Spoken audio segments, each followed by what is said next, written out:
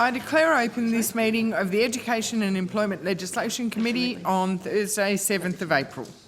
The Senate has referred to the committee the particulars of proposed expenditure for the 2022 to 23 and certain other documents for employment and industrial relations matters within the Attorney General's portfolio and the Education, Skills and Employment portfolio.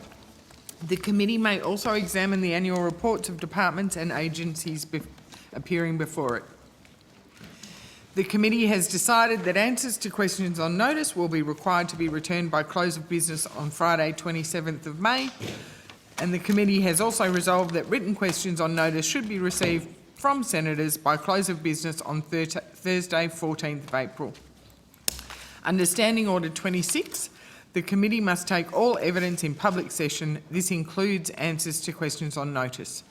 I remind all witnesses that in giving evidence to the committee, they are protected by parliamentary privilege. It is unlawful for anyone to threaten or disadvantage a witness on account of evidence given to a committee, and such action may be treated by the Senate as a contempt. It is also a contempt to give false or misleading evidence to a committee. The Senate, by resolution in 1999, endorsed the following test of relevance to questions at estimates hearings. Any questions going to the operations or financial positions of the departments and agencies which are seeking funds in the estimates are relevant questions for the purpose of estimates hearings. I remind officers that the Senate has resolved that there are no areas in connection with the expenditure of public funds where any person has a discretion to withhold details or explanations from the Parliament or its committees unless the Parliament has expressly provided otherwise. The Senate has resolved also that an officer of a department of the Commonwealth shall not be asked to give opinions on matters of policy and shall be given reasonable opportunity to refer questions asked of the officer to superior officers or to a minister. This resolution prohibits only questions asking for opinions on matters of policy and does not preclude questions asking for explanations of policies or factual questions about when and how policies were adopted. I draw the attention of witnesses to an order of the Senate of 13 May 2009 specifying the process by which a claim of public interest immunity should be raised. Witnesses are specifically reminded that a statement that information or a document is confidential or consists of advice to government is not a statement that meets the requirements of the 2009 order. Instead, witnesses are required to provide some specific indication of the harm to public interest that could result from the disclosure of the information or the document. An officer called to answer a question for the first time should state their full name and the capacity in which they appear, and witnesses should speak clearly into microphones. Mobile phones should be switched to silent. Senators, departments and agencies have been provided with advice on the arrangements in place to ensure the budget estimates 2022-23 hearings are conducted in a safe environment. This guidance is also available from the Secretariat. The committee appreciates the cooperation of all attendees in adhering to these arrangements. Today, the committee's focus in the morning will be on the Department of Education, Skills and Employment. I welcome the Minister representing the Minister for Education and Youth, the Honourable Senator, the Honourable Linda Reynolds. I would also like to welcome representatives from the Department of Education, Skills and Employment. Dr Bruniges, do you have an opening statement? Michelle Bruniges, Secretary of the Department of Education, Skills and Employment. No Chair, but we do have some responses to some questions taken last week. When that's appropriate time, we can go through those. Do you want to start with those, Senator? It would be terrific if we could do that at the beginning of each segment for which the question is relevant. Yes, yes. We might just clarify that then with Mr Phillip, who I understand has got the details there. Senator Pratt, it might actually be quicker if he can just run through those because they're from a number of different areas. That's precisely why, because they're from different areas. Are you here all day, Mr Phillip, or are there other people that can speak to those answers as we go? Brenton Phil, Deputy Secretary, Early Childhood and Childcare. There were three questions, Senator.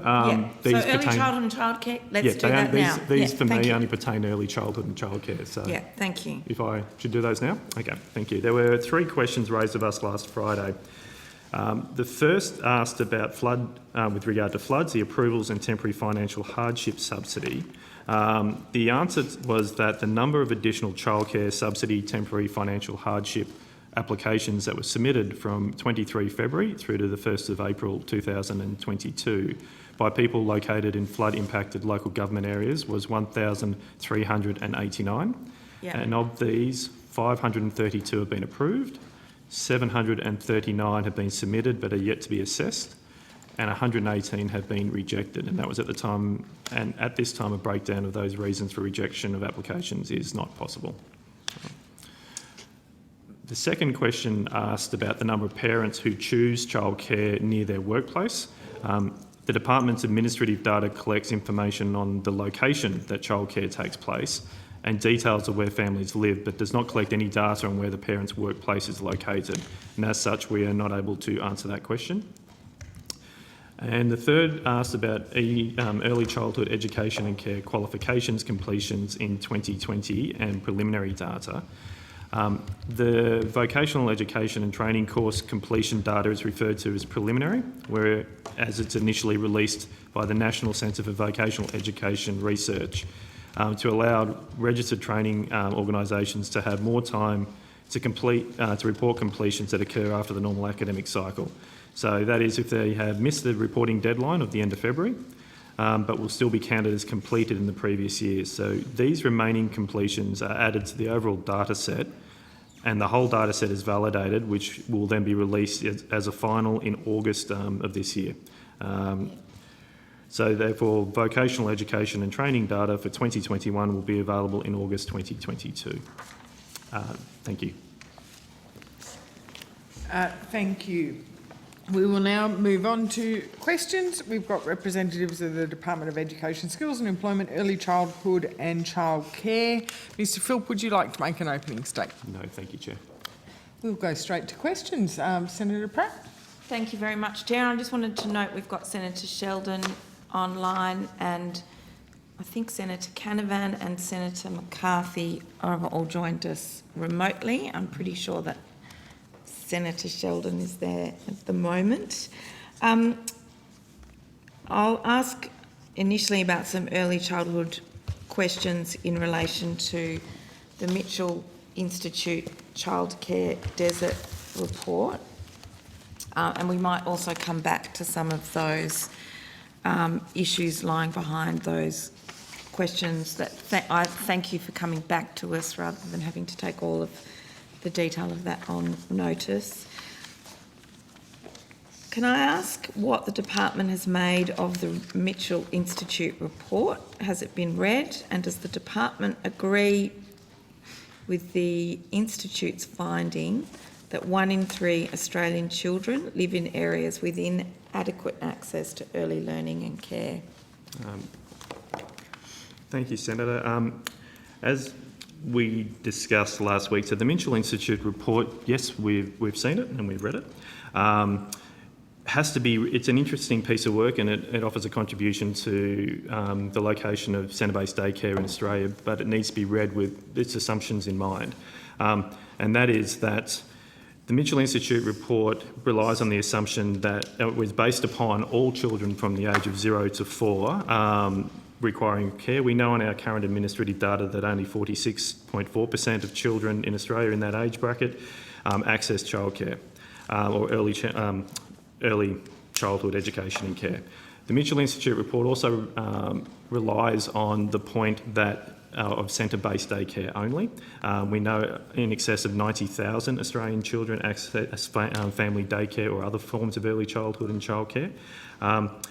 We also know that when we are thinking about the cohort of 0 to 4-year-old children, and particularly typically 4-year-olds, there is over half of those Australian children are attending preschool who wouldn't be picked up as part of centre-based daycare unless that childcare service was offering a preschool program. And importantly, in assessing whether a service or whether a family is in a childcare desert or an oasis, it relies upon the service being within a 10-minute travel time from the family's location, or being 10 minutes in a resident or in a metropolitan area, or 20 minutes in a rural or remote area. that doesn't have regard to the preferences of the family or the convenience of the family, which may include services that are close to where other children attend school, where the family works, and alike. So we have read it. There's some clear assumptions behind the report that it needs to be read in context of. But having said that, there is still clearly a need for childcare services or early education and care services in regional and remote areas, and that's why we have the budget measure of the Community Childcare Fund that was announced in the last budget to increase those by 20 services around the country. How far would 20 services go to the last part of your answer? You acknowledge the need for early childhood education and care, notwithstanding that not all families will choose to use it. Does the department recognise that in some cases more families should be choosing to use it because it would support both social, educational and economic outcomes in those communities? Senator Pratt, I might kick off and then hand over to Mr Phillip. There's a number of issues, a number of important issues you've raised there, but one of the things this government will always do is back in parents' choice, and certainly I don't think from our perspective that it's appropriate to force people, but what we do is we provide choice. And around half, I think it's about 53% of children are not in formal childcare, and that's the parent's choice. So but for our policies, so you asked about the $19.4 million to support up to 20 new facilities. That is an additional measure. So this takes our total investment over the next 4 years through the Community Childcare Fund, which Mr Phillip mentioned, to actually $432 million. So that is not the 20 centres are not just a single, it is a supplement to that. So now there are 824 services, of which 403 services are in regional and remote Australia, and they receive 65% of this CCF funding. So of part of our total $11 billion. So for us, and it is all about providing parents the choice. And as Mr Phillip has said in relation to the Mitchell Institute report, he was very politely saying it has to be considered in relation to the factors that the Mitchell report didn't take into account, which are, again, important part of other options that parents have. But coming back to your last point, is we absolutely do not believe we should force parents into any particular choice for their children. We want to make sure that they do have choice.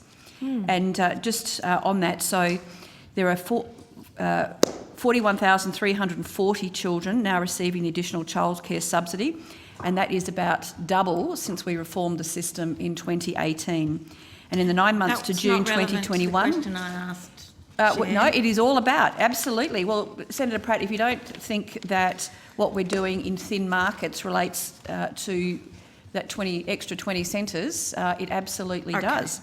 So in the 9 months to June 2021, we saw a 12% increase in the number of Aboriginal and Torres Strait Islander children accessing care, which is a very positive development. We've got more to be done, but we will always back parents' choice, whether they're in rural and regional Australia or from disadvantaged communities, and the numbers speak for themselves. Can I ask, are you arguing that for all families that don't use childcare, that it's based on their choice not to use it, and that there is adequate access to childcare right around the country, including in, for example, places like Karratha, where I'm sure you've also spoken to constituents that can't get their children into childcare, even though there are significant labour shortages. Senator Pratt, that is a complete and utter misrepresentation of what I've just said. What I've said is that we have implemented policies now for the entire time we've been in government to provide more services but more choice and opportunities for families.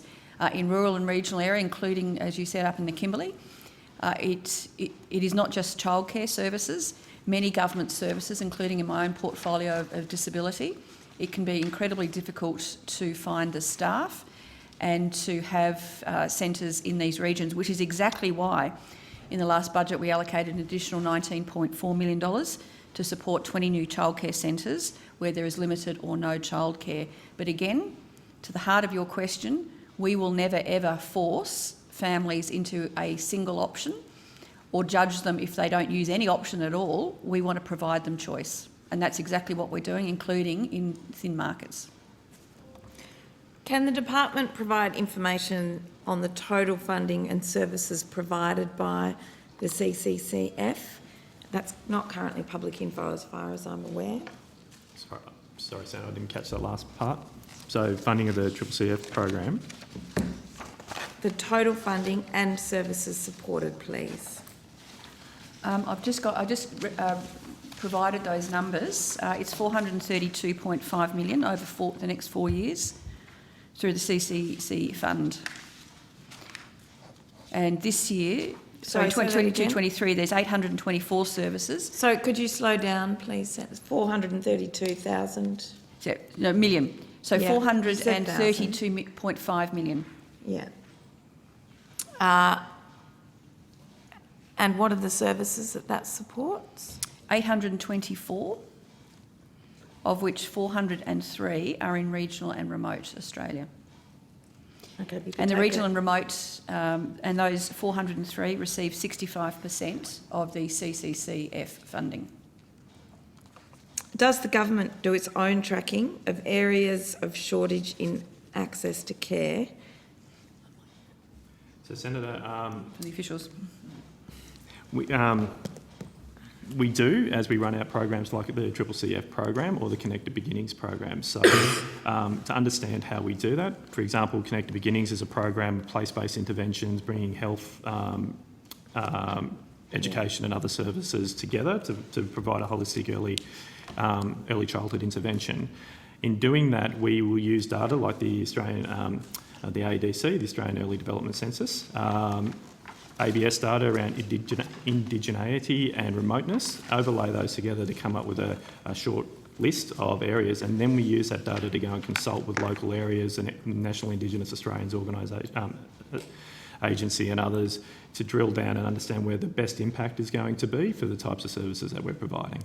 Okay, so is that an assessment of unmet demand or unmet educational need? How do you weigh up both? So I think those 2 points are linked, Senator, if I understand the question properly. In arriving at what is unmet demand, clearly that is about where, in that case, the Connected Beginnings, where the best outcome is going to be for those Indigenous children who need that. The educational outcome... Talking about labour market demand, where people want to be in the workforce but can't because they can't get a place. So do you that'll track that? Yeah, so that'll clearly play a role. And where do you get your data from for that? So part of that will be through that AEDC. We have close connections with the National The Skills AED, that's the Education Development Census. Census, but that doesn't track labour market shortages for childcare and skills, does it? So the AEDC does identify where there's issues of vulnerability. So I'm not things like talking that. about vulnerability. Yeah. It But could be in the very... Senator Pratt, I can actually help you with... It could be in the western suburbs of Yeah. Perth, in the seat of Curtin, where, you know, it could be anywhere, but there's just not enough childcare places. Senator Pratt, I've people to got go some to more work. information actually that can help in terms of the data source on that particular question. Yeah. So ABS data show that the number of people not in the labour force because of childcare service-related reasons is at the lowest level since that data was collected, and in fact fell by 12.5% between 2020 and 2021.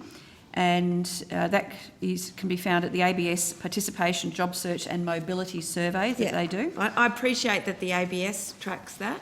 I want to ask how the department tracks that in the context of planning where these resources go, So, please. Senator, I think Mr Philp has already said we use the ABS data as the Minister has outlined, and we also triangulate that with the AEDC data to have an overlay of both, because I think both the factors that you raised, both from an education vulnerability and labour market, to look at the important things about where the unmet demand is, both of those things need to come together.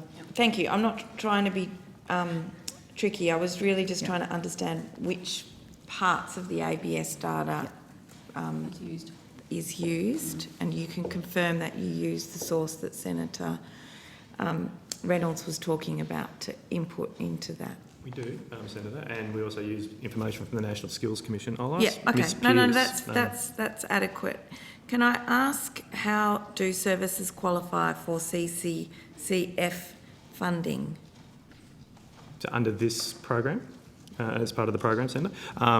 So the way this will work is that we'll issue a grant opportunity guideline to the market. There's a forecast opportunity on Grant Connect at the moment. And that grant opportunity guideline will outline the information we expect services to respond to in competing effectively for where these services are likely to go. And that includes information about where the current supply is and where those thin markets might exist. Whose decision will it?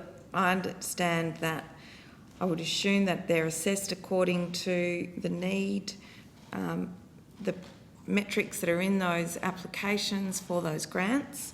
Who will make the decision as to where that funding goes? So the decisions under applications from the grant opportunity guidelines will be made by the First Assistant Secretary within my group. Okay, and there's no ministerial, it's independent from the minister, that money? So, yes, so the way this works is that the Minister will sign off on the grant opportunity guidelines. We'll then issue those to the market. The market will respond to us on that. We have quite strict probity obligations behind that, and then that decision is made by the First Assistant Secretary. Okay, have you assessed how many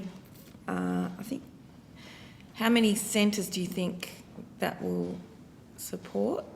So the number is 20 as part of the that's budget announcement. Yeah. And what proportion of the childcare desert do you think that will address, or unmet need or demand?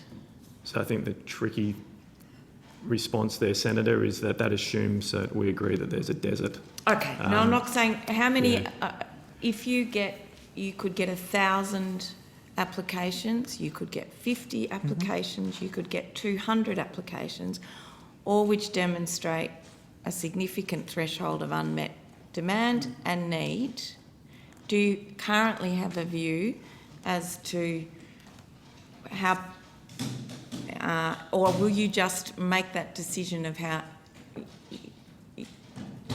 Are you only going to get 20 valid applications because there are only 20 locations in Australia that are going to meet the kind of criteria? Or are there 100 locations? Where are you expecting to get this from? We wouldn't speculate on how many applications. Okay, but you understand the point I'm trying to make. So we would need to go through the process as required by the guidelines, procurement guidelines, where the Minister signs off on the guideline criteria, it goes to market, and then we undertake a strict assessment according to the criteria in those guidelines. Yeah. And as Mr Philp has outlined, the First Assistant Secretary would then make the decision about where those services are. So really talking about how many applications we have or how many places that would fulfil or the locations of that is really, this point in time, speculation. Well, it isn't on the basis that if you know where the problems are, then you could even go out and say, we would like to encourage applications from this region. So they're open guidelines, Senator. Anyone So can are you apply. doing that? Anyone can apply.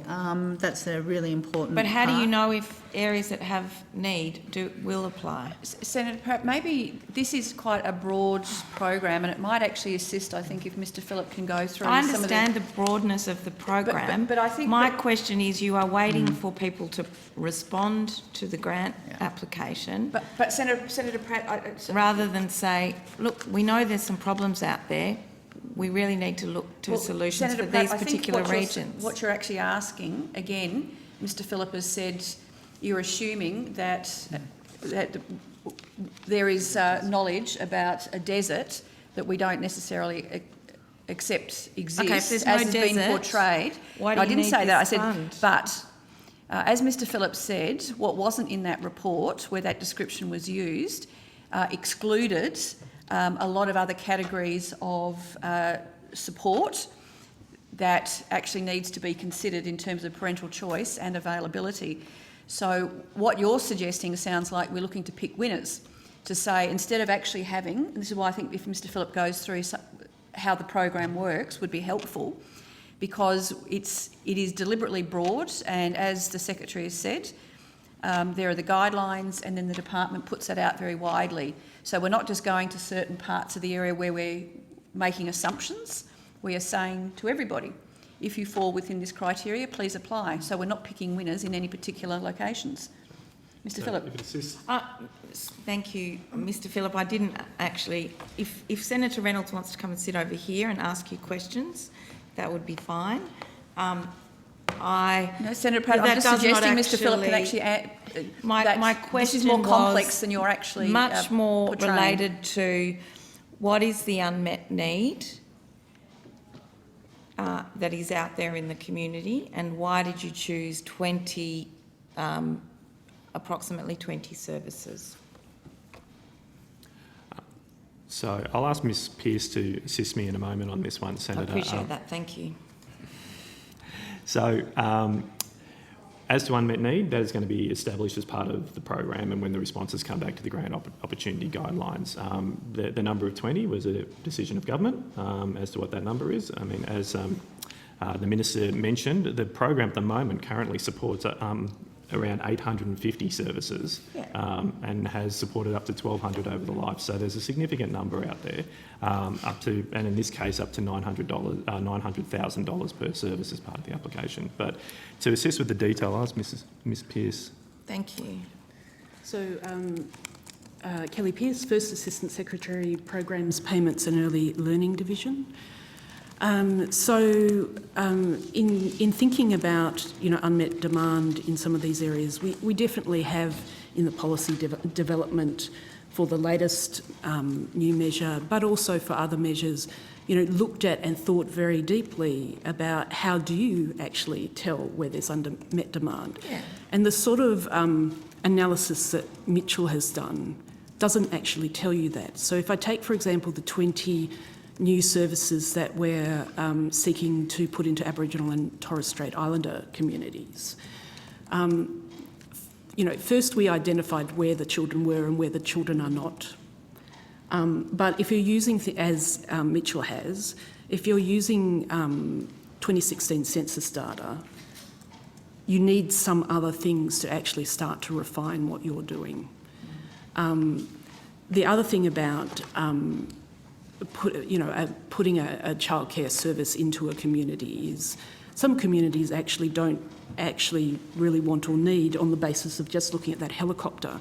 You actually need to go down and do some other refinements. For the Closing the Gap measure, we've done that through, talking to state and local government, then talking to community leaders actually on the ground about what is the need, where is the need. Sometimes what you find in many places, particularly if we're talking remote Northern Territory, there may be a different service that the community prefers, like Families as First Teachers is an example.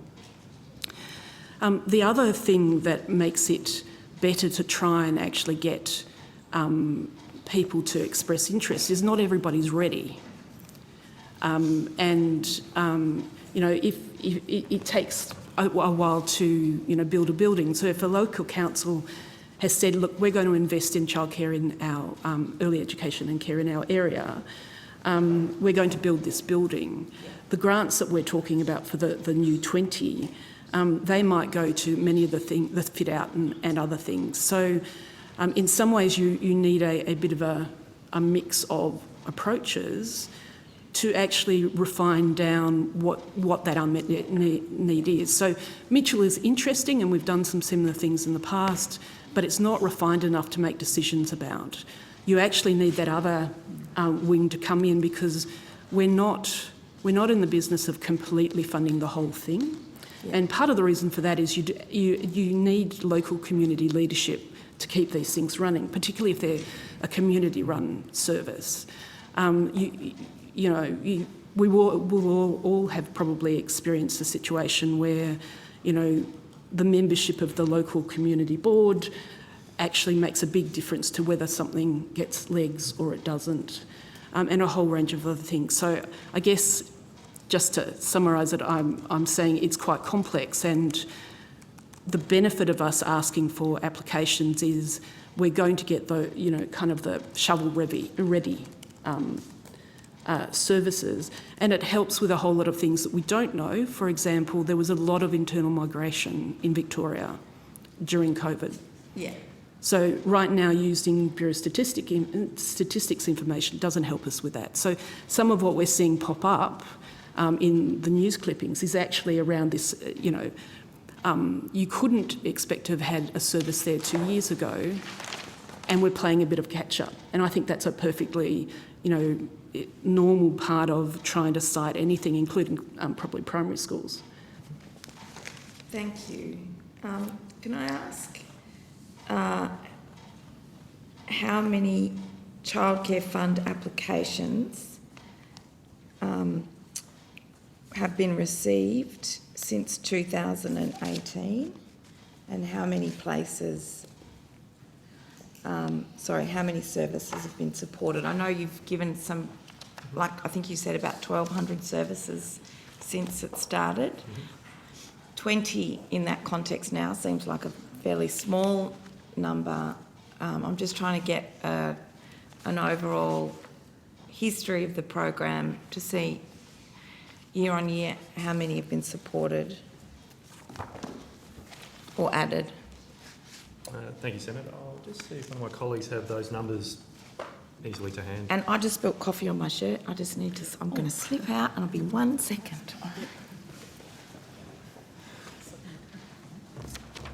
Well, while we're waiting for her to get back, you were saying earlier, Minister, that the CCF is much more complex and broad than some of the questioning. So should we take this opportunity to get a bit better understanding about the broadness of it?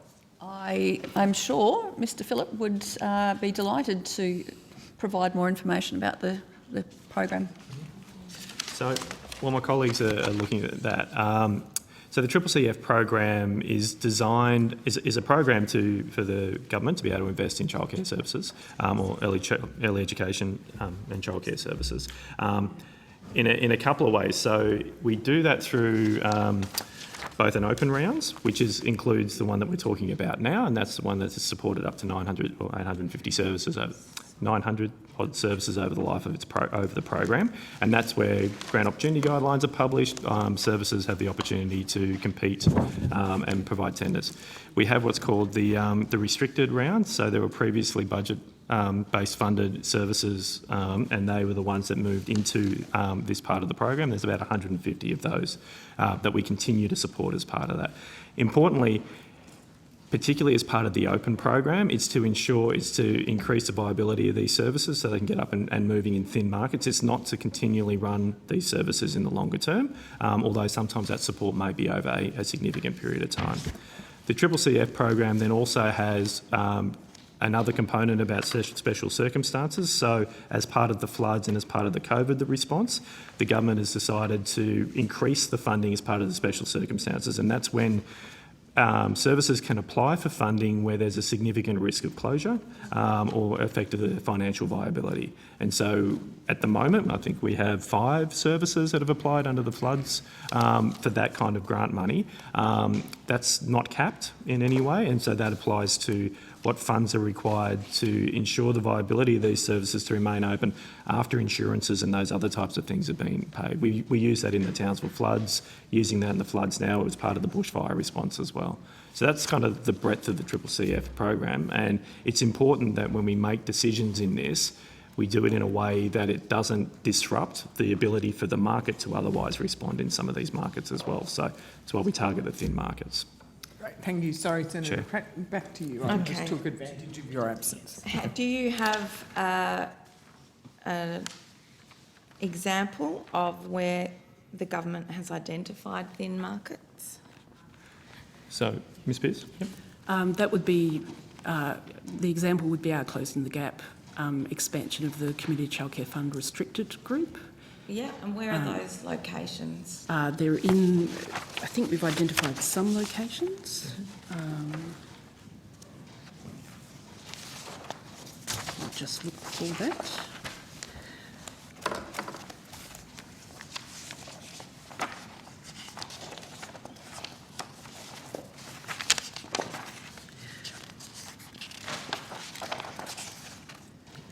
Perhaps while we're looking for that, because we should have that information with us, I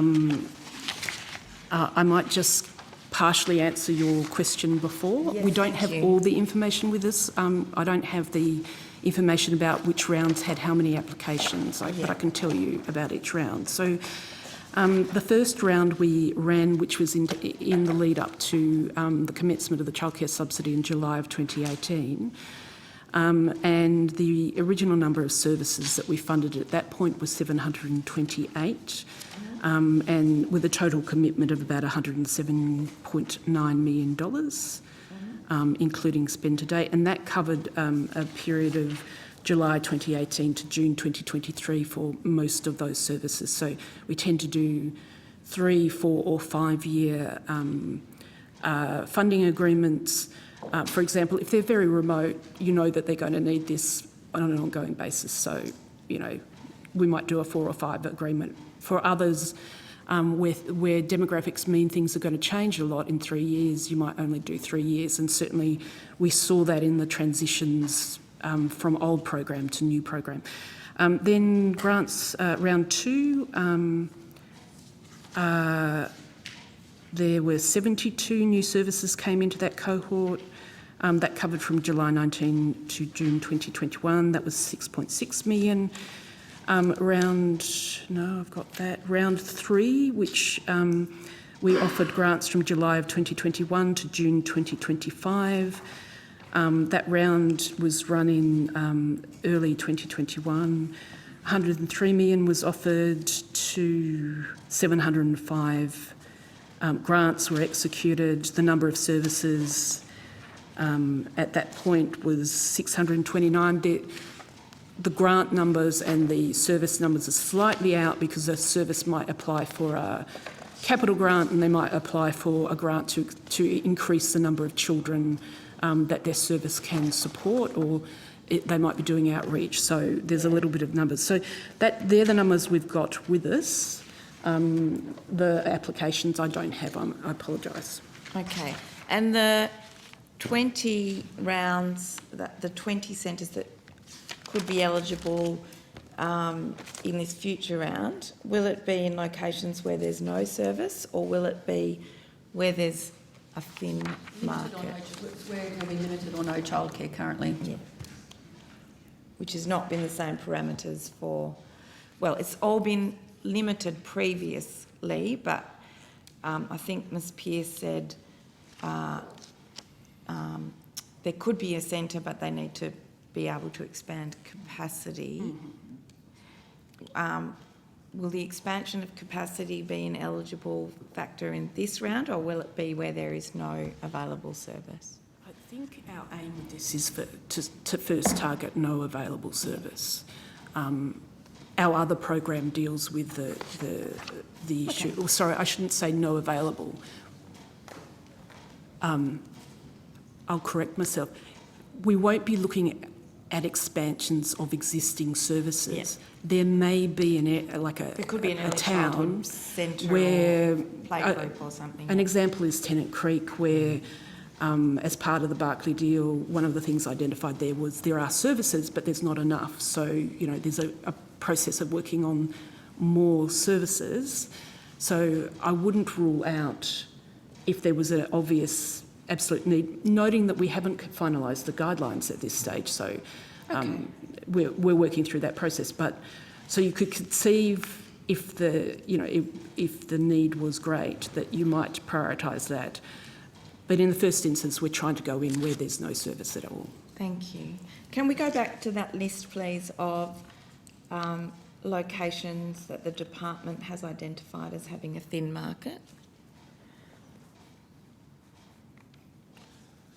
So, Senator, I think, as we explained before, we don't have a list of identified thin markets well, at there this was stage. a We have list. lists of where we currently provide the CCCF services, whether they be restricted or Connected Beginnings services. There is work that we're doing under the Connected Beginnings program to identify priority sites for that program. Okay.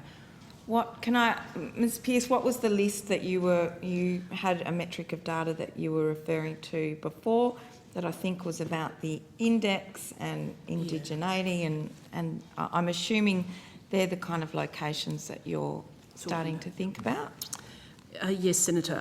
I've been pointed to where we're up to with that. I thought we had actually published a set of lists, but at this stage we're still going through community consultations and waiting for recommendations from our expert advisory group. Okay. So what kind of communities are you talking to? Because I was using the example of closing the gap, we're talking about Aboriginal and Torres Strait Islander communities where there is a need for early education and childcare. Okay. Will the government be announcing any locations during the election? I know you're only doing the guidelines now. I can't imagine how that's possible. Or is there previous rounds that you're able to do that for? So there are no... Have you announced everything that's been approved thus far? Under the current program, yes. Under the recently announced program, we expect to be making decisions and announcements in the second half of this year. Okay, thank you. The government predicted that their changes to the childcare subsidy, which took effect last month, will generate an additional 40,000 extra days. Are you seeing any evidence of this yet? Has there as yet been any change in hours claimed by families in the last month? And how will you evaluate the impact of those changes? So, Senator, unless my colleague corrects me, it's very early days to see where there's that significant impact. There's about 178,000 families or children involved in as part of the program. We will continue an evaluation as part of the multiple child subsidy measure as we progress. Okay, what does that evaluation look like? Well, we haven't retained that evaluation at this stage, Senator. How will you evaluate the impact of the changes? I understand it might be too early to see their impact. How and when will you know if they've had an impact? So, Senator, perhaps I can help Yeah. there. I mean, I think we do know that about 208,000 families were eligible for the higher subsidy rate. Sorry, and I think 208 about 208,000 families are were eligible. Yeah, so if we've got about 178,000 receive the higher subsidy to date, that's tracking pretty well given the early days of the measure. But like all of evaluations, when you look at who was eligible and what the uptake was, that would be one of the indicators that we would use in evaluating the success of the program. So just to confirm, it's 178,000 families now, 208 that are... Eligible for the higher subsidy. And do you know why they haven't applied yet? Senator, some of those may well. I mean, Ms Pearce might be able to have some more detailed information on If that. it helps, the way the system works, Senator, is that families will be eligible for childcare subsidy. They don't necessarily have to use it at that point. They then may, they'll be eligible, then they'll have attendance, well, they'll have eligibility, then they may enrol with the childcare service. Again, they may not use it, but they'll be on the enrolment books and then they'll attend, in which they actually tend to use it. Are you able to tell if they're using the subsidy for other they're in the system at least, and that they need to up their...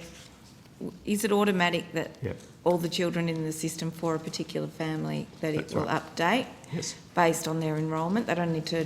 They don't have to do Right. anything further. Okay. It's all based upon the information the family gives to Services Australia. Okay, so you're telling me that currently there are 30,000 families that are eligible and not using it as yet. And is, But Senator Pratt, it does take 28 days, as I understand, for the data to settle, so that we can make these assessments. And it is just, as you said earlier, it is just too early to be I able to understand that. I do guess that what I'm yet. interested in asking is, one, where did the minister use 250,000 in some of the media releases? Where did that figure come from? So, Senator, that also includes the removal of the cap, the high income cap, which we did in December. And no, I don't have data on exactly the split. I don't think on that.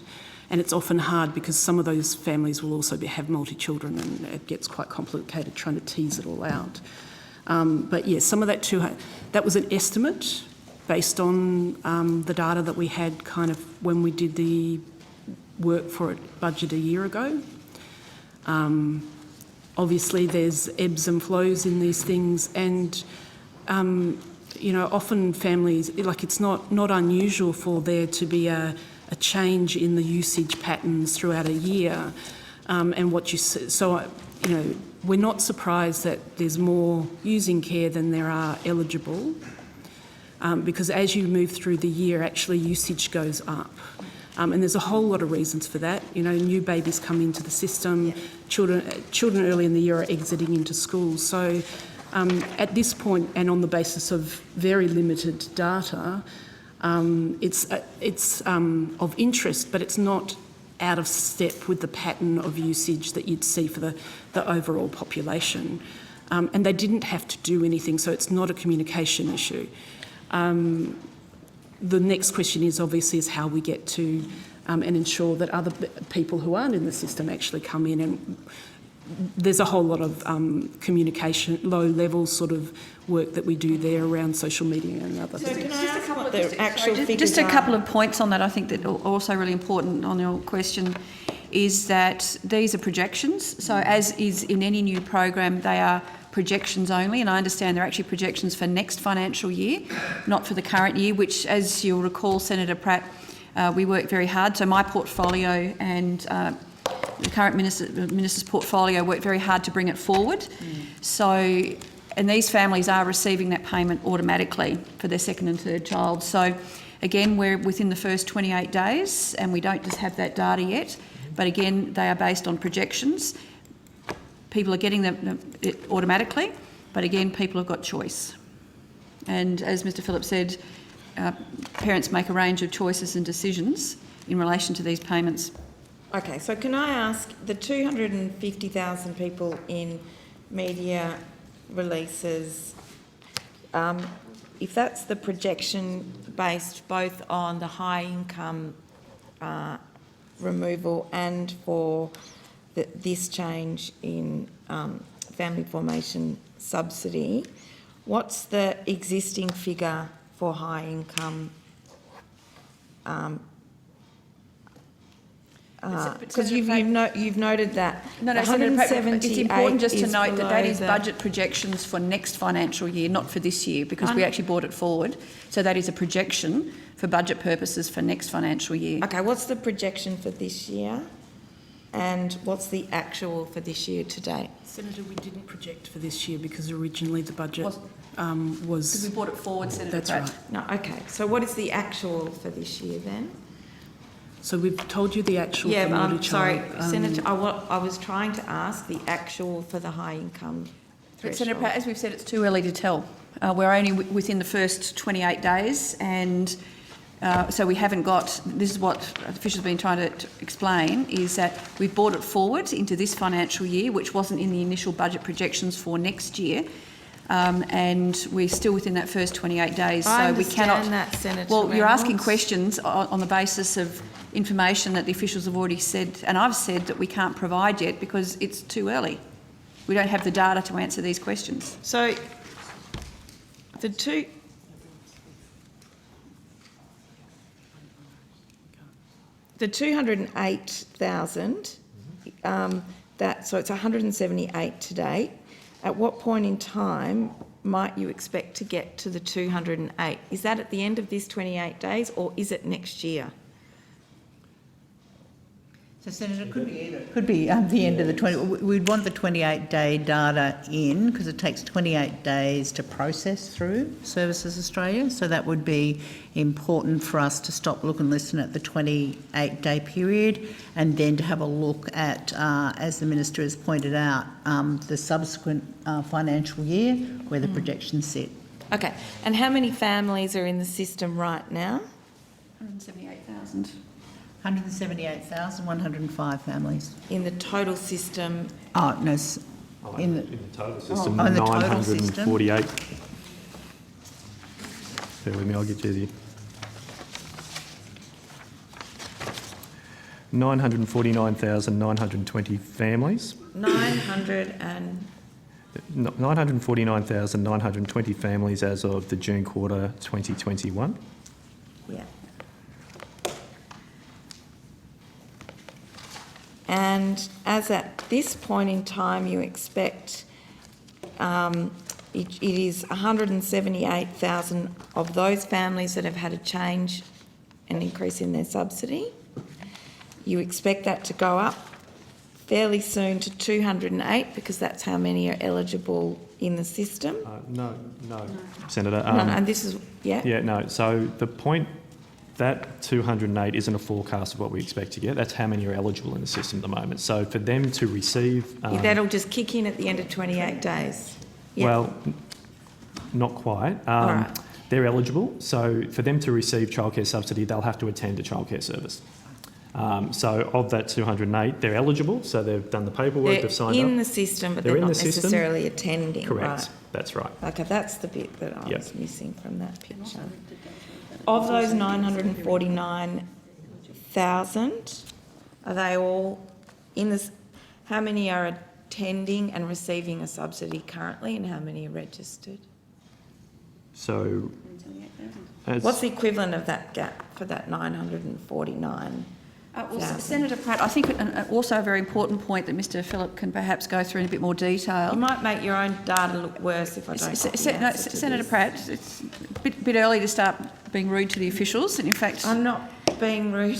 You were, but you interrupted Mr Phillip when he was trying to answer my question. Senator you Pratt, were the one being rude. Senator Pratt, I'm the Minister here at the table, and I'm certainly able to answer a question from you.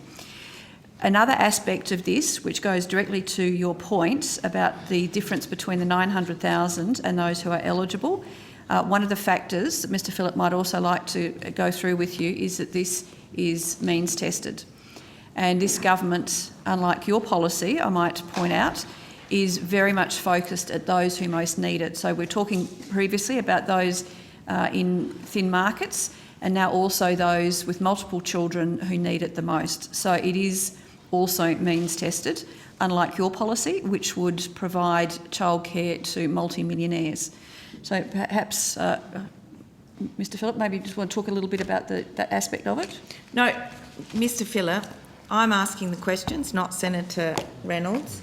My question was, there are 208,000 eligible families, but not everyone's using childcare at the moment. So as we know, 178,000, that new subsidy is kicked in, and it will vary a little bit as the 28 days triggers.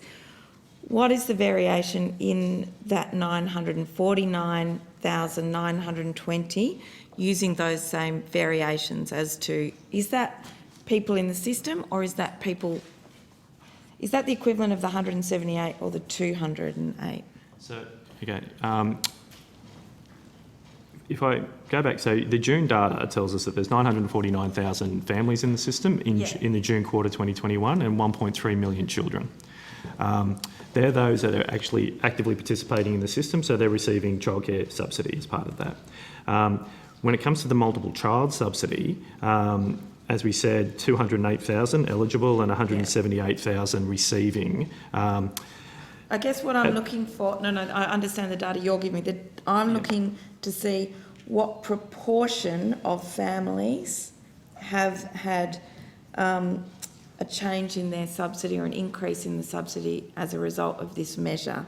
I don't know whether to compare that 949,000 to the 208 or the 178 based on who's active in the system in the 949,000. So for that week of 7 March to 13 March, for that period, as known on the 24th of March, there were 1.5 million children eligible for CCS. 770,000 were receiving CCS. So if you're... So it would be 770,000 in receipts. As 178,000 as a proportion of the 770,000. If that's the, Thank you. Can I ask now in terms of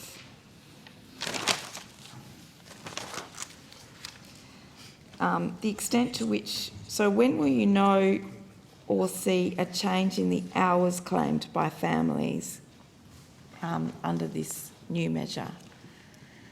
so we'll be watching that data carefully. Yeah. For the 28 days. Yeah, so the 28 days as the data starts to settle will clearly start to indicate whether families making different decisions and whether there's a change in those hours. So at its earliest, it'll come after A that higher 28 days. subsidy meaning should translate for those families to, if they want it, more hours because they don't hit the cap in the same way that they used to. Does the department track what the national shortfall of early educators and early childhood teachers is? We do that in the context of working with our colleagues in the National Skills Commission to understand what the vacancies look like and what the potential or what the current shortages may look like across the market or where the demand is for early education and teachers.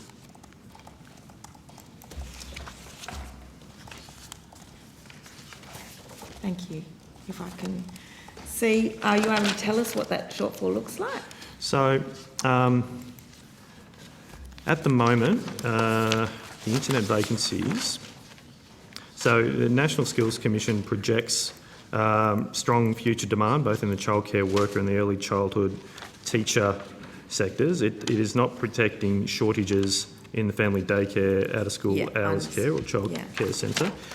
Since November last year, we've seen a 10,500 increase in the workforce within the early childhood education and care sector, including 19,200 early childhood teachers.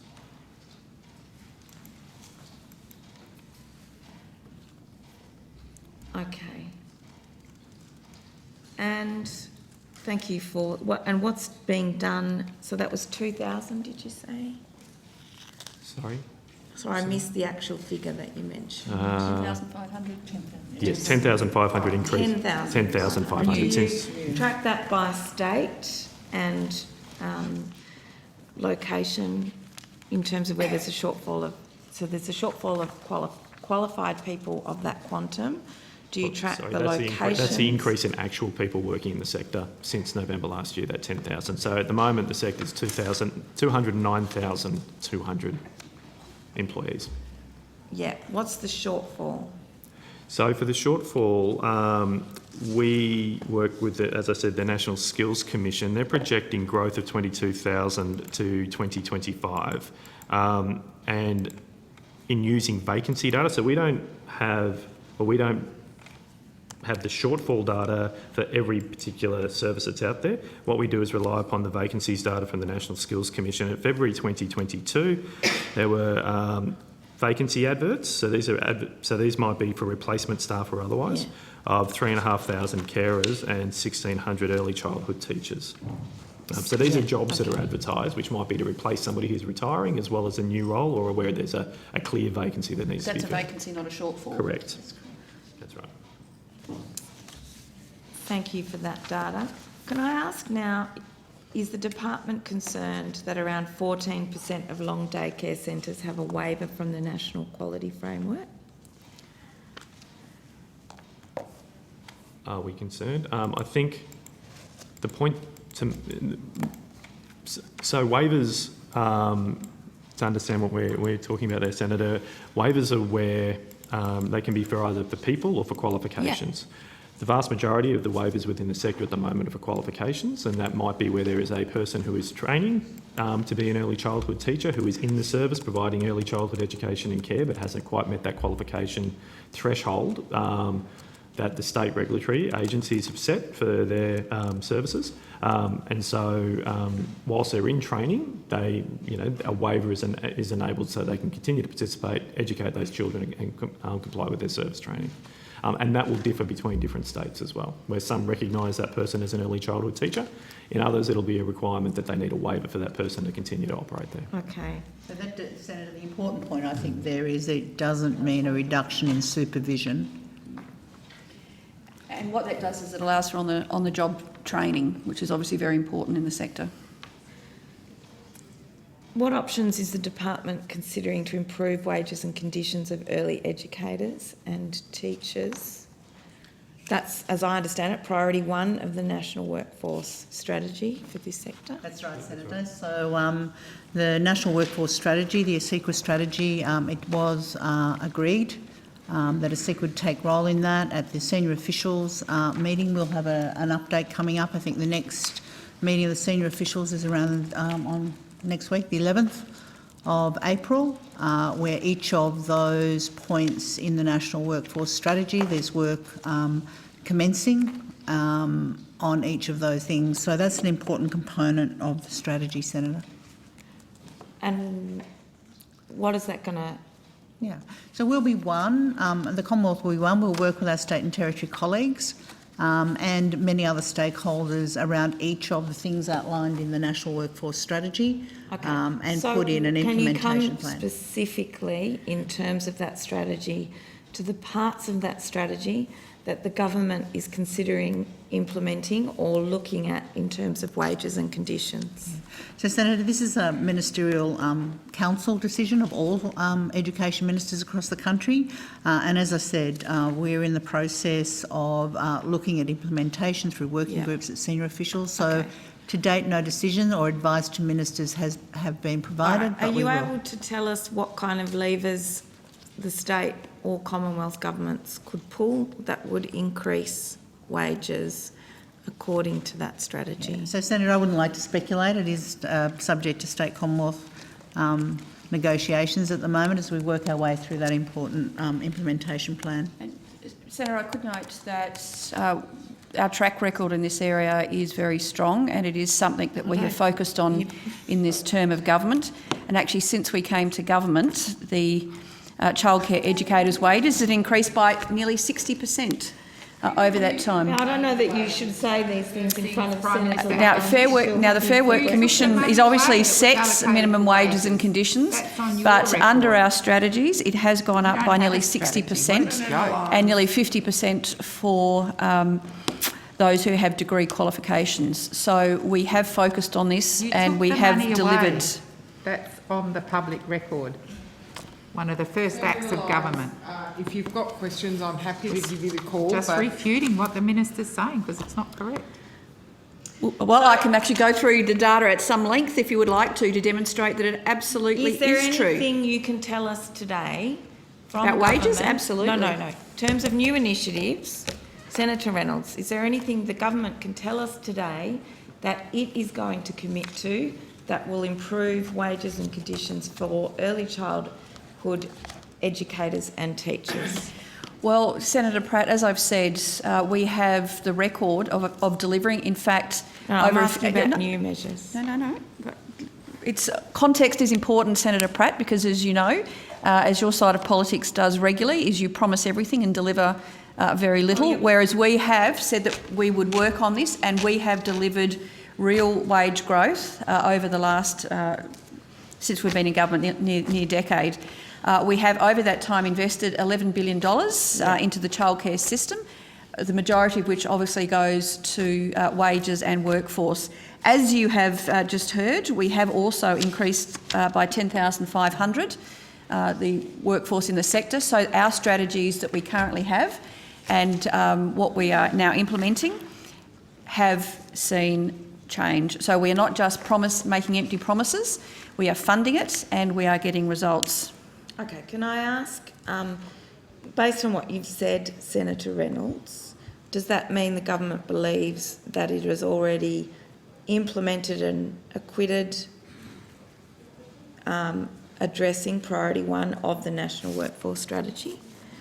Senator Pratt, like with all areas of social policy, or in fact any sort of area of government policy, there are always things that need to change, evolve and improve, Okay, so which is why we have the strategy there. But my point is that we have invested $11 billion, which is far more than you ever did in government, and that is going to a very comprehensive suite of measures to deal with thin markets, to target that funding to those who need it the most, and also to grow the workforce. And as you can see, in the last few months alone, we've increased the workforce by 10,500. What future measures will the government put on the table for improving wages and conditions of early educators? Senator Pratt, as I've said, $11 billion going into the sector, which not only increases the number of centres, including those in thin markets and where there are areas of disadvantage, but we've also got a very comprehensive workforce strategy, which is growing to over now 209,000. So we have very comprehensive and long-standing measures, and we have fully funded them, Senator Pratt. Which bits of those measures will translate to higher wages and conditions as called for in the strategy? Well, Senator Pratt, as you well know, it's a Fair Work Commission that actually sets the wage rates. Yeah. And we've already had some discussion in this committee and other committees where Labor is now seeming to take the position that we should preempt the Fair Work Commission and either interfere with their, and this is exactly some of the things that your colleagues have been arguing in estimates, that you don't want to let the independent umpire do their job. It was your independent umpire that set up. We agree it should be independent, and we will wait for the umpire to make their determination and respect that. Has the government asked the independent umpire to consider the National Workforce Strategy recommendation that the wages and conditions of early childhood educators and teachers is necessary to deliver on that strategy? Well, Senator Pratt, you clearly just didn't listen to what I just said, but we have an independent umpire in the Fair Work Commission. They do their job very well. They've got all the normal processes which the federal government engages in across all workforce sectors that the federal government has an interest in or is responsible for funding. Unlike the propositions that you and a number of your Labor colleagues have been putting at these estimates, is that you want to seek to interfere with the Fair Work Commission. We will not do that. We will wait for the umpire to make their decision. And don't forget, it's not the Commonwealth Government who directly pays the workforce, it is the individual providers themselves. But let me remind you and everybody else that under this government, we have seen a nearly 60% increase in childcare educators' wages, and for early childhood teachers with degree, nearly 50%. Can you table that? Okay, 60%. so Senator Lyon, I will happily go through that. So by 60%, so from around 25,467 in 2012 under your last government, Senator Lyons, to 40,562 last year. So this is an ABS average weekly earning data and includes part-time workers. So Senator Lyons, it is absolutely true. What are you talking? Well, 40,000 what? dollars. That's just not true.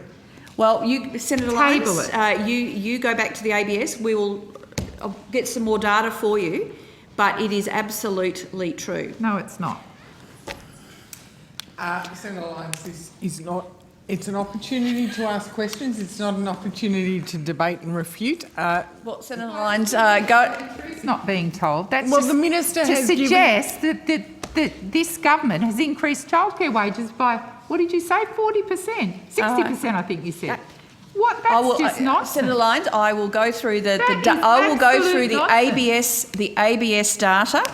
So, No, I've asked you to table it. I want to see it tabled. I'm not going to have your spin on it because that is simply not true. You have not increased the wages of childcare Senator workers Lyons, by it that might be an amount. inconvenient truth for you and the Labor movement. That is not true. And so I'll read out the data. So it's in Hansard.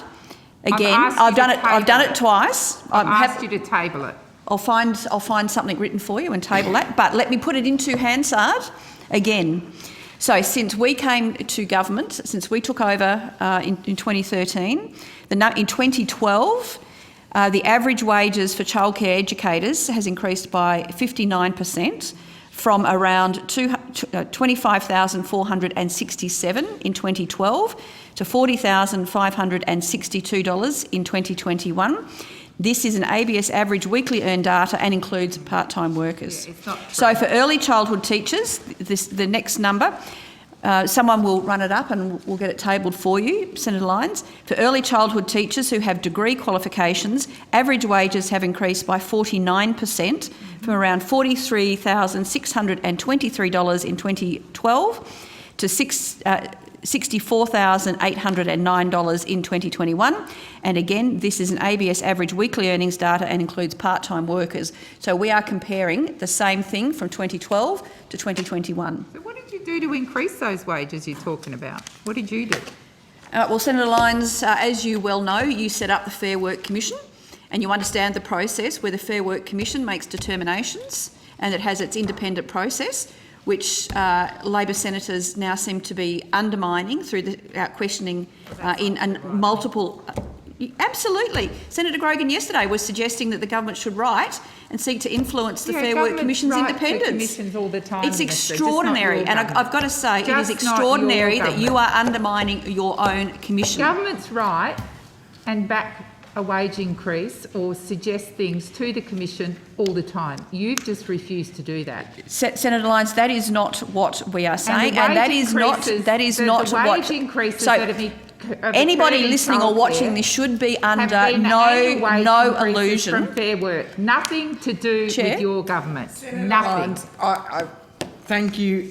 Well, we are seeking to get the extraordinary. ABS data tabled This is for absolutely you. Senator extraordinary. Lyons, the You truth would make that hurts, claim. and I'll get the numbers and I'll That is table them not the for truth. you. They are That's simply ABS data not comparing Senator- the Senator same. Lyons. And no matter how much Order. you talk over me, Senator Order. Lyons, Done nothing it does to not improve change wages. the truth. Senator Lyons. Of the You have figures. done nothing to improve Senator wages. Lyons. Absolutely nothing. And that's the truth. Senator We will Lyons, seek to we have table the the Fair Work ABS Commission. data for you. Your commission that you set up, Chair, that would be and the numbers have gone up. appreciated. The government significantly. has recently launched another childcare website, this one called Starting Blocks. Why did the government get rid of the childcare finder? Why doesn't Starting Blocks include information on when each service received its last quality assessment? Sorry, I know we're Senator. jumping topics, we've just, Sorry? I know we've just jumped topics, and while we've been shouting at each other. Do you mind just repeating the last part of your question about Yes, starting by blocks? all means. Yep. The government has recently launched another childcare website, this one called Starting Blocks. Why did the government get rid of Childcare Finder? And why doesn't Starting Blocks include information on when each service received its quality assessment? Okay, thank you, Senator. Starting Blocks is a website that is run through CEQA. What we've done there is combine what was in Starting Blocks, what was in Childcare Finder with what was then on Childcare Starting Blocks. So what that was, Starting Blocks had all the quality information about the services. Yes. Childcare Finder had the information about where available capacity was or where vacancies might be in the market. We brought those two together so that when a family wants to make a decision about where their childcare about placements for early childhood and childcare, they would have it all in one spot. So that includes information about the services, the fees that those services charge, whether vacancies are available and in which age groups, as well as a calculator in which families can then enter their details and understand what their likely out-of-pocket expenses are going to be. Are you able to tell us what information categories were available on the old website that aren't available on the new website? I might defer to a colleague, but I don't think there is anything that was available on the old website that isn't available on this website. Well, my understanding is that Starting Blocks does not include information on when each service received its quality assessment, and I want to know why that is. So, Senator, I'm about to look up the website as probably easiest way of verifying that. Certainly that data is available on the ASEQA website, which Starting Blocks is part of. Mm-hmm.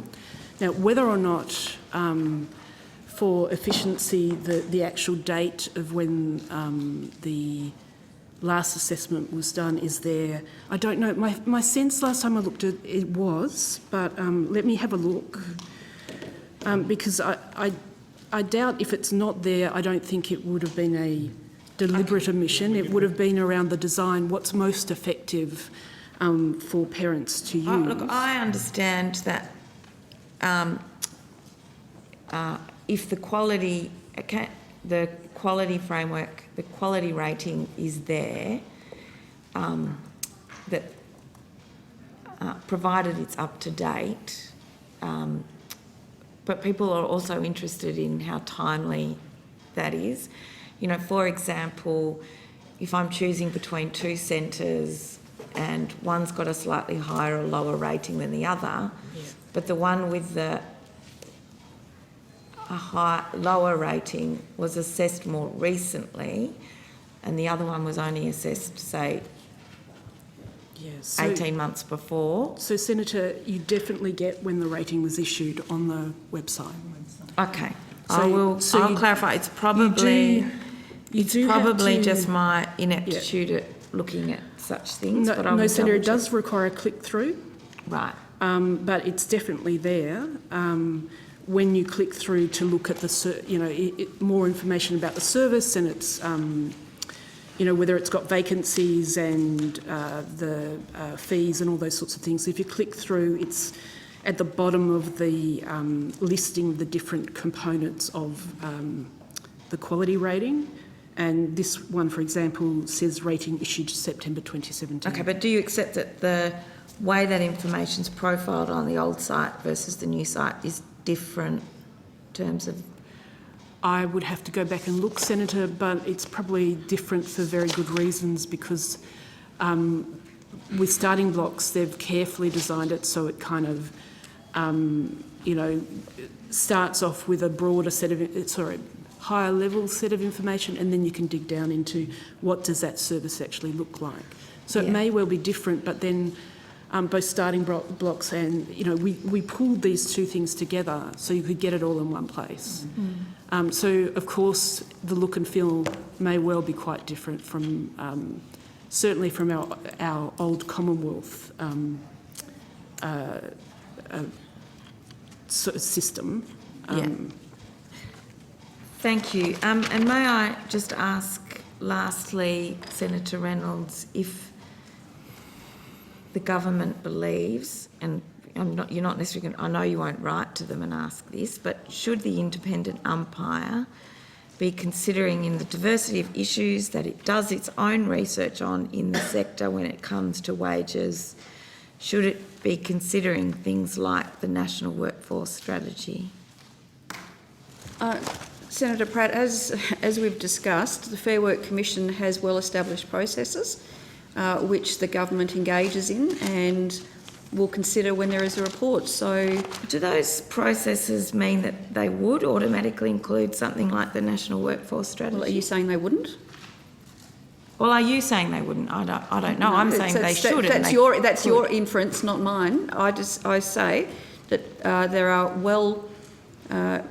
long-standing even practices and processes that the Fair Work Commission engages, not just in this sector but across all sectors. And where the Commonwealth has an interest, we engage and then we'll act on the outcomes. So, Okay, so does the Commonwealth have an interest in the National Workforce Strategy delivering on improving the wages and conditions of early educators? well, Senator Pratt, as we've gone through, and I'm just getting the actual data to table for Senator Lyons, of course we are interested. We have worked on this since we've come into government, and we have seen real wage increase. And of course, we value the sector and will support and wait for the findings of the Fair Work Commission.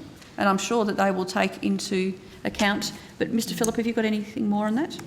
Yeah, thank you. Process sense? Yeah, look, thank you, Minister. I mean, it's also important to note that the Fair Work Commission did make a determination when it came to early childhood teachers last year, and that came into effect from the 1st of January with a 13% increase in wages for those members of the sector. There are also non-wage things that the Commonwealth has done, such as the discount for the ability to discount the gap fee for services. Now, that sounds small, but in the context of the services, in Good Start, for example, has noted that for some of their staff that could be up to $100 extra a week that they otherwise would have to pay. So it's not just salary, but does it the can have a government significant know increase. if I don't know, when was the workforce strategy finalised? So the strategy went to education ministers in November last year. Yeah, that's right. And so that 13% is before that strategy. Implementation of that 13% was on 1st of January this year, Senator. Okay. So has... So, to what extent does the department consider that priority has been fulfilled or not fulfilled? Senator, I think I'd previously said before, the ministers really have asked the senior officials to go away to look at an implementation plan of that national strategy, and we shall do that and provide advice back to the Ministerial Council. Okay. But again, it is a decision of the Ministerial Council and not just the federal government. No, I understand that. I'm trying to work out why improving wages and conditions, which was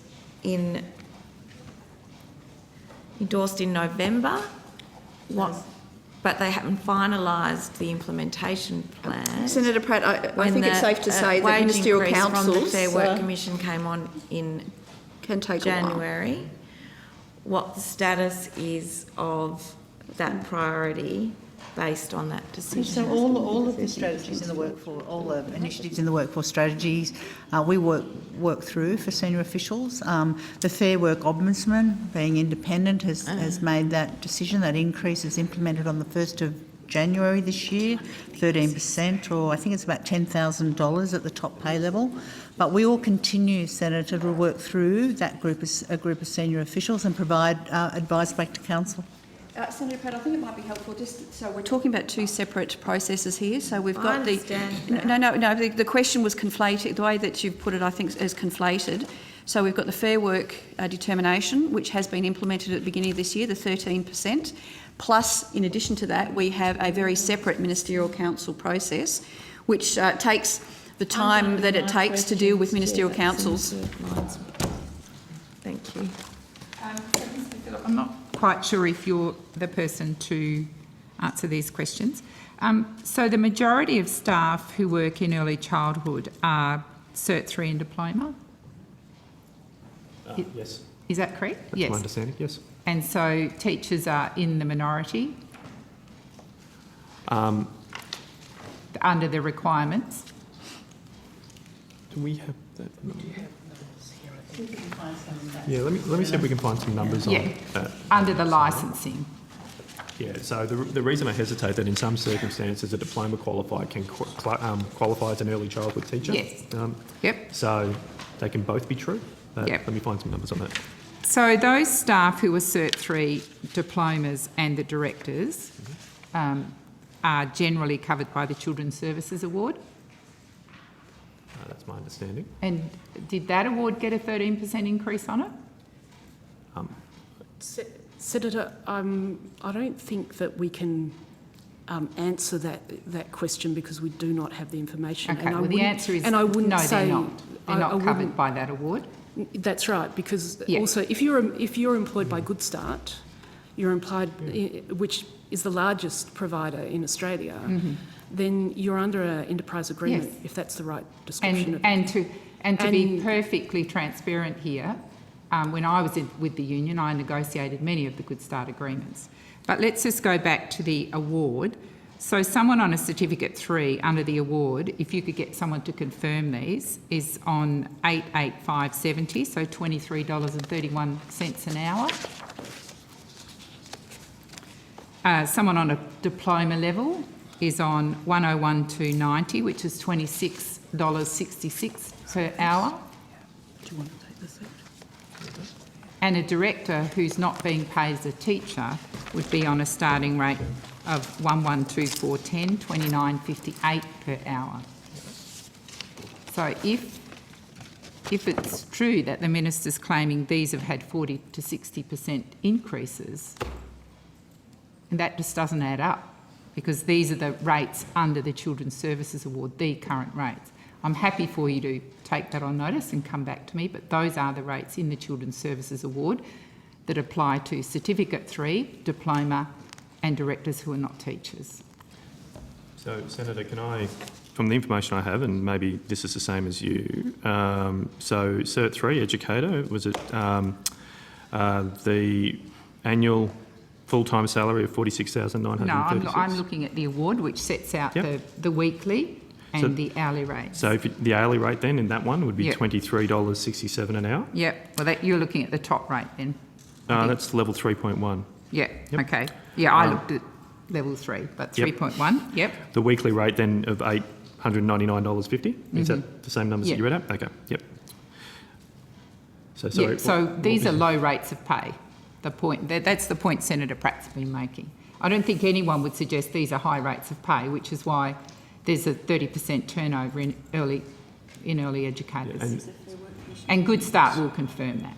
Yeah, and so, but I'd also say, Senator, and the point that I think Ms Pearce just made as well, is that Good Start pays above the award. Yeah, as does- not substantially above. They'll be Oh, $2 no, or but $3 they do above. pay, Yes, but they still have a turnover problem, because even at $24 or $25 an hour, those are still low rates of pay. Because in this sector, there's no opportunity for overtime or penalty rates. So this is the take-home rate. I think we're just confirming these are low rates of pay. So Senator, the point I was making, so they're absolutely the Fair Work Commission rates, the award rates, Yes. as you read out. That's not necessarily what people are receiving on the ground, because Good Start, we know, is paying above the award. They have an and enterprise Affinity, agreement. They're yep. one of the few childcare providers who do. Yeah, G8 and Affinity advertise above award rate Do wages you as well. have some evidence you can table on that? Do we have that? Senator, it's Anne Twyman, Assistant Secretary, Workforce Policy and Preschool Branch. We do have evidence that G8 include in their job advertisements for early childhood teachers, not for the educators, Cert 3 qualified for the ECTs, that Yeah. they pay wages well above And the we've award. established that the majority of staff in children's services are Cert 3s and diplomas. So, thank you. That they also do put in their advertisements that they offer the package of benefits as well, Sure. including But the these are the 50% hourly discount. rates that are in the majority paid across the sector. I'm just simply quoting from the award, and I believe Yeah. you've confirmed that. That's the Fair Work Commission again. So I don't have any further Fair Work Commission. questions. Thanks, Chair. Your own umpire. Oh, thank you very much. If we have no further questions for the early childhood and childcare section, we can move on early to the schools and youth division. Thank you very much to the witnesses who've appeared. You are released.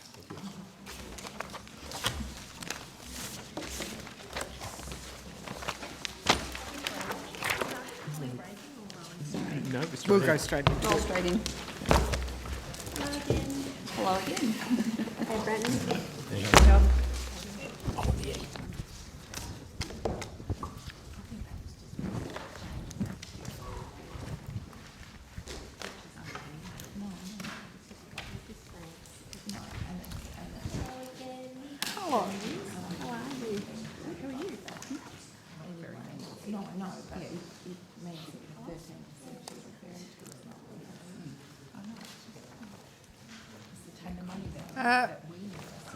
Thank you. I welcome representatives from the Department of Education, Skills, Employment, Schools and Youth Division. Would anyone like to make an opening statement? No, thank you, Chair. Thank you very much. We'll move straight into questions. Senator Pratt. Thank you. I'll just ask some youth questions to start with. On the 12th of August, the government released its youth policy framework. Continue the journey to work together.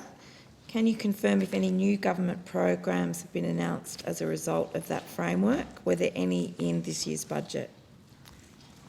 I just didn't hear the last part of the question, I'm sorry. Senator Pratt. Yeah, just missed Sorry. the very end of it. Were there any in the 2022 budget in terms of new programs announced as part of that? Thank you, Senator, for the question.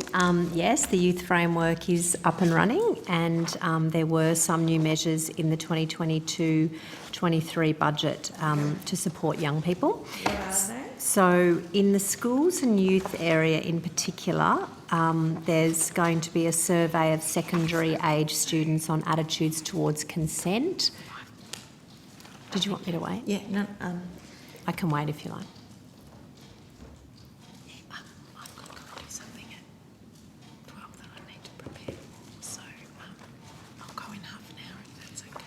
yeah, apologies, Dr. Baxter. No problem. You good to go?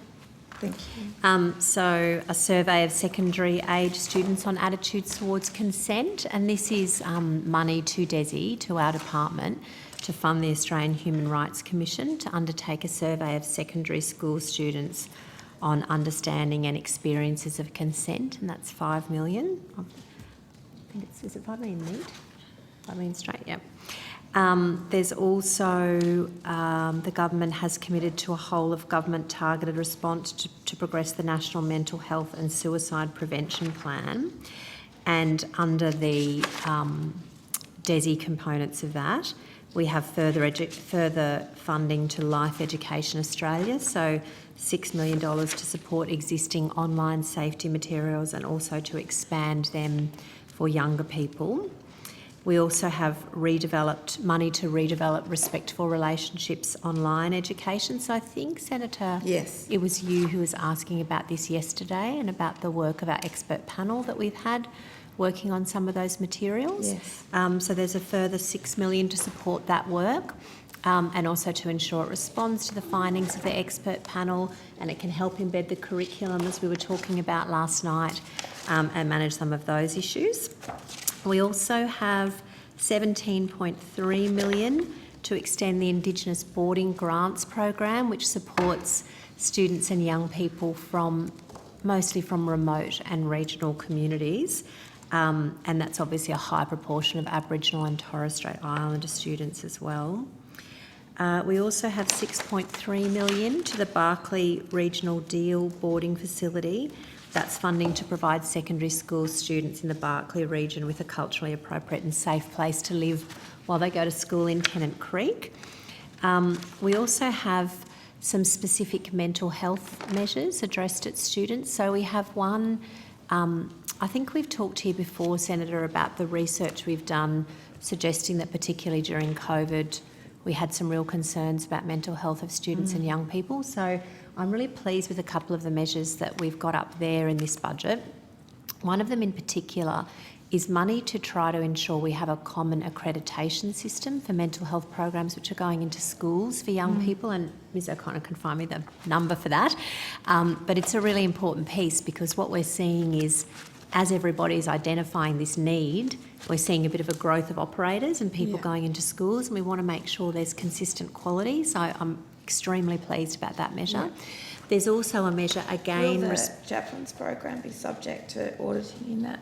Would as well? the chaplains program? So it would apply across all of our mental health programs that go into schools, and we're just making sure that there's the chaplains program seen as a mental health program or not? So it's broader than just mental health chaplaincy, but it does have a mental health component to it. Won't it be subject to... So at the moment, the accreditation? measure is to develop how this accreditation process will work, but the idea is things that are offered in schools and go into schools, look at this accreditation to ensure quality. Right. Thank you.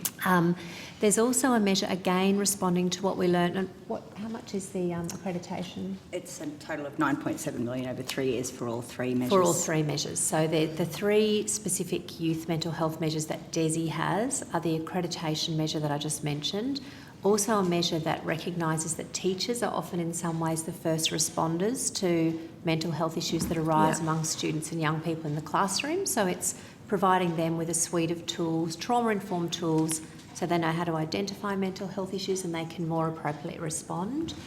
And the third bit, I just can't think what the third bit is. Rachel O'Connor, Acting First Assistant Secretary, Improving Student Outcomes Division. The third element is support towards better understanding and of the measurement of student wellbeing in schools. Oh yeah, this is our national wellbeing measure, Senator. So this is really important because we'd have to say the states and territories are doing great work in this area. They've all, for the most part, got their own measures of wellbeing, but we are really interested in a national measure because we want to understand what's going on in that national picture. Is something that's being deployed in one place working particularly well? If we had a national measure, for example, we could better understand what's gone on for students in lockdown during COVID, because we'd be able to compare those lockdown states to the non-lockdown states. Now, Senator, they are just the ones directly in my space. Okay, so no, actually, we've also got, sorry, I haven't mentioned the engagement measures in the budget. Would you like me to go? Well, I guess, yes, I do. I'm keen to look at the engagement, but I'm trying to work through the measures that you've touched on. Are they a result of the framework? They all sit under the framework, Senator. So Okay, are they a result of engagement with young people? They certainly are. So the focus on mental health in particular is something that's come up very strongly through our engagement with young people, and the impacts of COVID. They were two of the very strong issues that came up and were reflected in the principles under the framework. So that's where a lot of our response. Now, I've just gone through... And so did the department go away and develop these measures in response to what young people asked, or are they measures that were suggested by young people that we're engaged with? So it's a combination, Senator. We, as we've detailed here before, we work very closely with young people, and not just through those specific roundtables that we've discussed, but also through our engagement with young Australians, you know, across a range of measures that we have and a range of programs that we have that work with young people. But they absolutely respond to what we've heard from young people and also to what we've seen from some of the data and research we commissioned. So during COVID, we rapidly commissioned some specific pieces in the department to try to understand what was happening to young people during COVID. So yes, while it responds to what they're saying, it also responds to what we're learning from the emerging evidence base. The Youth Policy Framework, Objective 5, says the government is confident we can work together to create a bright future. What frameworks and/or plans are in place or will be put in place for ongoing engagement with young Australians? I think you were about to get to that before. Yes. Can I just ask you to speak more into the microphone? Because Yeah, it's a bit hard sorry, to hear. I've got a croaky voice today. It's not COVID, I assure you. So we have ongoing youth engagement measures. We've got $2.2 million in that space, $1 million over 4 years for ongoing sponsorship of the Young Australian of the Year award, which, as you know, is not just the award work, it's all that work that sits around it with young Australians. There's $1 million to strengthen civics and values understanding through expanding the National Schools Constitutional Convention for Year 9 and 10 students. And that $1 million is also delivering activities for young Australians to engage with ministers across the course. Can we ask you, please, to pause in the context of, so there's civics engagement, which is supporting young people to engage by teaching them civics. That's a little bit top down, but prepares people to engage in the future. Yep. Where are the elements of this that consult with young people and draw them into decision making, asking them about what their opinions and views are now? So we do have, I was just sort of beginning the list of measures. We do have substantial measures in that space and funding as well, both for youth grants and for youth engagement. But look, she's come to the table, so why don't I let Liz O'Connor walk you through them? She's got the list in front of her. Thank you. In addition to that, we have also contracted Social Deck to work with the department to deliver the youth engagement strategy, which will complement the framework. And this strategy is intended to provide a consistent and strategic approach as to how the Australian government engages with young people across the breadth of our policy and programs, and further strengthens the existing commitment we have through mechanisms as Dr. Baxter has outlined. Okay, so I know in the past there's been some youth forums with young people. Will there be more youth forums? Yes, I think we may have even I think we may have given you that on notice actually as well, Senator. The roundtables that have happened today. Yes, that's right. The roundtables that are planned. So which was my segue into asking, is there any new government spending or programs that have been initiated or allocated to youth programs as a result of those forums? So I think what I've indicated is that all of this engagement work that we do with young people informs the options we put to government, the conversations we have to government, and therefore informs those measures. And so how do you track the issues raised by young people at those forums through to shaping the policy outcome and the program? You know, it's not surprising to me that young people would say mental health is important and that the government would say mental health is important. Yeah. That doesn't mean young people have been consulted with about what the programs look and feel like and where they've had input. They can actually feel like they've had input into it. So can you track that through for us, please? I think it's a really good point, and that's why this engagement strategy, which will accompany the framework, is really important, because we want to build with young people what's the best way for us to engage with you in an ongoing way. Now, I can attest to you that, you know, we have spoken to young people as we've developed up these measures. We have sought to understand what works best for them. Not everything they talk to us about becomes the subject of a budget measure. Some things, for example, can and should have a faster response than that. So, for example, just to use one instance, through one of the forums we had with them, they identified some of the difficulties they have in accessing government services. So we set up a forum to help, you know, talk about this issue of accessing government services online with representatives of key youth peak bodies as well, so they can then take that material out to the young people who are their constituents. So there are a range of ways we do this now. I am very confident that the things that have been raised have either been tracked with immediate responses, like following up with those forums, or they've become the subject of our budget measures. You know, our youth team's incredibly assiduous about gathering that feedback. We've talked here before about the really substantial consultation process that went into the youth framework, both from DESI and also from the Department of Health before us, and they also informed these measures. But we are confident that we can continue to improve, and that's why going forward we've engaged Social Deck to help us work with young people to develop a complementary engagement strategy that really says to young people, how do we work best with you going forward? And, you know, rightly the issues you've raised, like how do we make sure it's not top down, how do we make sure we understand how best to deliver services, they'll be front and centre of that work. Okay.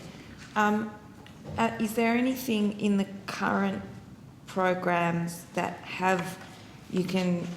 that wouldn't have been done otherwise, were it not for the input of young people in those forums? It's a very difficult question to say, would that have been done otherwise? I don't know if that's the case. We do have the things that young people report to us. We do often have information and data about those from a range of sources. Yeah. So I would like to hope that we would still have picked those up and worked out some great measures. We do have an excellent youth team who work on this, who are really committed and have great relationships with the sector. But I can tell you that the work we do with them makes our response better, richer, and we learn more as we have those discussions with them. And I think, in fact, the ministerial engagements are really critical as well, because they really do give ministers a sharp edge into what it's like for young people, and especially during COVID.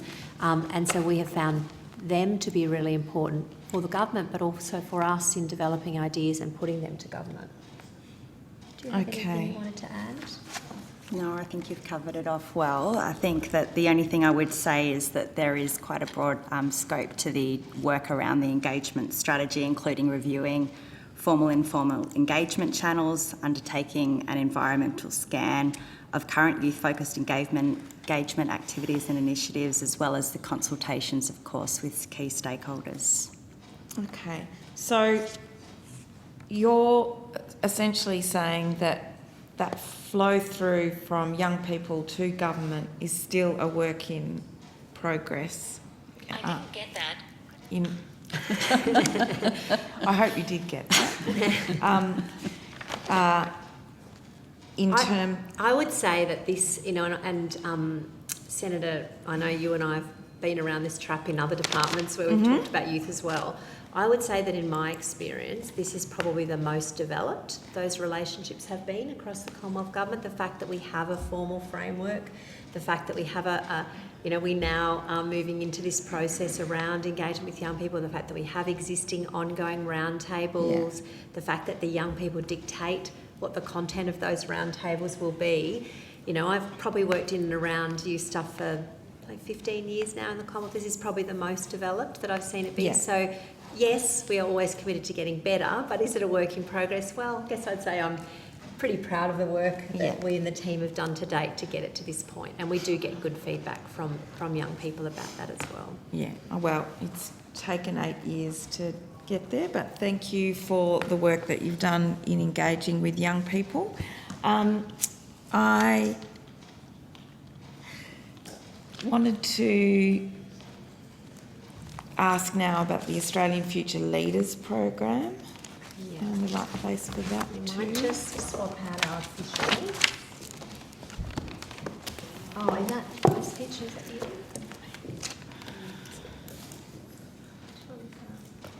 Sorry, Senator, can you just clarify the program?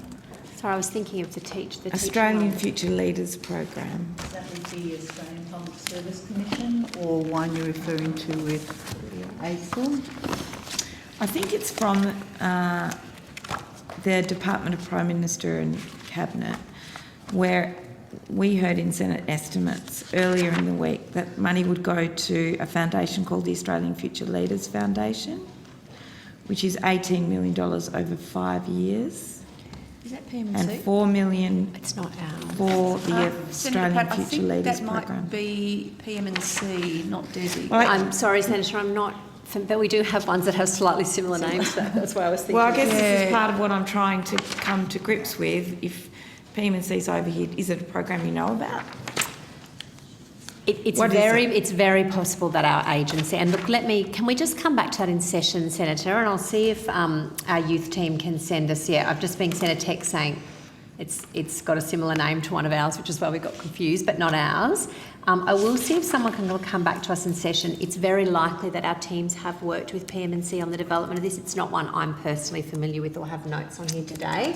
But if you wanted to move... You can take that on notice. Yeah, I can either take it on notice or I can see what I can get you in session, because we do always really happy to help, and we do have people watching who can give us some information. Well, I guess if you're proud, Dr. Baxter, of the work you've been doing with young people, Yep.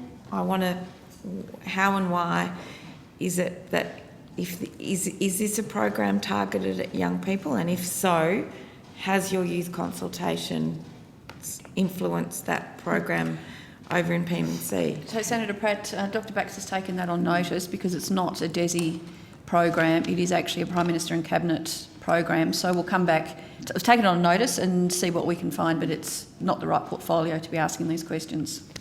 I am really happy to add, if it's useful, that we certainly have shared that work from the youth framework with our colleagues across government. So we had a number of sort of IDC-style engagements with our other agencies to make sure we were sharing insights that came through from the engagement towards the framework and also the work that we've done in the roundtable since. I have no doubt, because I specifically don't know about it here today as one of ours, that our people will be working on it, and I'll just see what we can get you, as the Minister has said, on Was notice. this program identified in the same way as mental health was as a priority in the consultation work you've done under the youth policy framework? This particular program? So in general, the consultations wouldn't, young people wouldn't normally say, we want a program on X or Y or talk about a specific program, but issues for, youth having a say and youth engagement and youth leadership, they are certainly things that come up in our discussions. So this is $18 million over 5 years and $4 million per year after that. So, Senator, I wouldn't normally talk to programs from other agencies, so that is a PM&C measure. We would refer that to Department of Prime Minister and Cabinet. But I will just see what work we have done with PM&C. I'll get someone to get that to us in session if I can. Otherwise, we'll include it in our answer for you on notice. Okay. Do you know if this is a youth program or not? Senator Pratt, sorry, Senator Pratt, this is really the wrong estimates to be asking those series of questions. They really are questions for Prime Minister and Cabinet. Dr Baxter has provided you, as she said, everything that she can, but it is the wrong estimates to be asking those questions. Dr Baxter, the youth engagement strategy, the National Youth Policy Framework, that that's designed to have facilitate the input of young people, not just in DESI portfolios, but right across government. That's correct, isn't it? Okay. So that would mean that as part of that consultation, departments and agencies should be drawing on that framework and that strategy across government? That is our understanding, and that would be our hope. Okay, yes. and you have said that you've made that stuff available to departments like PM&C. That's correct, Senator. Has the department sought the input, has PM&C sought the input of young people involved in the youth engagement Senator Pratt, again, that's strategy not a question for or DESI, not? that's a question for Prime Minister and Cabinet. Well, no, Dr Baxter would know the kinds of... Can you give us an overview of where other departments have engaged with Senator the Pratt, framework? this is a DESI estimates. You've got DESI before you. There are, as you well know, that is a question for Prime Minister and Cabinet, or if you're going fishing about what other departments may or may not do, it's appropriate to talk to them at the appropriate estimates. Dr Baxter has taken the question on notice. She will endeavour to get something back today if she can. But again... Do you live in a silo, Senator Reynolds? Senator Pratt, what a ridiculous question is that? Okay. Dr Baxter, can you give us an example of where the youth engagement strategy intersects with other portfolios, please? Yeah, I'm very happy to, Senator. So as I've said, in the development of the strategy, and also once we launched the strategy and implemented the strategy, we and the Department of Health before us, who had this piece of work before us, have had significant engagement across government through IDC-style engagements to make sure that other departments were involved in inputting to it. Each of them made contributions to that framework. They were involved in the engagements as well. A really good example where it has helped to feed the work that's been done is in that mental health issue. So I know I've mentioned it a bit, but it is one that's really significant for our young people at the moment. And that work has cut across pieces of work that Health are doing on mental health. It's informed then the piece we're doing, which is very much about how mental health falls and fits in the school context and how we support our students, and it's informed work that a range of agencies do who touch upon young people and mental health. So That's what true. we learned through that process and what we learned through the research that we did to support that process, that's an example of how it's had a kind of really a knock-on effect across a number of agencies. Okay. Notwithstanding that, you wouldn't necessarily that doesn't mean the engagement strategies across every issue that impacts on young people, because clearly that's every part of policy, from transport through to higher ed to tax, etc. But I guess what I'm interested in the case of what PM&C is doing is to find out, it sounds to me like this is a youth program, and if you can confirm as to whether it is or it isn't, and Which program in particular? what engagement you've had on the the Australian Future Leaders program. I will take that on notice, Senator, although I am just getting some messages saying actually while it's called a Future Leaders program, we think, and I say this is just a supposition at this point, that it actually Probably might be best a not to mid-career. hypothesise. I think Dr Baxter has taken on a question because it goes well beyond this portfolio, and so Dr Baxter has taken all questions in relation to that on notice. And again, it's not appropriate to ask officials here to hypothesise, to speculate about other portfolios I'm simply trying and programs to outside of their remit. Find how this intersects with the consultation and engagement that the youth policy framework and the work led by Dr Baxter and the young people involved in those programs and the organisations intersects with the Department Which of Dr Prime Baxter Minister has and now Cabinet, which taken has on been notice taken on several notice. times.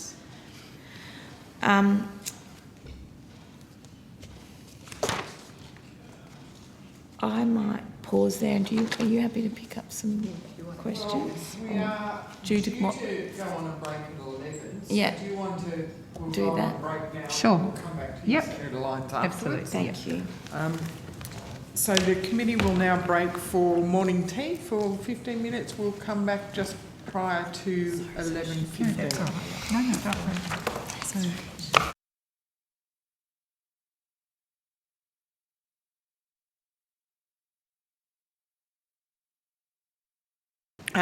Thank you very much. We're returning to estimates with the Department of Education, Skills and Employment.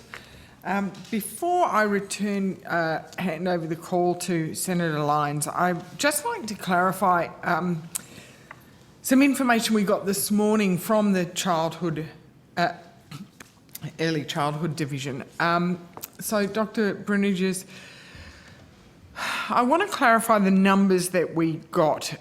We were told that in the first week of the measure, and noting its very early days, there were some 178,105 families who benefited out of a total of 770,386 families who received a subsidy.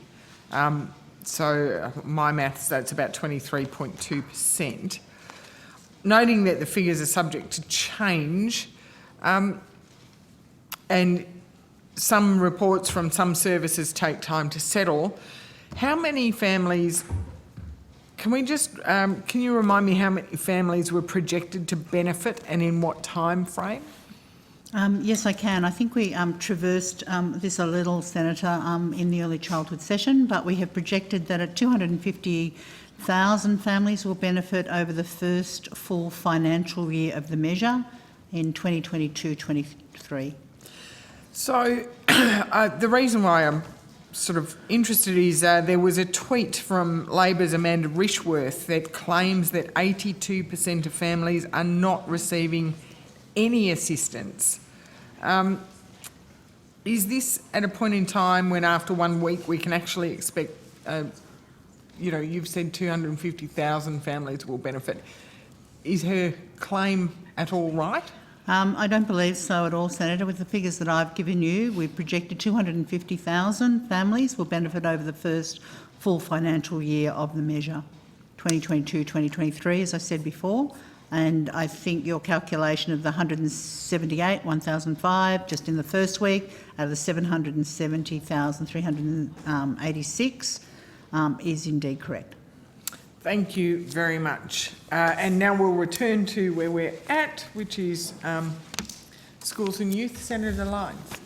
Yep, thanks, Chair. So, schools and youth, and I think most of these are questions directed to you, Dr. Baxter.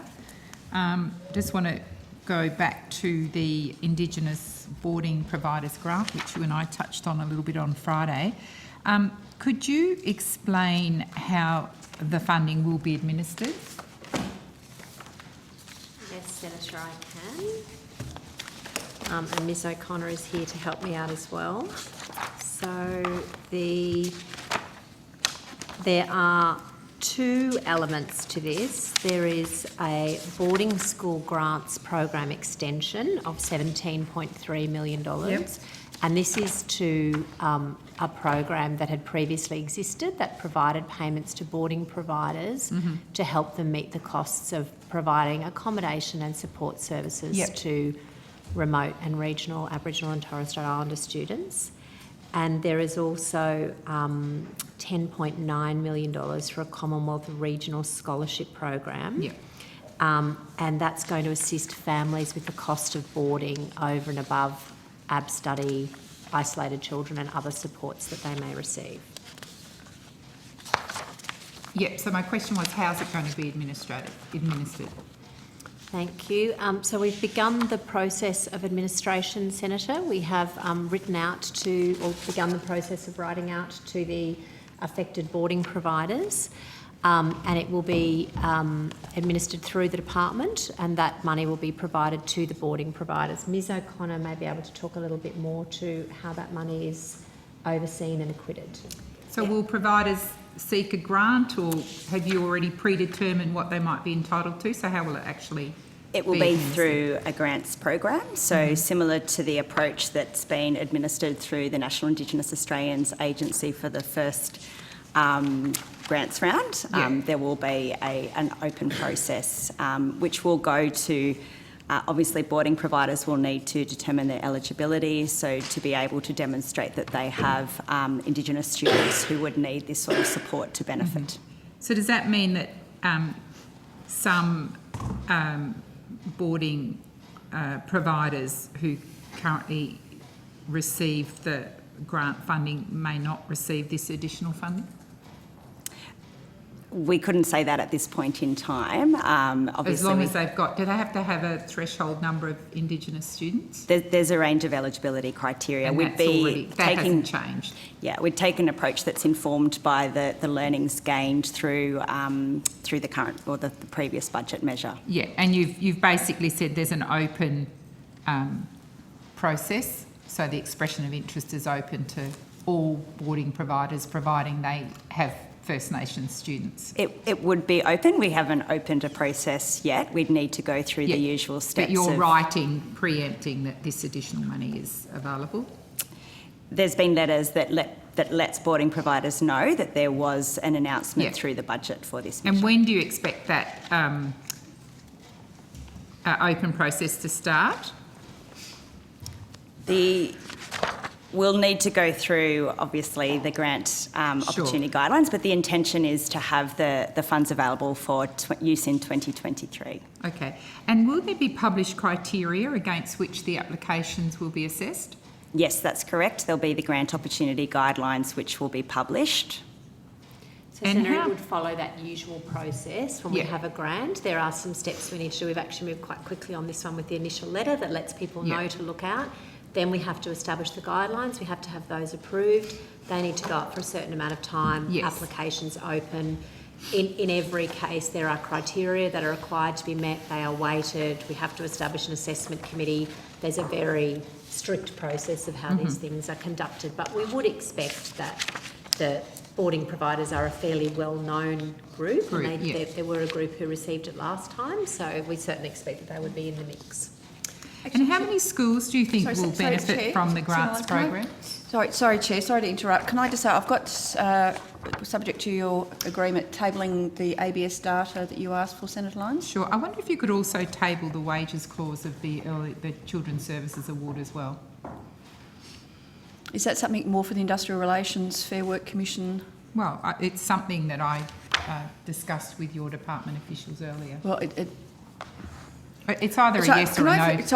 Sorry, Senator W, can I table this one first? Sure. And I'm asking then you if to there's also something else table the that's wages appropriate clause. for DESI, Sure. then we can have a look at that. Thanks.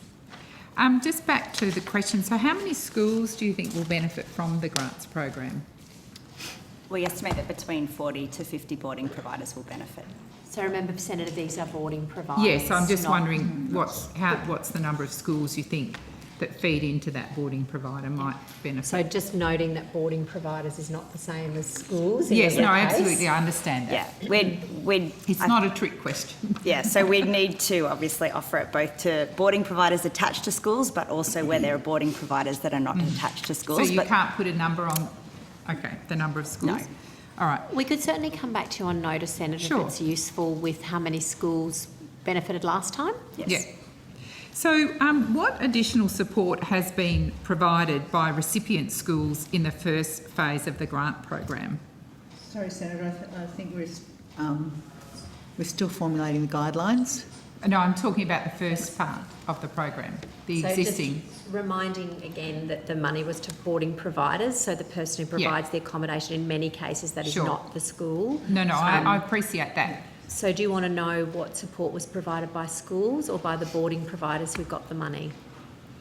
What additional support had been provided by recipient schools rather than boarding providers? So the schools are not the recipients. So we can let you know the sorts of supports. And I'm talking about the existing program, not Yes, so we can Yeah. talk through the sort of supports that we are aware that boarding providers Yeah. aim to provide. Noting that the first round has been administered through the National Indigenous Australians Agency, so they would have further detail in terms of any Okay. of the specifics. So the types of supports have been to ensure that there's culturally appropriate learning environments, health and wellbeing programs. We do know that a Right. large number Yeah. of Aboriginal and Torres Strait Islander boarding students come from more remote and regional locations and have additional needs and supports. Also transition support, so really creating an environment that's positive in terms of students entering into boarding Yeah. schools. We know that the best support that they receive is likely to lead to better educational outcomes and improved engagement throughout their schooling life. Engaging parents and families, so really importantly making sure there's that continued connection whilst the students are at school. As well as further education, training preparation, career development, so really that preparation for employment, as well as tuition and educational support. Okay, great. Dr. Baxter, you said when I initially asked you the question about the extension to the boarding providers program that you'd sent a letter out. So would you usually send a letter out about a government budget announcement before the guidelines of the program were determined? Yeah, it's quite common, Senator, that we would advise stakeholders, you know, sometimes we're able to get stakeholders together for a discussion. Right. And other times when there's a broad range of them who are broadly situated like this, we let them know. And that's Yeah.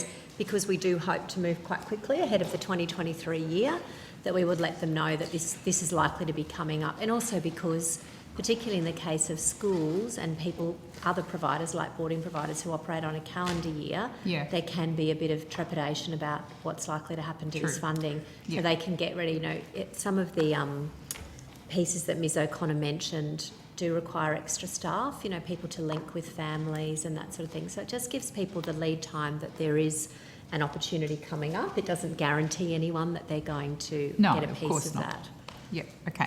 All right, and just in relation to the Commonwealth Regional Scholarships Program, Yeah. can you explain how this funding will be administered? So will the department allocate the funding or will an external organisation administer the scholarship program? Yep. I'll let Ms O'Connor talk to how we Sure. will monitor that in the department, but I will just say that the 10.85 million, just to give you a sense of the numbers we're talking about here, will assist, we think, up to 200 families it will be targeted towards low Yeah. socioeconomic communities, and it'll be specifically for the cost of boarding. Eligible families, once we've worked out that they're eligible, will receive $15,000 per student each year for 3 years. Yep. And that will be across 2 cohorts of 100 students each. And basically we want those scholarships to target students who have demonstrated potential and effort and improvement in their schooling, rather than just those who've got outstanding academic achievement, because we know there are other programs that are focused on those students. So we are in the process at the moment of working through the final selection criteria. As you know, we've undertaken to make these steps and do these things as much as possible in partnership with Indigenous people and communities. So we will determine the final selection criteria in consultation with experts. But For it the could, funding, the selection criteria for the funding. what the selection criteria for the families. So the money will go to the families. So Right. how do we determine which students Yeah. should be the recipients of this funding? But it could include factors, we think, such as teacher recommendations, proof of improving Yeah. performance, and also attendance rates will obviously be a key factor. In terms of administration... Oh, I think I mean, that is my next question, which you've partially answered, but I'm really this time wanting to know how the funding will be administered. So whether the department will administer that funding, or whether you will use an outside organisation. Yeah, work is underway to inform the best way of administering. We are also working closely with our colleagues in the National Indigenous Australians Agency, who currently oversight a number of different scholarship programs, so that we can ensure that we're taking on board the insights and learnings as to the best way to administer the program. So you're currently looking at whether the department will administer it, or whether you'll use an outside organisation. Is that what you're there are working 2 through? options in a range of options. We also have, the Secretary also has an Indigenous education consultation mechanism in the department that we use. It's one of our commitments to partnership that we have in the department. So we expect to have discussions not just with our coalition of Peaks partners, but also with our education-specific group. They do have some very clear views often about how this piece should be done, and also the right ways to work in partnership. It is difficult sometimes to strike a balance between needing to move as fast as we can to get this money out and our commitment to partnership, but we expect to have discussions with those groups as we develop. And when the would you right expect to be in a position to make that decision? I might come back to you on that one, Senator. So I would say to you on each of these, and particularly on measures that have a school year start date, we are moving with haste as quickly as we can. And that's why we've started to get letters out, started to make sure our stakeholders know. I pre-briefed the Secretary's group of Indigenous partners, and I've also talked to other Indigenous stakeholders about it, so we're getting poised, but we do need to make sure we get the model right, and we don't want to assume, sometimes the preferred approach is actually not to go through a third-party provider, but to have the department administer. We need to have those discussions. Yep. And you did start to outline the application process for families. Was there anything else you wanted to add to that? Have you said that not necessarily the most academic student, but students who'd performed well and other range of issues? I hope you didn't take from what I said that there would definitely be an application process. That is one way to do things. There are also other ways to do things using existing networks, and that's part of what we want to take advice on. I know you said that, teachers and so on, but ultimately there has to be something written, doesn't there? So I suppose the points I was making, Senator, were that there are a lot of scholarship programs out there, some of which target Indigenous students, and some of those are very much geared towards taking the most academically excellent students and grabbing them. And we know there are lots of reasons why academic excellence can be a bit more tricky in some communities, so we want to make sure we're broadening out that base. So I was giving some examples about, in our initial thinking about this, how we've tried to think, how could we make sure students with real potential and effort who are going to school and really having a go might also feel the benefit of this support. But I don't want to leave you with the impression that we have locked in how we will do that. No, I certainly didn't I would get really that want to be impression. talking to our very, very experienced Indigenous stakeholders about how we do I absolutely didn't take that away. So I think you said, so there's 15K per year for families. Will that grant go directly to families, or will it be distributed through schools? So again, we're looking at. So that's still something It attaches to a family, it attaches to a Yes. student, Yeah. but we will take advice about the On best the ways best to do way. that, because again, we know that, there are a lot of experience we've Yeah. had with payments going to either providers, directly to students, directly to families, and we want to make sure we're not inadvertently setting anyone up to fail here. So we will be very So given careful. that you're consulting and given that communities are wide and varied, do you think you might have a number of different processes about how that grant money is distributed? I think we would want to be as flexible as we can. NIAA are clearly important partners for us in this. Not only have they administered a number of other scholarship programs, but they also have a really distributed network. Yeah. And I think we would be wanting to draw on that network Okay. as we make some of these decisions and do some of this thinking. So I know I keep saying we're trying to move fast, but also Yeah. work in partnership, and that is a tricky balance for us in government, but we are committed to walking that balance. Now, I know that you explained that you've got the Secretariat group that you want to consult with Peaks and you'll look at the NIAA because they've got experience in this area. But what outreach will be done to ensure that communities are made aware that this funding is available? Yeah. So again, for us here in Canberra, it is very important that we use our networks, but the purpose of that reaching out to networks is to say, how do we make sure we've authentically heard the voices of people who are in these situations? We have a lot of experience doing this. Ms O'Connor has a far more experience even than I do in that work on the ground. So again, the Secretaries group that I work with on this, as well as the Coalition of Peaks, I sit on the joint working group, we throw the questions to them. What is the best way to do this? How do we make sure we are actually hearing authentically from people on the ground? We also we have a network not as big as the NIAA network, we use that, but we importantly draw on the NIAA network and the experiences they've had on the ground to make sure we're talking to the right people.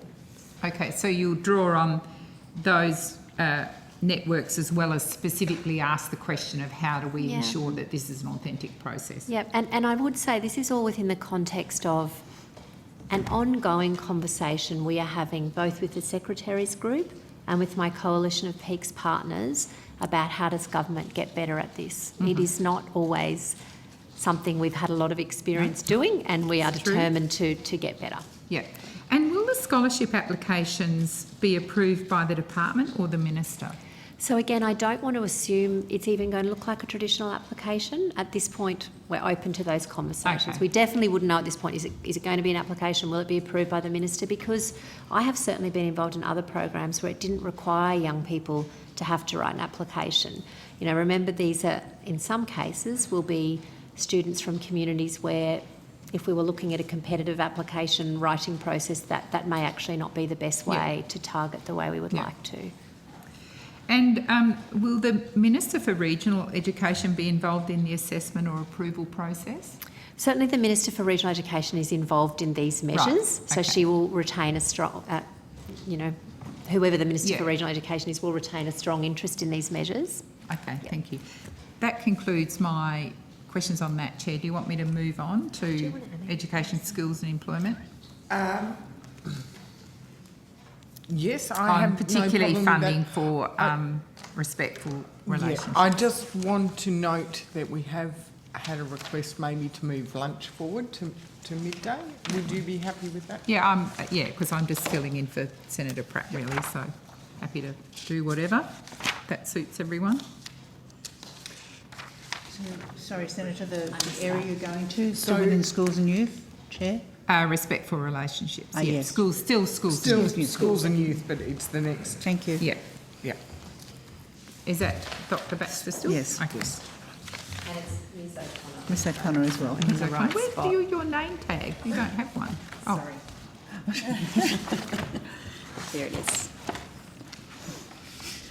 So in relation to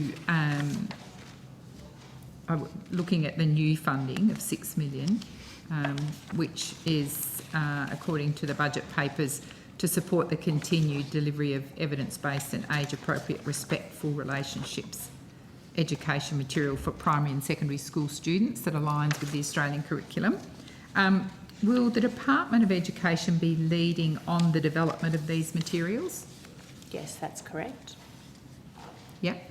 Okay. So just noting there is a separate and related consent measure that DSS are leading on. But Separate and related. I think it's a consent measure that DSS are leading on under the national plan. But this one here, which is the Developing Respectful Relationships Education Online platform, 6 million, that one is ours. Okay. Will it be the same team in the department that was responsible for the development of the Respect Matters milkshake and taco videos? So, Senator, it's certainly the Schools and Youth Group, which I now lead up. Obviously, I wasn't leading the group at that time, and Ms O'Connor, I don't think, or only towards the very end of the previous process. So, we have had quite a number of changes in staff since then, not for any reason other than the changes of government, but yes. But you're heading that up? That's Dr. correct. Baxter. Right. So is it some of the same people or a different group? Senator, I'd have to take on notice how many changes. It looks to me like quite a different group. Okay. Yeah. Yep. And how many years will the funding be provided over? So, Senator, have you got that with you there? I do.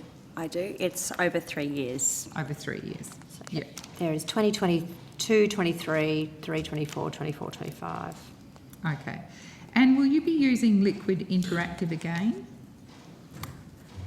So, Senator, no decisions have been made yet about how you would procure pieces of this.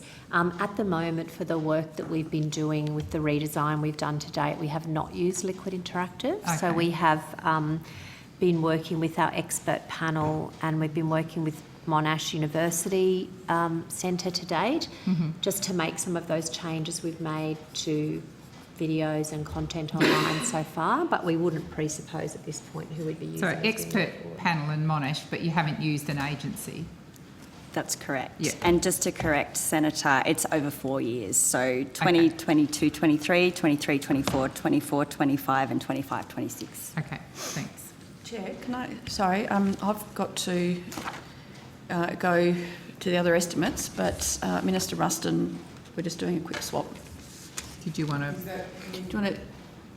We'll just suspend for the 5 minutes it takes to do a swap, if that's okay. Thank you very much, Minister. Thank you very much, Chair, and thank you.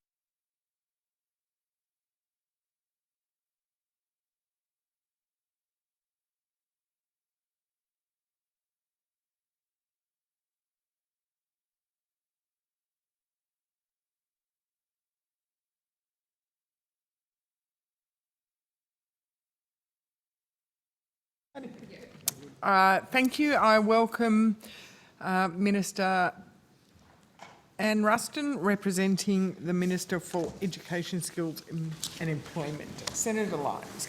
And Minister Ruston, we're doing respectful relationships. We're just exploring that budget line. So, Dr. Baxter, how will you, given that you're heading up the group, how will you be involving experts, families and other stakeholders in the development of these materials? Thank you very much, Senator. So I've already mentioned that we have established a Respectful Relations reference panel. Yeah. It's already met 13 times to Yeah. consider it. So it, a little bit like the conversation we had before in relation to Indigenous stakeholders, these are peaks and representatives, but a lot of the conversations we have with them are about how do we make sure we hear the voices of students, hear the voices of families, teachers, the various stakeholders in this.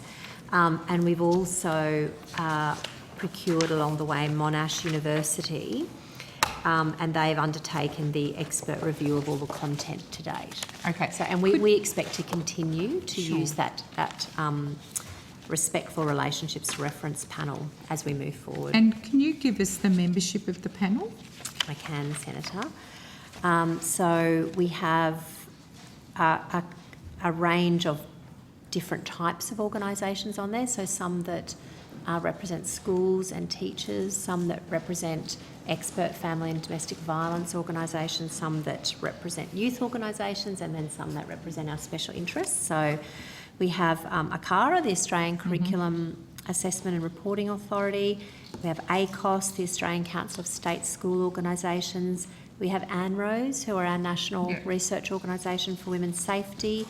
We have the Association of Heads of Independent Schools Australia. We have AITSL, our Australian Institute for Teaching and Learning, the Australian Parents Council, the Australian Primary Principals Association. Would you like me to put all these on notice? Or would you like have me you got the AEU on there? The Education Union? do we have the AEU on there? I don't think we do, no, Senator. Does seem a bit strange. You've got primary principal associations, but no union.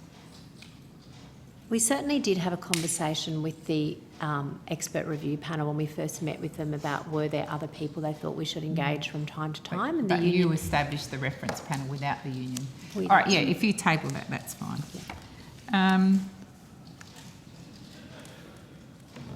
Now, will resources be placed on the Good Society website, or will they be distributed to schools in different ways? So, Senator, at this point, we're still very much in the development phase. So, as you know, we've done quite a bit of work on the current website over the last 6 months or so to, remove some resources, add other resources, do that work. But we're not at this stage making any assumptions about how that will look. Again, we have a body of work to do. Once we've established with the panel how should this look going forward, then we'll look to procure and look at what the right solution might be. For example, one of the things that has happened since this measure's been announced is that we now have the national curriculum. And I'm not sure if you were here yesterday, we had the discussion about the H&PE curriculum, which now has really significant new consent elements. And we've also got work that's underway in mental health there that cross-sects with this a little bit. So there are a number of pieces coming together, but we'll be looking to make sure we have conversations with our expert panel to say, what is the right way going forward? To date, the panel has been quite supportive of the existing resource with the changes that have been made and with this ongoing work between the department, the panel and Monash University, but we will continue to be guided by them about the right way forward. Senator, I think it will be important, given the changes in the Australian curriculum around consent, that the strategic alignment of resources for students and teachers and principals in this body of work take note of the elements in the new Australian curriculum. And I think you said you've looked at some of the Good Society website, but have all of the existing resources on that website now been reviewed and signed off by the experts? Yes, they have. Okay. So all of the resources have been subject to an initial rapid review so that we could move quickly and look to, change, shift, take down, move around. And that was done by Monash University with the guidance of the expert review panel. And then they've all also been subject to a deeper dive where we then went in and looked in more detail. Now, some of those that have been removed, there may be some further work to be done, but at the moment we have had a look at everything across the panel. As you could imagine, that did take some time because there was a significant number of resources there. Yeah. And just quickly, the Monash group, who are you? Who's in that group? You don't have to name them, but have you got what sort of academic expertise? Yeah, it's Monash University. We obviously undertook a procurement initially to look at who were the right people to undertake this. It had to be a group that had sufficient family and domestic violence expertise as well as the relevant education expertise. Do we have a, Ms O'Connor, do we have a name that we... Yeah, Dr Naomi Fitzner is the key lead, who is an expert in this space. And in education or family violence? In family violence. Okay. And in respectful relationships education, yeah. And who's the educational lead on there? I can provide you with the details of who's in the team and their expertise. All right, thanks. That'd be terrific. The 2021 budget also included $10.7 million over 4 years for additional educational resources for young Australians about respectful relationships, and that was page 84 of budget paper number 2. Last budget. Yes. Budget? Yeah. I'm sorry, I don't have the 21-22 budget here with me, but please do go with your question. Did the Department of Education receive any of this funding? I just couldn't find it in the budget paper. Was that is that a DESI line item you're referring to? Well, it says it's on budget paper 2. Yeah. So there have been a range of budget measures that have put money into this space, Yeah. Senator. So as we were doing this redevelopment, obviously we need to keep the resource live. It does remain a very important resource that teachers and students use, particularly now that we've made these changes to it. So we have had a number of budget measures. I'll just get Ms O'Connor to lead us off on that particular money, or we can come back to you. Maybe if there's someone here who can actually Yep. find that 10.7. We'll My grab it. recollection is it was Department of Social Services, but we'll double check that. Okay, and so confirm. they got all of that money. I think I mentioned at the beginning, Senator, there's been two separate but related pieces of work. One Yes. that's been underway through the Department of Social Services, and it's had a focus through their national plan on consent and on talking to young people about respectful relationships. And I think the money you're referring to might have been the next stage of the Yeah, it was 10 start point- piece of work. Yeah, so And 10.7. then there's our piece of work. Yeah. I think Alright. that is that one, but That's we'll my just check. And we Just can- while Miss O'Connor, I just want to go back. You, Dr. Baxter, just referred to when we were talking about the Good Society website that you'd done, or a deep dive review had been done. You'd done a rapid one and then the deep dive. That's So correct. were more materials taken down or amended following that deep dive review?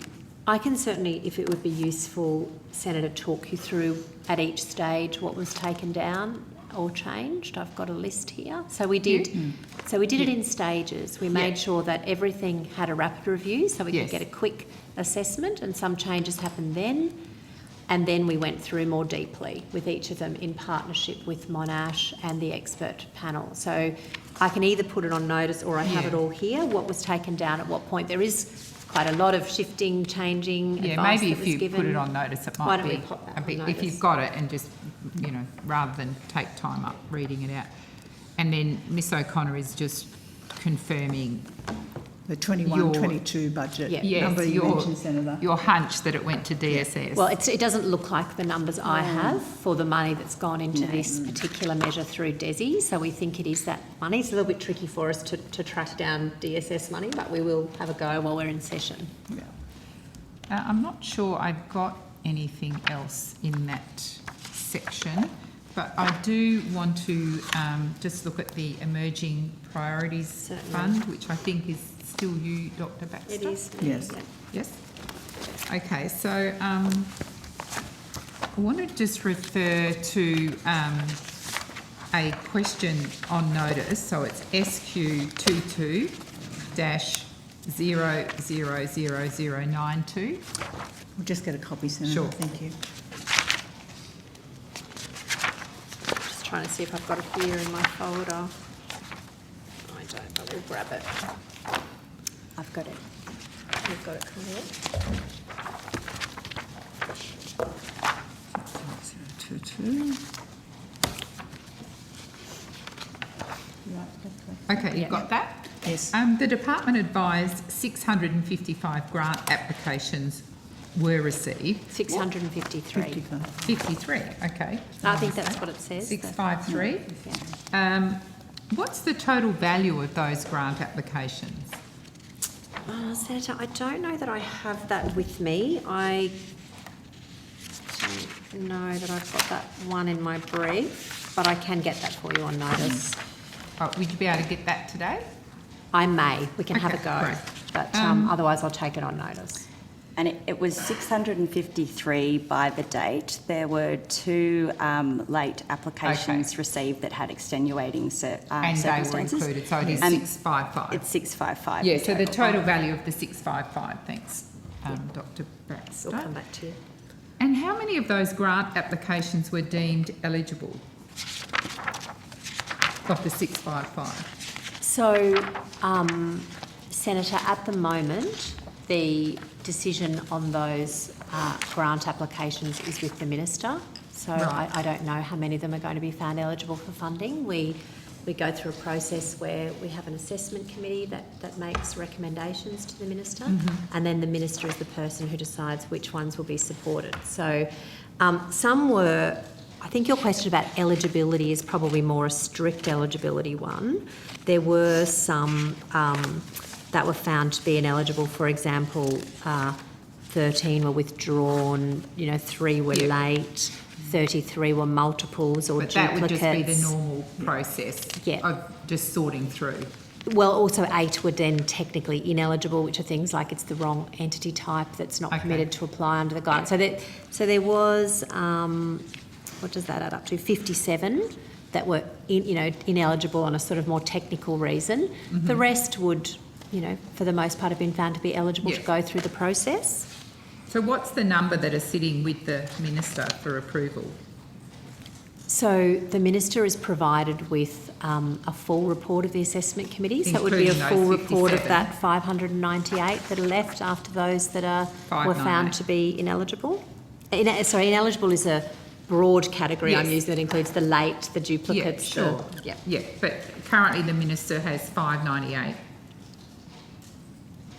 sitting there waiting to be approved or not approved. Well, the minister has a brief that includes a report of the assessment committee. Yeah. And that would include their recommendations in relation to the full suite, other than those that are ineligible on a technicality. And is that full suite 598? Sorry, I was just getting separate. But, and you just said, I think, that at this point, none of the grants have been approved? No, Senator, not yet. I mean, Okay. we've only just completed the assessment Yeah, committee sure. process and had the material go through Yeah. to the minister.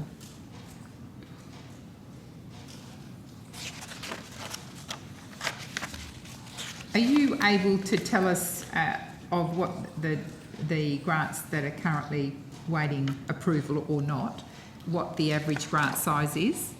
No, Senator, I don't have an average grant size with me.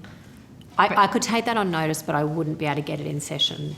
I know that's a number I don't have, is average Okay, but grant you size. could take it on notice? Yep. Yeah. And what proportion of grants were allocated or potentially allocated to government and non-government sectors?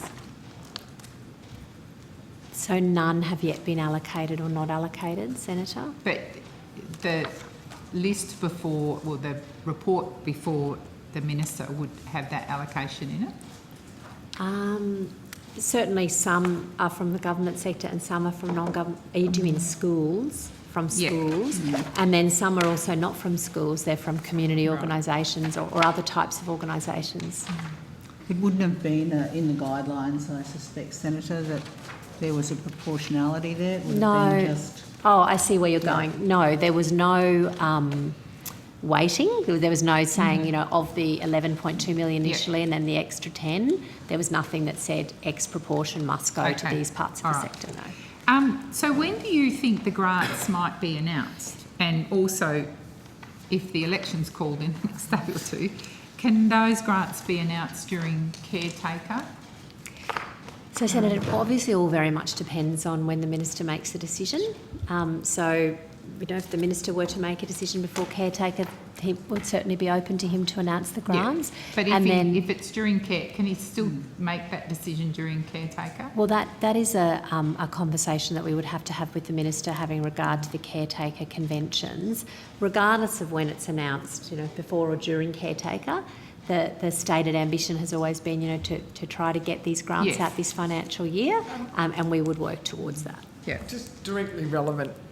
Dr. Baxter, can you just confirm, you might have said it, but I think I missed it, what date the brief was provided to the Minister?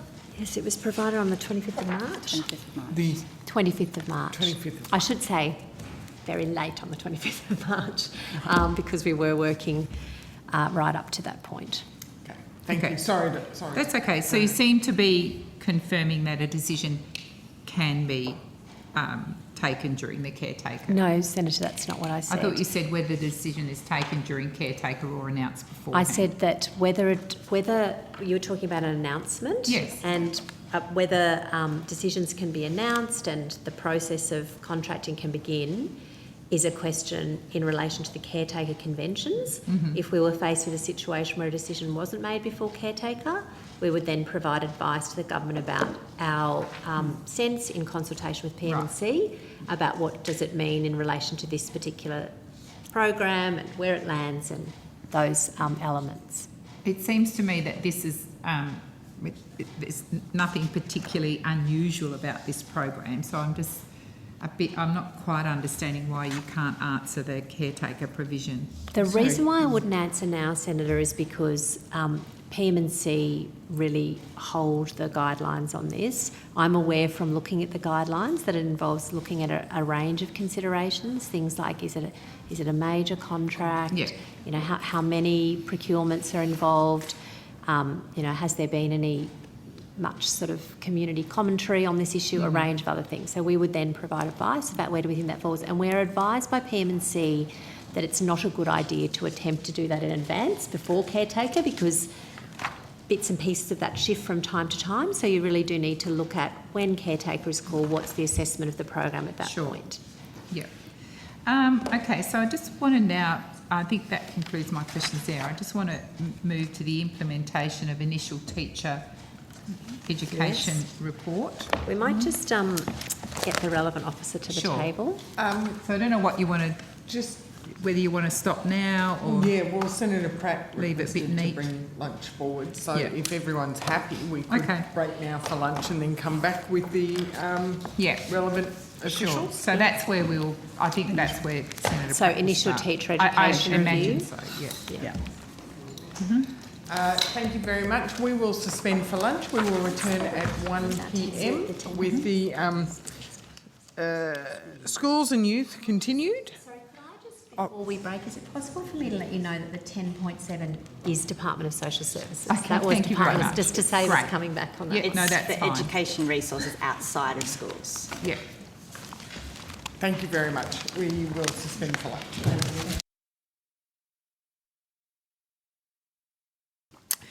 Thank you very much. I welcome everyone back to the budget estimates 2022-23.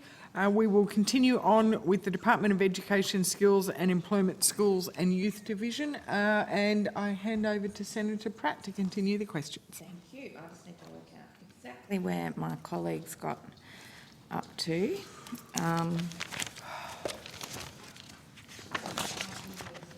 Yes. I beg your pardon? She mentioned ITV. Okay, thank you. That's very helpful.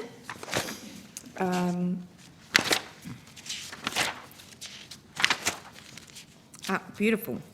Implementation of initial teacher education report. So, Dr. Baxter, at estimates on Friday, you advised that roughly $100 million of funding in the budget measure student education support that's not detailed in the budget documents was being held back because of negotiations with the states and territories and contract negotiations. Can I ask now when you might expect that those will conclude?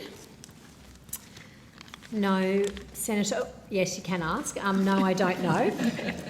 So in terms of the negotiations we're having with states, I indicated that they are around implementation of this initial teacher education review. We have had the first piece announced by government, the $6.4 million for the establishment of the expert panel, looking at that higher education lever and the work that will come from that. But there are a range of other pieces where the government is yet to announce its response and where part of that response will involve work with state and territory colleagues. So Ms Birmingham might be able to give some more colour and movement, but the example I gave last time was that much of the work will relate to the accreditation standards, which are held by the states and territories. It will involve work through Education Ministers' meeting. We expect that work to be progressing apace now that we have the government's initial response and that we have the budget having been brought down. But it will really depend how quickly we're able to have those discussions, when Education Ministers convene, and obviously we'll be progressing work in the department and then discussions bilaterally and with the Education Ministers group. Great. So all of that $100 million is subject to the ministerial intergovernment discussions, or So is it some I of think it in the Commonwealth only discretion? So I think what we indicated last time is that there was 133, I want to say, and I think there was about 94 million that was referred to. There were two matters that I mentioned that included. Part of it was the work to progress the initial teacher education review, but there was also a component that relates to contractual work, that we're undertaking in the closing the gap space and Indigenous education and contractual sensitivities around work we need to do with a provider. So part of it is towards the initial teacher education piece, and part of it is also this other closing the gap piece. So which bits are subject to state? The initial Sign-off. teacher education review. So how much money is attached to the bit that the Commonwealth has got full control over? So at the moment, the Commonwealth has announced the 6.4 million. With the bucket that is left, that's subject to state and territory negotiations, it's not really possible to say how much of that will end up going to states and territories and how much will end up going to us. It will depend. I think I mentioned last time that the Commonwealth only has certain levers at its disposal in the teacher space, and one of those is program incentivisation, thinking about how we use our dollars to partner with states on particular initiatives. So it's difficult to say until those negotiations have progressed. For that reason, the money is not in the budget papers, and also because, as you know, generally when the government is going to undertake those negotiations, it wouldn't necessarily show that hand up front. Okay, so is it possible to announce any of that funding before the election? That would be a decision of government, Senator. Okay, so the answer is technically still yes. It's on the table to be shared with the states, but the government could announce what it wants to do with that funding in the absence of agreement from the states. So sometimes, depending on the shape of state negotiations, sometimes the Commonwealth Government may come out and say, we're establishing an incentivisation fund of 20 million and we're going to open that to states who are going to partner with us on X, Y, Z. Those decisions, to the best of my knowledge, have not been made here yet. So it's certainly open to governments to do those things, and sometimes they do, but that is not the case, certainly yet, with this bucket of money. Okay. The Minister's indicated that there will be further announcements about the government's response to the Paul review. Will those commitments be funded through the student education support measure? That is certainly the intention. So I mentioned when we talked last time that the government's response to the ITE review has partly already been announced. Some of it are things that don't necessarily require a lot of funding. And then there is a component of funding which didn't appear in the budget papers, and the intent is it is to progress the findings and the recommendations that whichever ones the government supports of the Paul review. So the money was in the budget paper, but the detail about That's what right. it's going to be for... So the full is amount not. of the student education support package money was announced, and then some of the lines were published and some were not. Okay, so are they part of decisions taken that not yet announced, or is that a separate type of thing? I think it's a separate type of thing, Senator. Okay. I mean, as Dr Baxter's gone through, it really comes to us thinking through our state Commonwealth negotiations around the initial teacher education review. Okay. The Paul report makes 28 recommendations to be implemented between the states and the Commonwealth, territories, higher ed providers. What can you tell us about the department's analysis of the recommendations, and which are the responsibility of the Commonwealth to implement? Thank you, Senator. So I might let Ms Birmingham go through the recommendations for you. We obviously we provided a secretariat to support the Paul review, and we've provided information to government about the outcomes of that review. But in terms of which belong to state and territories and which belong to Commonwealth, I might let Ms Birmingham talk you through that. Sure, thank you. Senator Julie Birmingham, First Assistant Secretary, National System and Performance Division.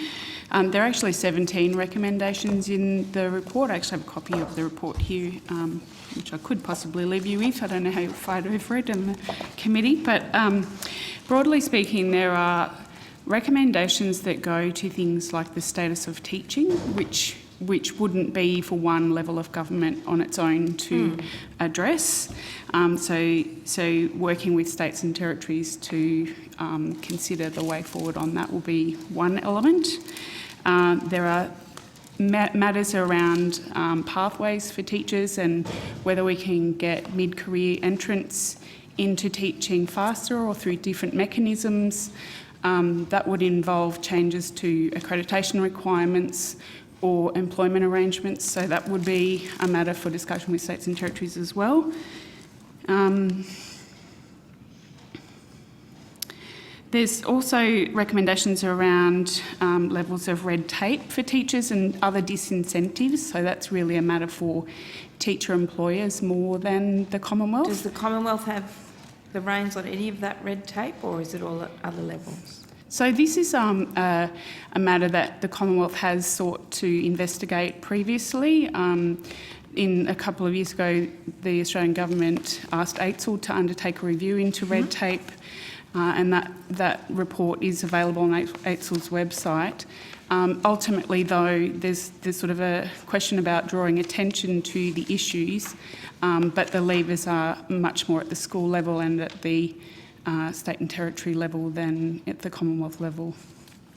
Okay, so are you able to go through those 28? I know it's a detailed ask, but can you go through those 28 recommendations and characterise which ones are state and which ones are Commonwealth? 17, I think it is. So I haven't got that categorised in that way here, so I'll be doing it off the top of my head, I guess. That's fine, we can talk through it. Sure. Can I also just mention, Senator, that even in the ones that Ms Birmingham has gone through, there are things that might sit much more squarely with states and territories, like the red tape example that Ms Birmingham has just used. But, you know, if the Commonwealth Government was minded, it could think about whether it wanted to enter into a partnership, much like we did with the automatic mutual recognition of teaching qualifications. So again, that's not necessarily something that we're the sole player in, but we entered into and supported the states on that. Well, So- let's go through, I totally understand what you're saying, but let's go through and discuss those one at a time, of the Okay. 17 So shall we start recommendations. just from the top and go down? First That'd be one great. is about raising the status of teaching, Mm-hmm. and there are some sub-elements there about undertaking a national recruitment campaign, which might feature high-achieving teachers, such as the highly accomplished and lead teachers, or HALTs, Mm-hmm. which is the program that AITSL runs, and the Schools Plus Fellows. That also has a focus on Aboriginal and Torres Strait Islander people and rural and regional students, school leavers and other underrepresented groups to see if they can also be attracted into teaching. And then other elements under that are about encouraging the community to nominate teachers and school leaders for awards for an Order of Australia So award. can I, all right, so on recommendation 1, have you started identifying how the Commonwealth could pull those levers? So the Commonwealth could, on its own, do some things, but you would have to think that they'd be more effective as a joined-up thing that we do with the states and territories. So these are the kinds of conversations the Minister would be expecting to have at EMM. Okay. So, Senator, a really good example of that is Job Trainer. Yeah. So we kind of worked in partnership with states and territories. We had one campaign that said about Job Trainer, but then behind that, each state and territory had their individualised lists or needs of Job Trainer. So it was like a combination of things. I imagine that we I understand. Yeah. I understand that. The next one. So the next one is about attracting high-quality candidates. So that includes school leavers and mid-career changes into initial teacher education through incentives. And so there's a range of incentives that are proposed that could be targeted towards high-achieving school students. Yeah, and the Commonwealth there'd be things the Commonwealth could do to go alone on that. There are things the Commonwealth could do, but we would also be needing to take account of the kinds of things that have been tried in the past or that are currently being tried in states and territories to see, on balance, which ones might work and which ones, what's worth trying, I guess.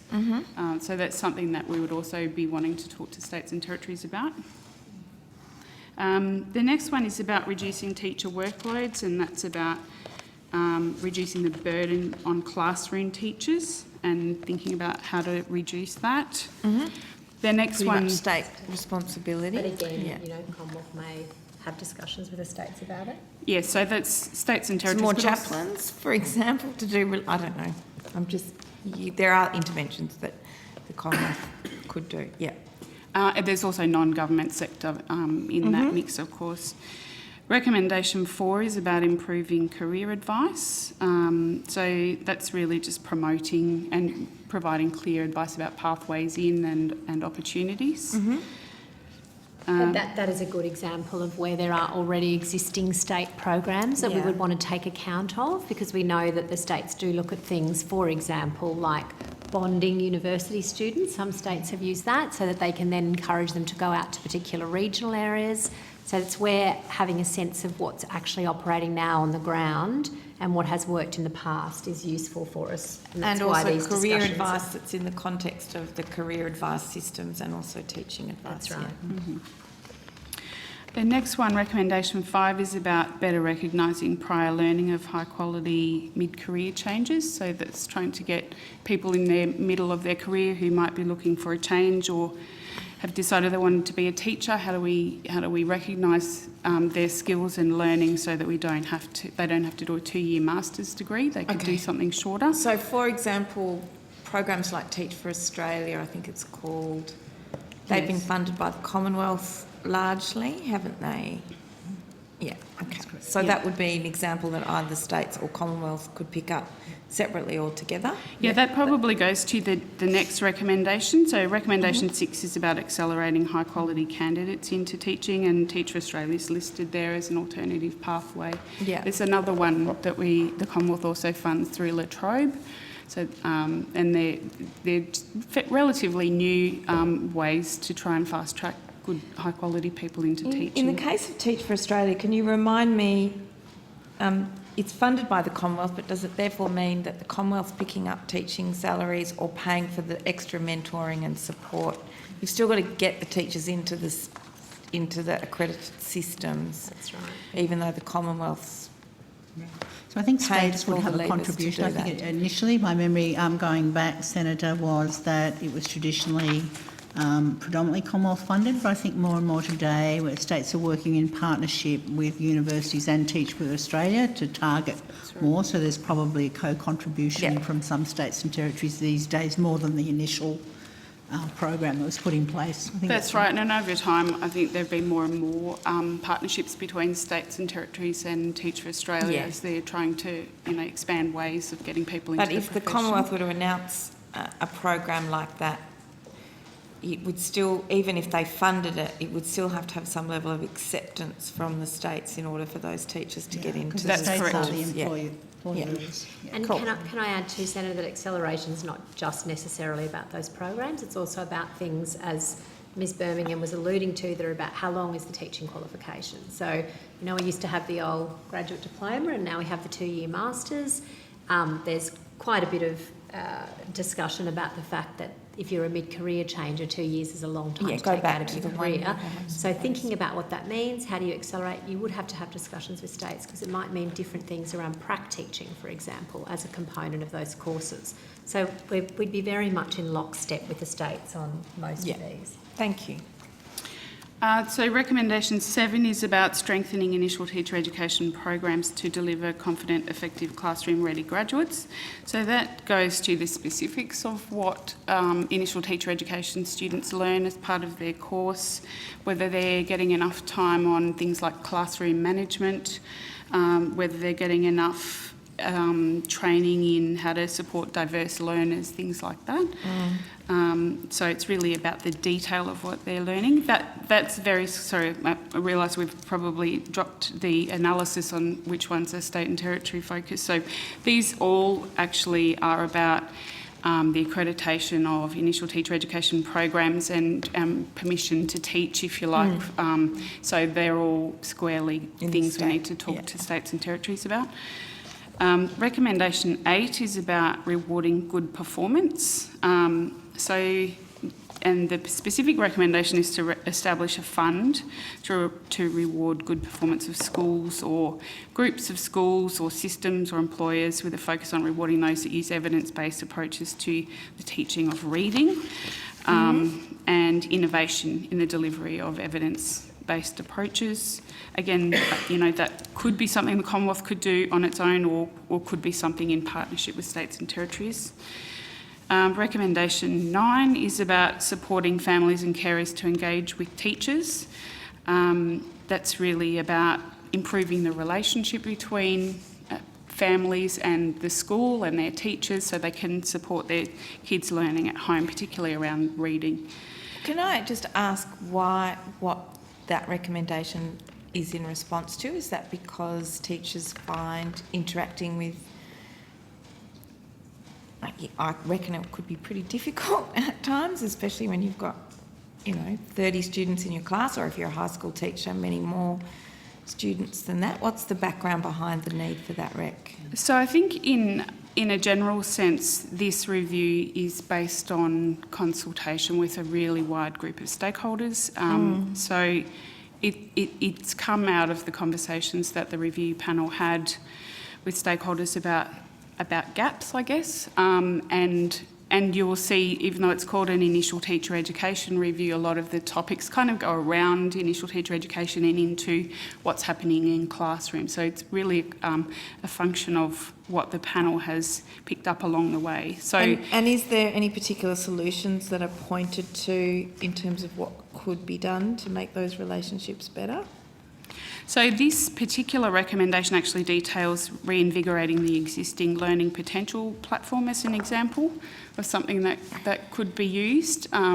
That's, I guess, just one way, but I would refer back to the other recommendation too about how we're preparing teachers to engage with families as part of their initial training. I think that would be an important thing for new teachers to learn how to do.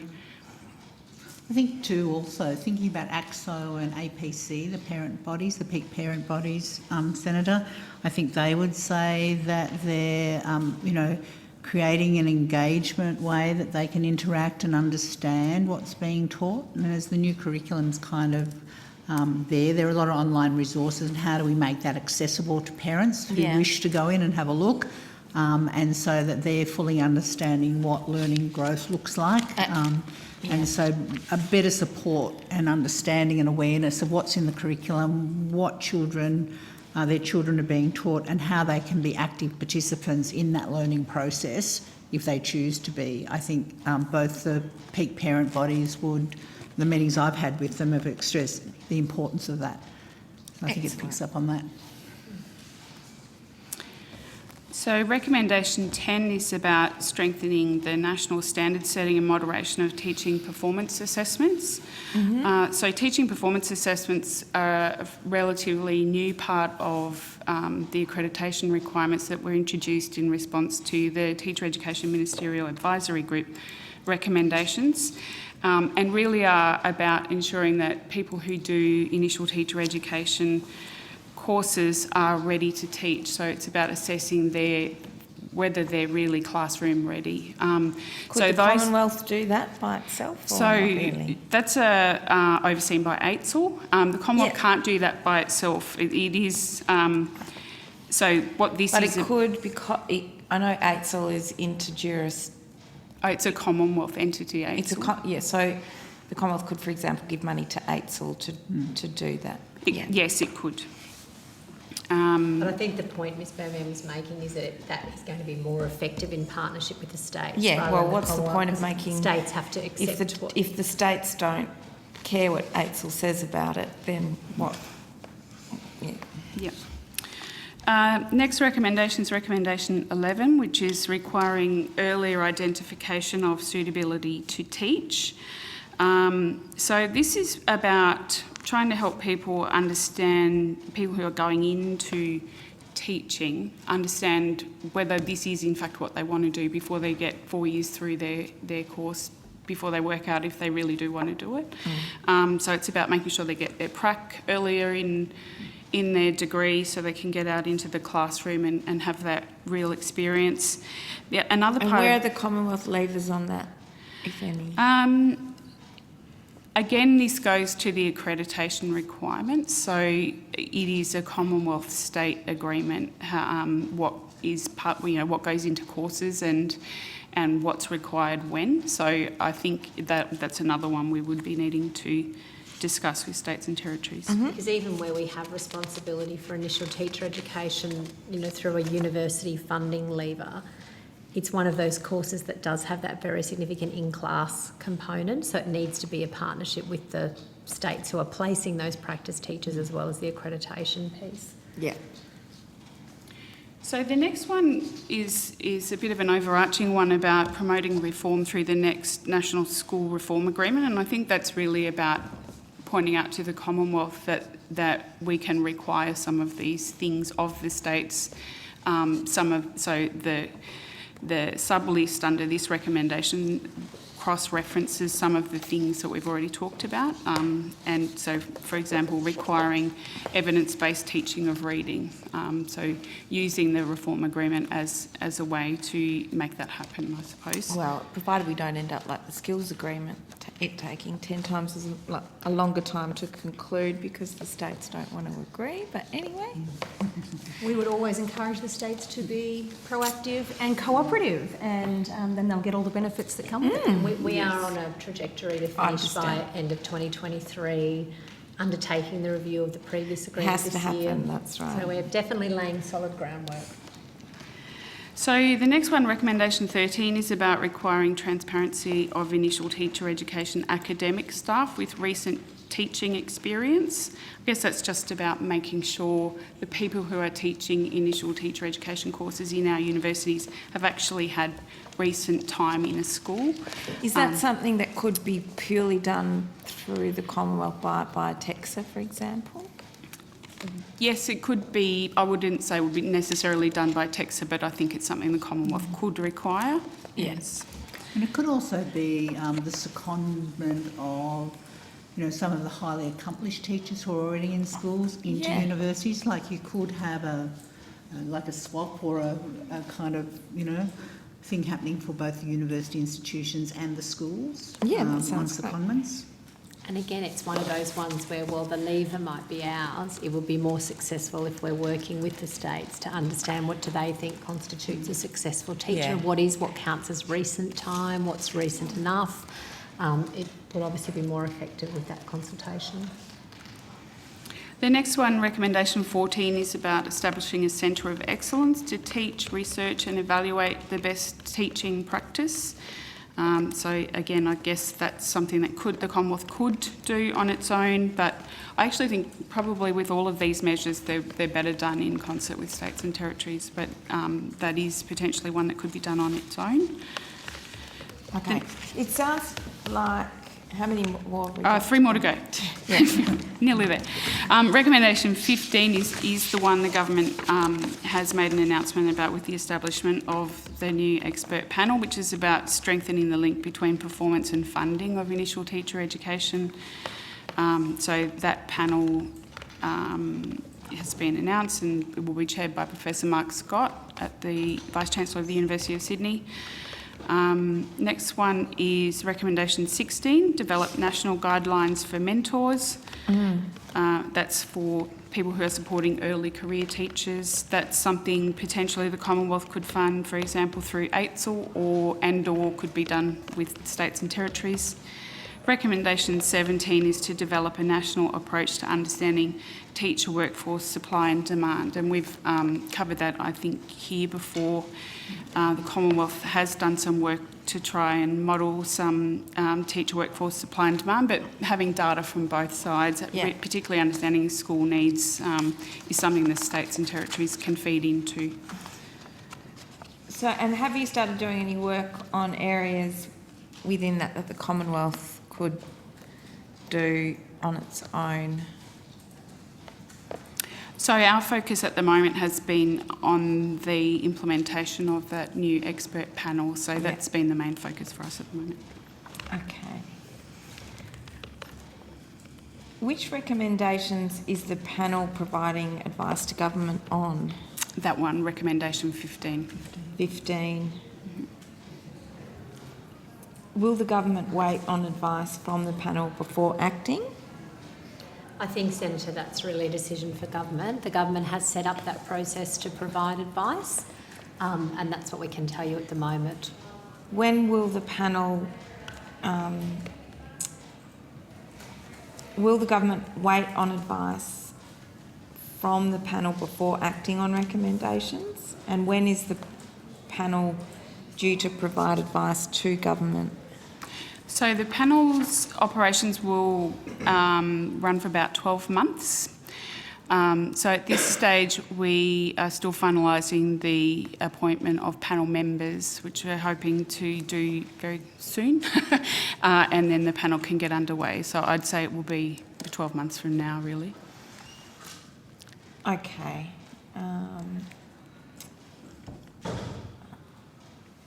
The ministers indicated that they'll move the land type test to the first year of an initial education degree.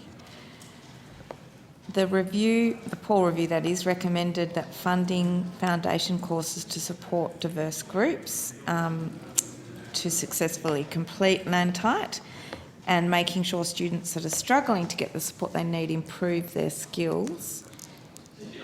Is the government in a position to act on this part of the recommendation? No, you can't act on making land type an entry requirement on its own. Education ministers have actually recently made a decision to bring it forward and to open it up to people who want to have a go at land type before they start their degree, so they can get a better sense of, you know, how well they'll go on it and see if they can pass it before they start their course. So that is due to be implemented from next year. This is going one step further and potentially bringing it forward, so that's a matter for discussion with education ministers. Okay, that's terrific. We touched on some of these next set of issues last week. Ms Baxter, you took a number of questions on notice about data assumptions underlying projected changes to student enrolments. I did. I have some material. Would you like me to sort of start with that? Yeah, that would be terrific. I think we just might need to we might just swap over officers at this point. We'll call Mr Harding to the table.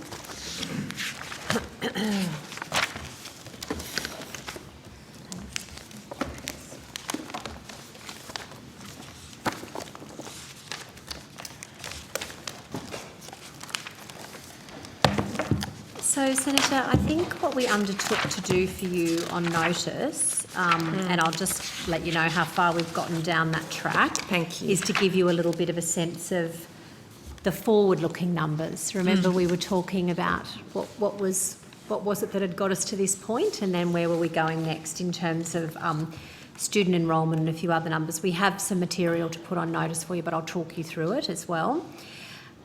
So you'll recall that we're just talking about the projections over those 4 years and the difference between the 21-22 budget and the 22-23 budget.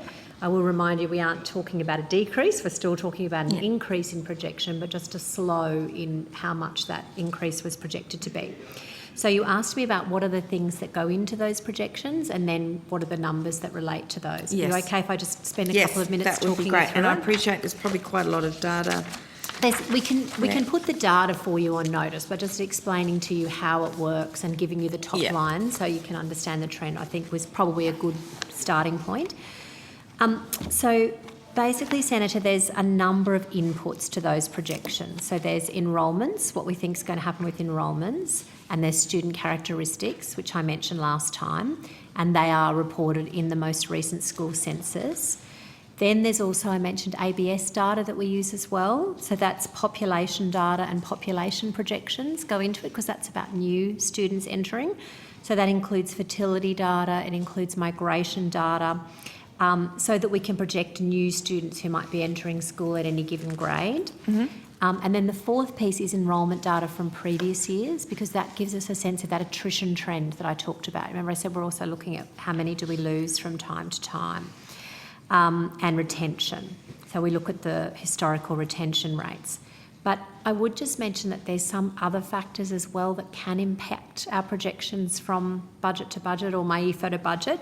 And they can be things that really go to how jurisdictions administer systems. So, for example, you might remember South Australia recently, I think, were the last movers in moving Year 7 into secondary school. So that can impact it there. And then we had at one point, I think it was in 2020, we had changes in Tassie to making school reach out to kids for 18. So that can have changes. So that's sort of the set of things that go into it. Then you were interested in, do we think that the assumptions that we've made about population will continue beyond 2021? We don't think that that same drop that we saw from 2020 to 2021 will continue, but we are assuming that government enrolments will grow at a slower rate into the out years than what was projected in MyEFO and Budget 21-22. And I'll talk you through in a moment what we think that will be. Yeah. So we are expecting it to slow. Are you therefore saying inversely that in line with overall population, non-government schools going to pick up? It's going to move from one to the other? I can talk you through what we expect to see for government and also what we expect to see for non-government. Thank you. I'll stop interrupting. It is a bit of a long story. If I'll get it out, I'm happy to take questions about pieces of it. And, you know, we do have a great team who work on this, who've spent time to sort of put the story together so that you can see how it all works. Now, I just would say that once 2022 data is available, we will revisit these projections again, and we do that in conjunction with states and territories as well, just to kind of check some of the assumptions that we're making. Now, so what we saw, Senator, then is, make sure I've got the right page. So what we saw between 2018 to 19, this is in our government sector, and then 2019 to 2020, was we saw a growth rate of about 1.5%. Then you'll recall when we hit 2021, it went back from that growth. We originally in our estimates thought there was going to be growth of 1.7% in 2021, but actually we ended up with growth of -1%. So that was a minus 1.8% change from what we thought. Minus 0.1. What am I saying? Minus 0.1. Minus 0.1, sorry, minus 0.1%. So we ended up with a minus 1.8% change in the estimate from what we thought we were going to be, from the estimate. Yeah. And that's in government sector population. Now, how that has then got, when we look going forward, what we project to happen in 2022, 2023 and 2024, these are obviously still estimates. We think we will go, we were in negative territory. We think we'll go back into the positive, but not growing as much as it had in 2018, 2019 and 2020. Yeah. So on average growing by about half as much, we think. So still an increase, and that's why the estimates of expenditure are still that $1.5 billion increase over that 4 years, but not by as much. So to give you a sense of the numbers, the growth from 2019 to 2020 was around 37,000 students. We project that 21 to 22 might be a growth of about 18 to 19,000. And so going forward in 22, 23 and 24, you then see projected percentage growths for the government sector of 0.7%, 0.9% and 0.8%. Now, what it had been previously projected to be in those previous estimates was 1.3, 1.4 and 1.5. So it's about half. And that's a combination of this drop in student enrolment we've seen. We talked about some of the things last time that might be driving that, and that we expect to still have an impact going forward, but not as great of an impact as it did in 2021. Now, interestingly, when you look out to 2025, you see that initial projection that we had and our new projection starting to converge again at about the 1% growth. So it's a bit of a slowing over this sort of 4 to 5 year period, we predict, based on all of these factors. And that is not mirrored then in the non-government sector so much. So in the non-government sector, we've seen really similar growth rate in both the 21-22 and the 22-23 projections, but in 2021, where we expected the non-government enrolments would grow by 1.4%, they actually grew by 2.4% in the non-government sector. And therefore, well, we expected that they would grow around 1.2, 1.4% in 22, 23 and 24. We're actually now predicting them to pick up growth about 1.6, 1.8 and 1.7. So a slowing in enrolments in the government sector that we expect to continue over the next few years, but still an increase, and a greater increase than we had expected to see in the non-government sector. Now, I would say that, and I know I have said this a number of times, but I will just say it again, students are still paid based on how many students attend and what their characteristics are. This is a special appropriation. The estimates have no impact on what we pay, and Commonwealth funding continues to grow to both the government sector and the non-government sector year on year. And in fact, our annual average per student growth is higher for the government sector than it is for the non-government sector.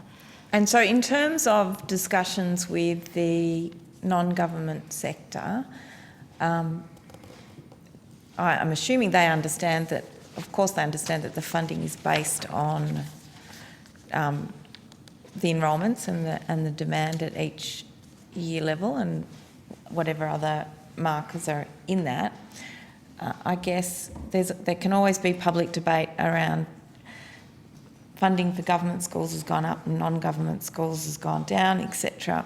And people tend to think, oh, the government's made a cut or a change, when actually it's the data that's telling that story. It's a really important point, Senator Pratt, and I'm glad you've put that on the record, because we are often having to work very hard to counter misinformation about this in the community, where decisions about funding that are driven entirely by data are portrayed as though they represent increases or cuts, depending on the point in time, when in fact the level of support for schools and school students is exactly the same and driven entirely by changes in demography. Okay, so in terms of these questions, there was a change in the projected non-government school funding in MyEFO compared with budget 2021. What was the nature of that change? What's the new data? So I've just described to you that there was a shift in enrolments in the non-government sector. Yeah. So the original projection in budget 21-22, which was the same as MyEFO 21-22, was that it would grow by about 1.4%. This is just the enrolment input, Senator, I should say. This is just the enrolment. You know, I mentioned there are a number of inputs that go to that eventual estimate. So this is just the enrolment input. Projected to grow by 1.4% and grew by 2.4%. But I would also just remind you as well, another factor that drives then the estimate of how much we think we will spend in the out years, and it's just that, an estimate, doesn't affect what we actually do spend. That's entirely about who was there and what their characteristics were.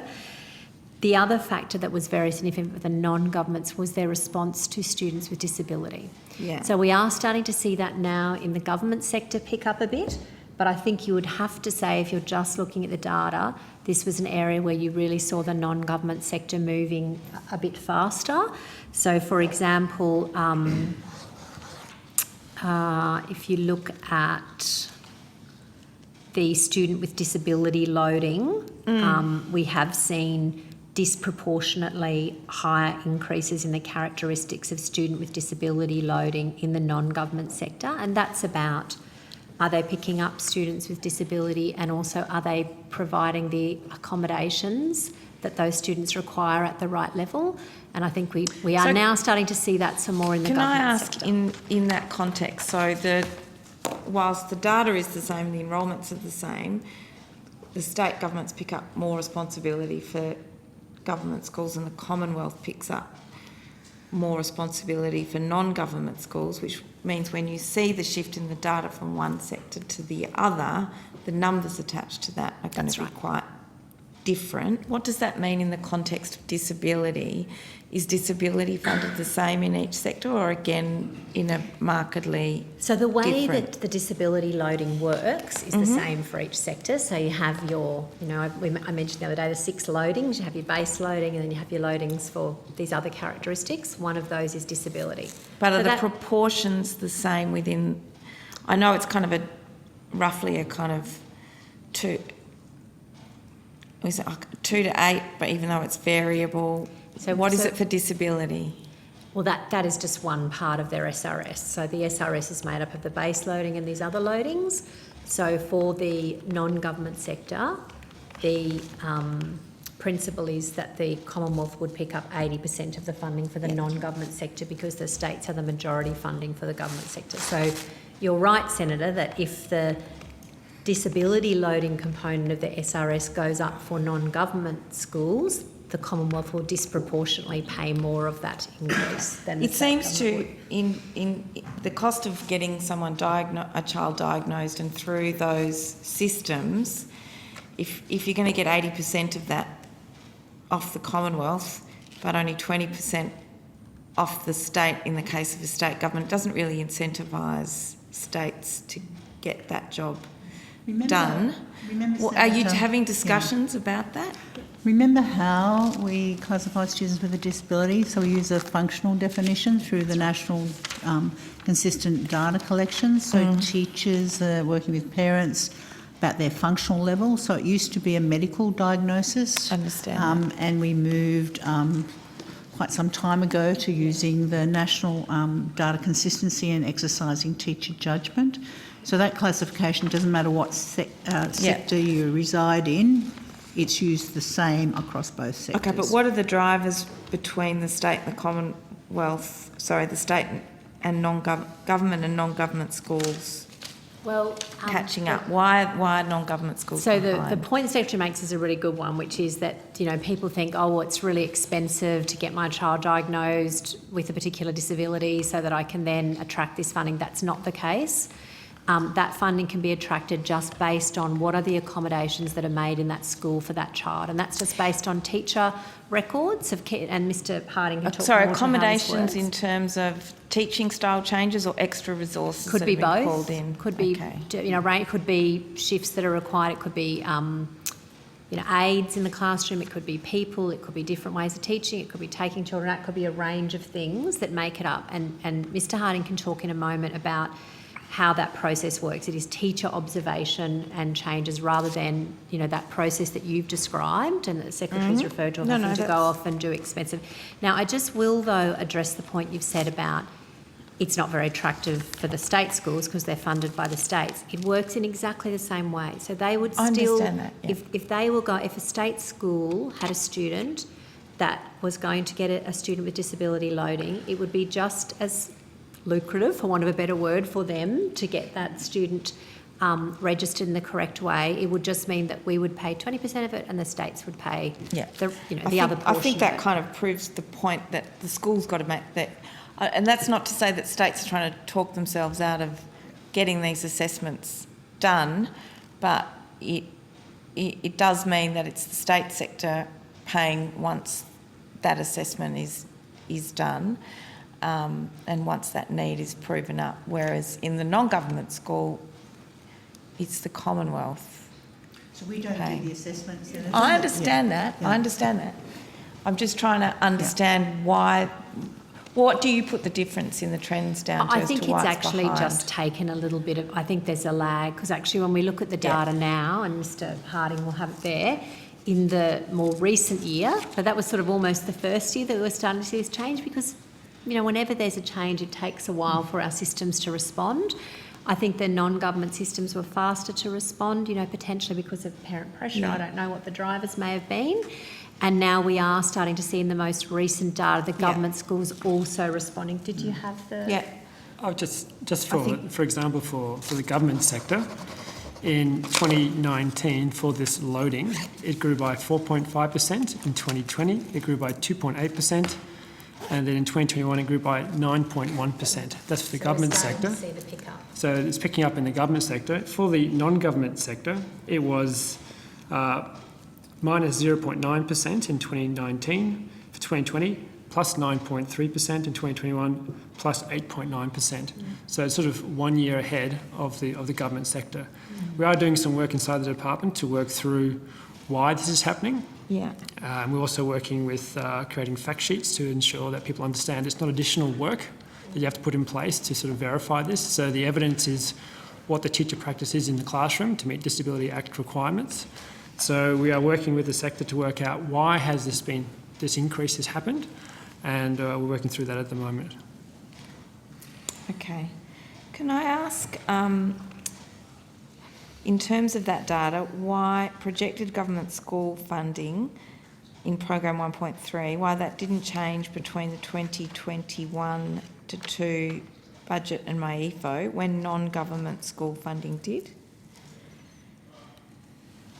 I'm sorry, Senator, I don't quite understand your question. Are you talking about non-government school funding didn't change? One sector changed and the other didn't in MyEFO. Between the projections? Yeah. Yes, there's an element there where we're waiting for, our census comes through early for non-government schools, and those numbers are updated in MyEFO. The wait for information comes from the government sector, and that's updated in budget. So comparing budget to budget is a legitimate sort of reference point in that space, because MyEFO has all the latest information. We have information from the non-government sector, we put it into MyEFO, but we're still waiting for the government sector information to come to play, which comes in play in the budget. So budget to budget is the best comparison between those two sectors.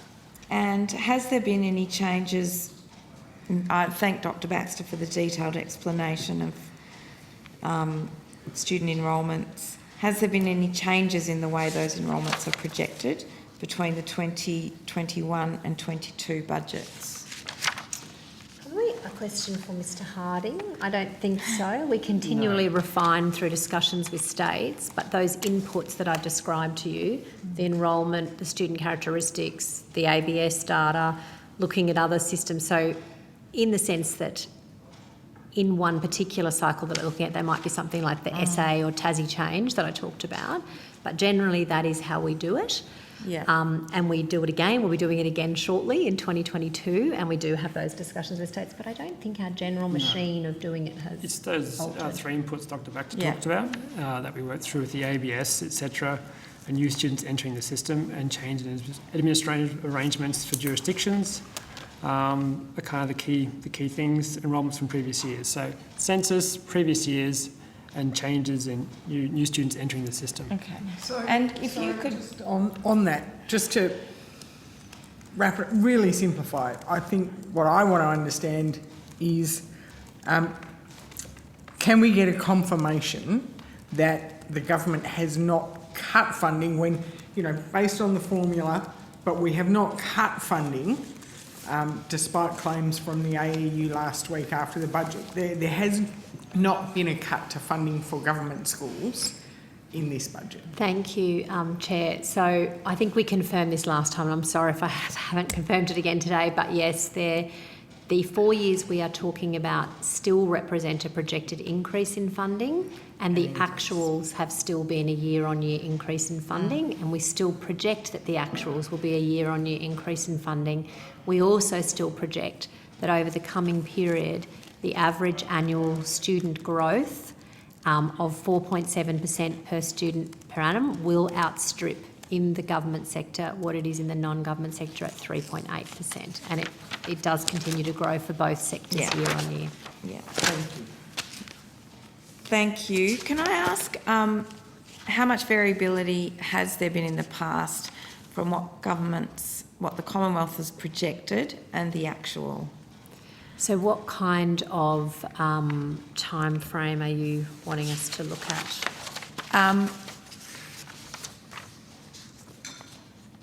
Well, I don't have with me... I have with me the previous actuals, because when you look... Because I've only just gone back to 2018, because we were talking about budget 21, 22 and 22, 23.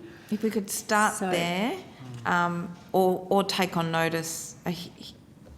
I imagine they get, the closer you get to the point in time, you can adjust the forecast as you go and it gets closer, so it will be more accurate. But if we were to look at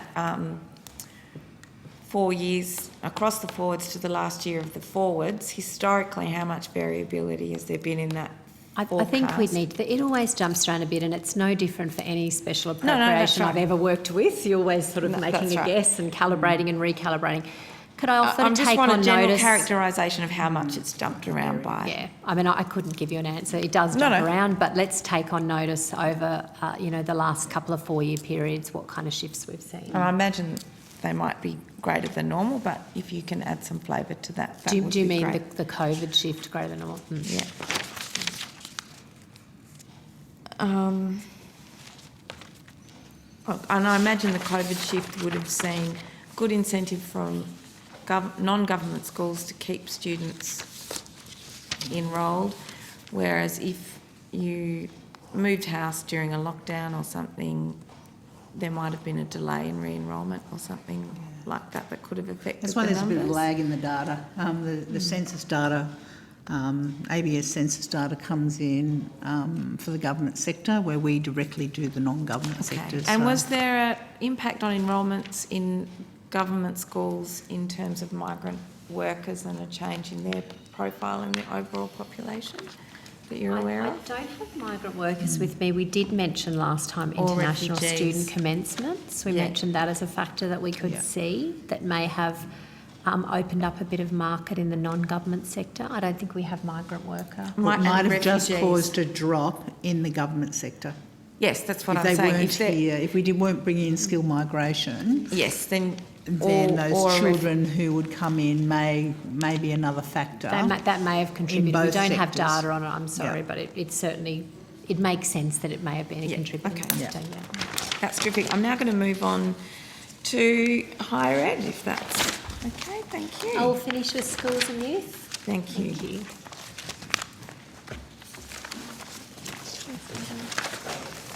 While Senator Pratt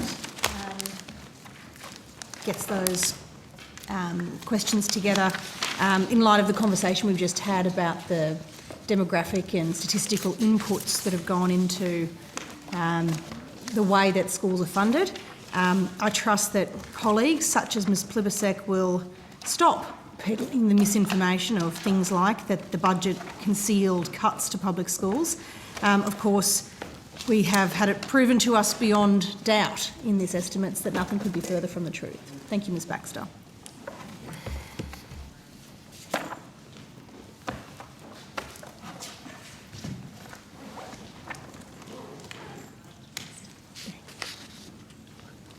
I called you Ms Baxter instead of Dr Baxter. I meant no disrespect.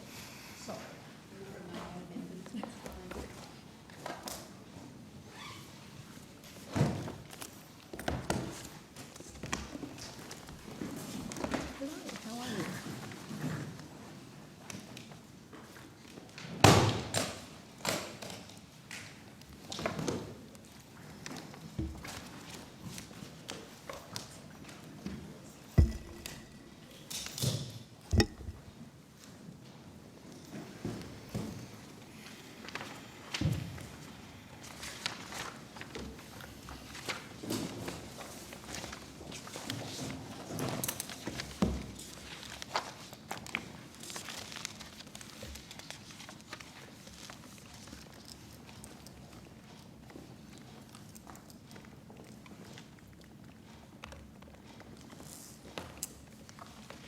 Good afternoon, Mr Cook.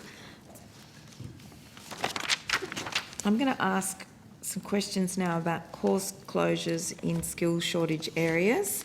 So in response to question on notice SQ22 number 35, the department advised that you've received 20 requests from universities to close courses in areas of national skills shortage or in areas of national priority over the course of the pandemic. Can I ask what those 20 courses are? Thank you, Senator. Tony Cook, Deputy Secretary, Higher Education Research International. Mr English has just walked in the door. That's fine, I can and it was a read question the I asked Mr English. I know he's had to come up from downstairs. So I think we do have that information. Mr English, it's the question of the course closures and what those courses were. I'll just Question on you notice. take a moment. To Yeah, we can go to another settle, one that's and fine. come back to that one, that's fine.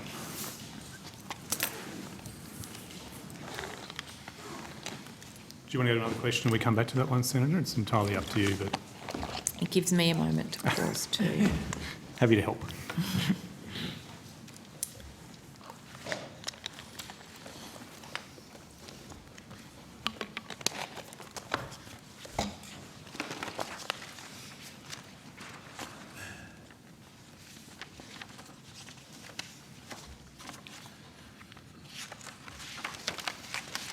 You're after an outline of the 20 courses that we indicated had closed from the 6 providers. I think, Senator, is that the question you're asking?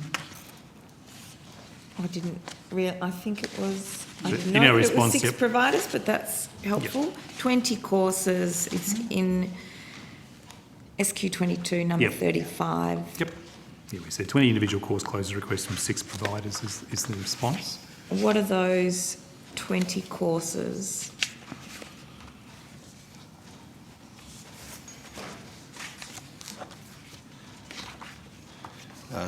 Dom English for Assistant Secretary, Higher Education. So now I might actually get some further details and come back on that if that's okay. My recollection of the courses is that they are mainly in areas where some courses were being collapsed together, for example, things like different types of engineering specialisation being collapsed down to a core engineering course. In 1 or 2 cases, language courses where numbers had been dwindling over time and the number of people available to take those courses had gone below what the university considered acceptable. So, but I do have a list somewhere, at least of some further detail I can find. Rather than waste your time. We should be able to get that back to you this afternoon. Yep. Senator, it's an easy list. We actually have talked about it. Yep. Okay. I'll just, once you've found that list, can I ask, and I really would appreciate the detail of that this afternoon. Sure. Are course closure requests approved by the department or by the minister? By the department, Senator. Were all 20 course closures approved? They were approved. Those 20 courses were the ones that were actually closed, and so therefore they were approved. Yes. By Mr English, I think, or his delegate. That's me. By Mr English, yep. Can I ask why they were approved if they were in areas of skill shortage or national priority? So we do a number of checks before a course is approved for closure. The main one is that there are alternative options for students to study that course around the country, and that the particular provider isn't in effect a core national provider of that course. And so generally in most areas that's the case. Languages, we occasionally do have to look pretty deeply at which courses are being offered at which universities and how many to make sure that there's still an option for an Australian student to study that course. We will allow a university to shut a course even in some areas that are, say, for example, on the workforce shortage list, if their own demand has been declining, but there's sufficient provision in the system of universities across the country to ensure that students will always be able to access that course otherwise. We haven't, to my knowledge, encountered a situation where that workforce requirement has triggered a need to stop a provider shutting a course.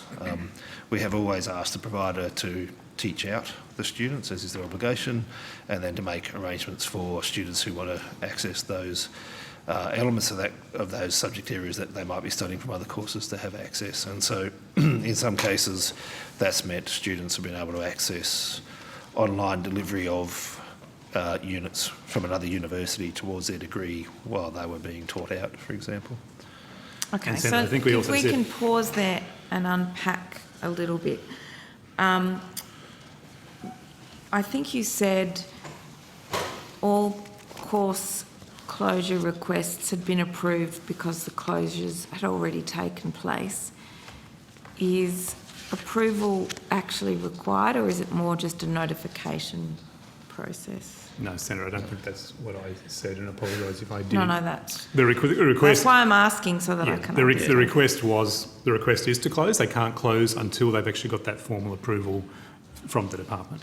Yeah, so the point before was that the 20 that are listed in that question have by definition sought approval and been approved to be on that list. And the closure would be a future closure because, as Mr English said, the course has to be taught out for the students that are in that course. The other part of the response, of course, to us in the question on notice is that in 3 of the courses, universities had explicit courses to replace those courses. And so it's not as if nothing then existed in the university in relation to that particular course.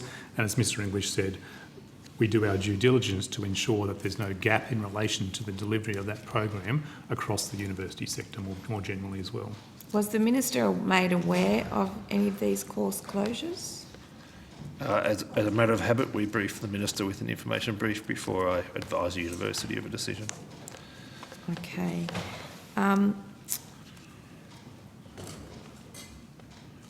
If you can let me know when we've got the information on those courses before us. And who are the 6 providers that requested these closures?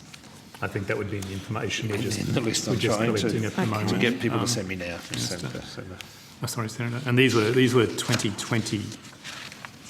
Sorry, these are 2021, just to clarify. So there were no course closures in 2020. These were in 2021, and as of date this year, no course closure requests for 2022. For this year? No. How many course closure requests have been received for the affecting courses in the 3 years prior to the COVID pandemic? So that is 17, 18 and 19. I think we'd have to take that on notice, Senator. The information we gave you was 2020, 2021 and 2022 in our response.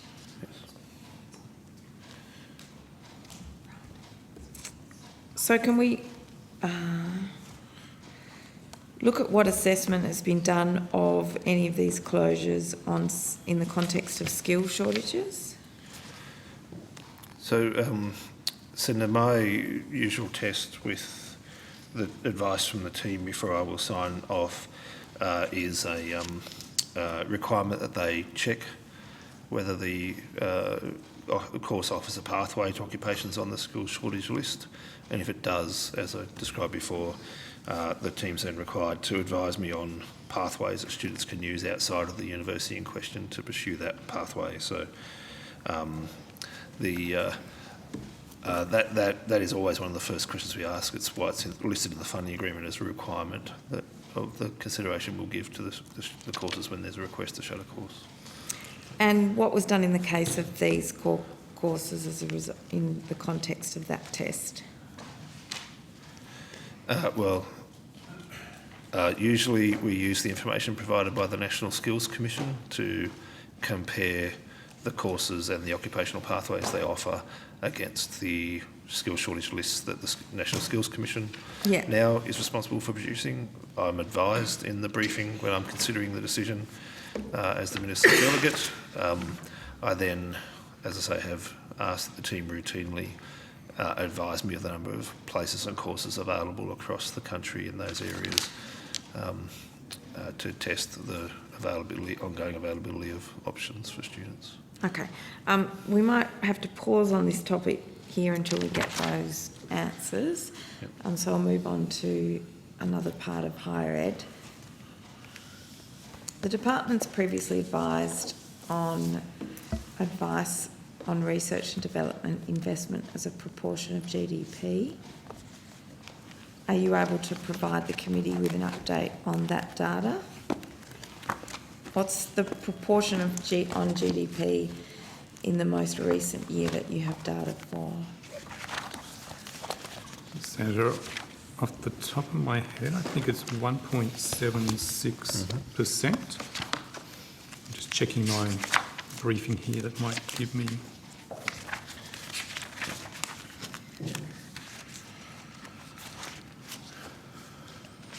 Might have to take that on notice. That's my recollection, unless Mr English has more detail around it. No, and that's not one that updates particularly regularly because it's dependent on a ABS survey which is conducted every 2 years. So I'll be able to dig that. I'd be surprised if that number is much different to the one you had on hand. But, so if we can, we haven't asked for this for a while as I understand it, so I'm looking for the 4 years prior and the trend over the last 8 years, please. Sorry, Senator, 8 years did you say? Yes, thank you. Sorry, I've got a croaky voice No, still. no problems at all. Happy to take that on notice. Okay, some questions on regional universities centres. How many regional university centres are up and running now? 27, Senator. 27? Yep. A grant round for the new ones has recently closed. How many applications have been received?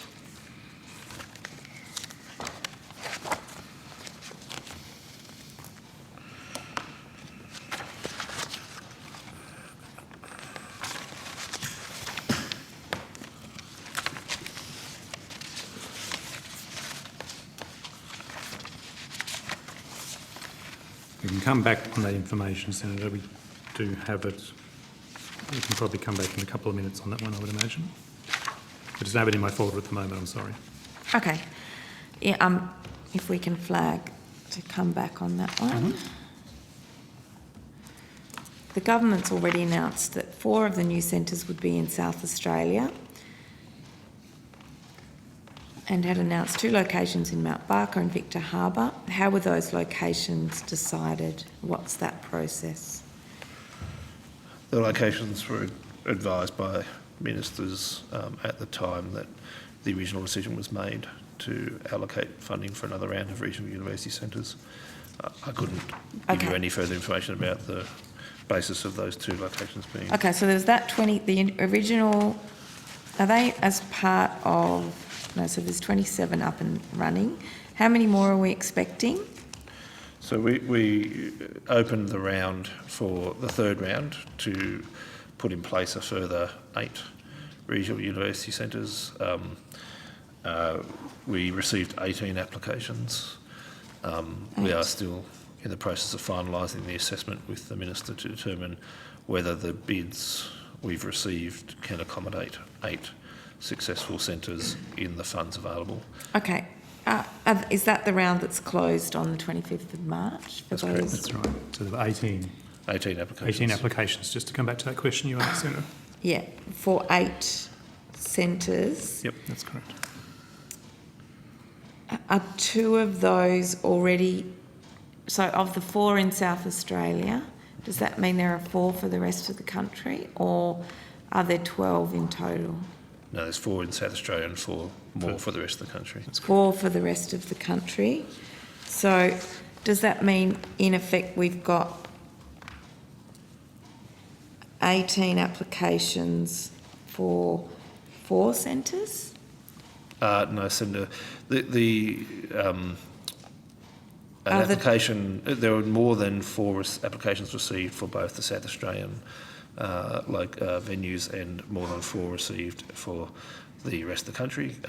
Sorry, can you, I'm not quite following. There are 27 already funded. Yep. There's a new round that's closed on the 25th of March. How many locations for that round that's already closed have already been announced prior to the assessment process taking place? So prior to the round being advertised, and then the guidelines reflected this, we indicated we were interested in funding 4 new centres outside of South Australia and 4 new centres inside South Australia, and we were seeking, we in particular were aiming, I don't believe this was actually in the guidelines per se, but it was a publicly known fact that we're aiming for that Victor Harbour and Mount Barker location to have a centre. One of the things about the regional university centres is obviously there's not an exclusive bidder arrangement in each location. There's not a identified region beyond those 2 where proposals are welcome from. So in South Australia, there's obviously a number of places that could host a regional university centre and received sufficient applications to meet the need. Of the 18 that have been received, how many are from South Australian? My memory is it's in the order of 5 or 6. I'll double check that. I would appreciate if we can get the correct read on that. So it's 5 or 6 for 4 in South Australia. How many of those 5 or 6 are attached to Mount Barker and Victor Harbour?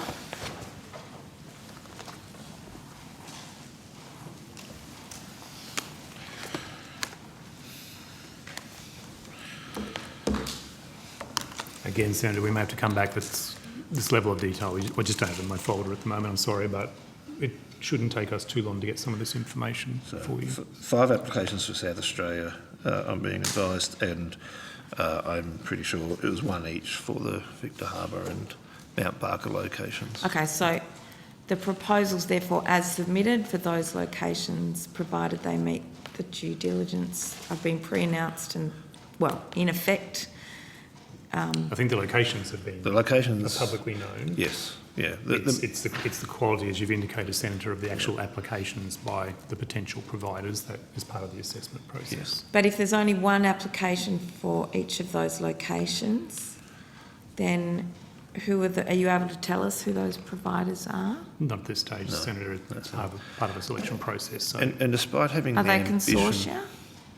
Again, Senator, in terms of probity, I guess, we are in a selection process at the moment, so we wouldn't normally give details outside of a selection process that's currently happening. So, it hardly seems like a selection process when there's 1 application for Victor Harbour and 1 for Mount Barker. So unless, and they've been emphasised as an area of need, what needs assessment has taken place for those 2 locations? Is that something that the applicants for those regions still need to demonstrate in their application? Yes. So it's probably safer to talk about a previous round where we did. No, I want to talk about this round. No, but to talk about our methodology, Senator. I respect your methodology. Round 2. The point is how this process for this round subverts that methodology because you have already pre-declared those locations. I think, Senator, that was a decision of government. So based on that decision of government, the process and the guidelines were clear in relation to the 2 particular areas of South Australia. The process we're in at the moment now is assessing the quality of the applications in relation to those areas, as we've indicated. But to be funded, all projects have to meet the standards set out in the guidelines of governance, financial probity, management, and a demonstration of the need that they are seeking to meet in the community for the students they're seeking to serve. We have had that situation before with the Wangaratta, Warrnambool. Wangaratta, my mistake. Wangaratta proposal, where applications were invited in the previous round, and the applications required further work, and we didn't immediately support the first proposition that came to us. We asked for further development of proposals. So we are comfortable that identifying a region where we'd like to see a centre placed isn't the final determination of how the centre should be set up, who should run it, the structure of activities it should undertake. There is still a valid assessment of the applications put in to assess whether they warrant funding. I understand that, but you've only received 1 application for each of those locations. Is that correct? That's correct. So are you telling me that it's possible for the department to tell the minister that their decision of government, it's possible for the department to say that the application does not meet the standard that's required? Is it a minimum threshold or is it also relative to the other applications? It's just got to be the standard that meets the guidelines, doesn't it? Well, we considered the South Australian application separately to the rest of the country, so there was a relative assessment of the South Australian applications. We have a view about, in absolute terms, the arrangements we need to see in place before a centre can be expected to be viable and fundable. These are typically centres run by community groups and volunteers. I wrote a letter of support for one for WA, but I don't much like their chances now. I'm hearing the relativities, but we'll get into that in a minute. Senator, can I just correct, and sorry, Mr English, I've just gone through and counted. There's actually 26 regional university centres, not 27. Yeah, up and running, that's fine. Sorry, my apologies. And in terms of assessing those 4 projects that have been committed for South Australia,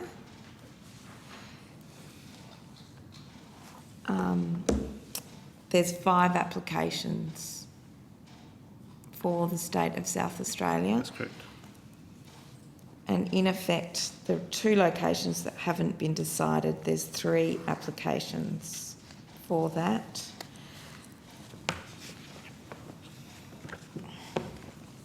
So they've got pretty good odds of,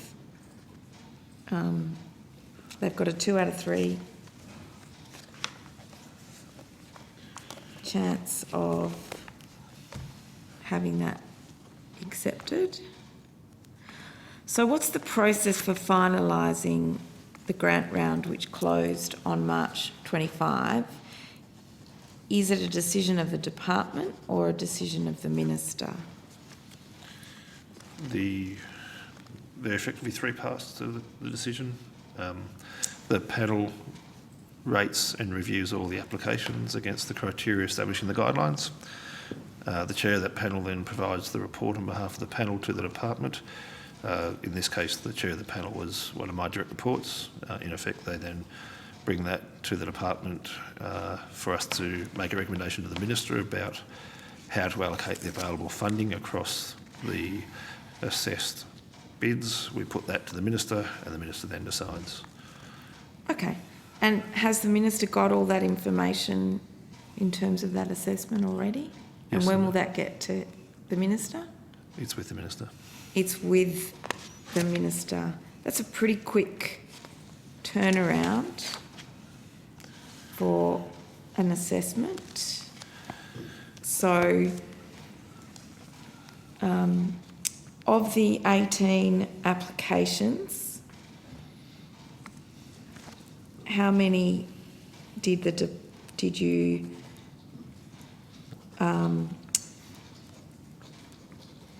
has the department approved? How did you rank them? Did you say you can accept any of these? Here are the 4 in South Australia you should accept, or the 2 in South Australia and accept, and here are the 4 you should accept in other states? Yes, we made recommendations against the outcome in South Australia and the outcome in other states as effectively separate recommendations, but with a view to balancing the funds available across those 2 sets of recommendations. Okay, and you don't know yet if the decision that the minister makes will match the decision that the department made? That will be a decision of the minister. Okay. Has the minister already told the department who the minister wanted, which projects the minister wanted you to pick, to give special attention to any of them?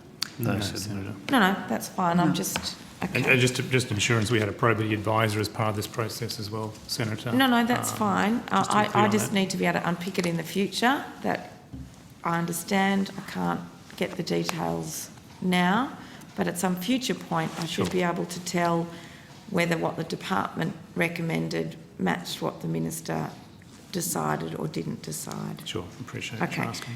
Have you divided up the money for each project from the funding pool in that advice as well?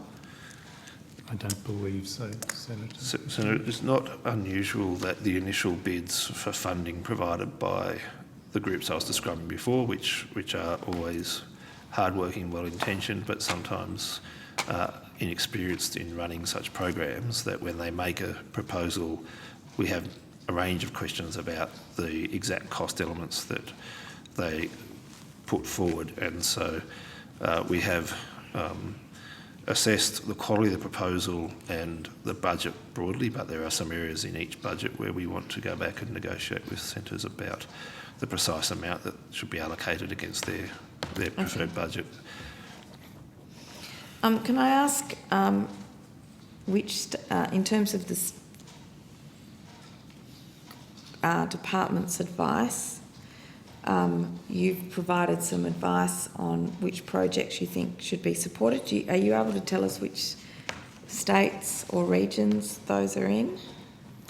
Again, Senator, I think just from a probity perspective about the process not being closed off at this point, I'd be concerned about that, because that could potentially, if there's only one bid, indicate potentially for applicants who or may not have been recommended. These groups do talk a lot about putting in applications. I understand I'm aware that, of that. So I'm just a bit.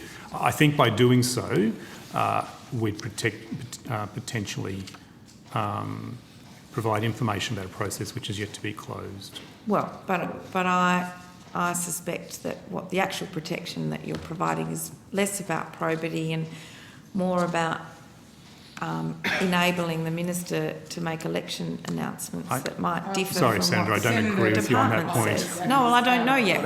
We'll wait and find out. Having been involved in a lot of selection processes and about probity and having a lot of Okay. training around probity, I don't accept what you proposed there. I'm sorry. Okay. Has the department provided any advice to the minister on which electorates the grant applications are in? I'm not aware of that, Senator. How many of the No. locations will be determined based on recommendation of the department, and how many were pre-announced by government? I think we've already said the two out of this. The two locations where we wanted to see centres set up has been pre-announced, but that's quite a liberal proposition to accepting a proposal from the community groups who want to run a centre. That has not been pre-decided before the applications were received.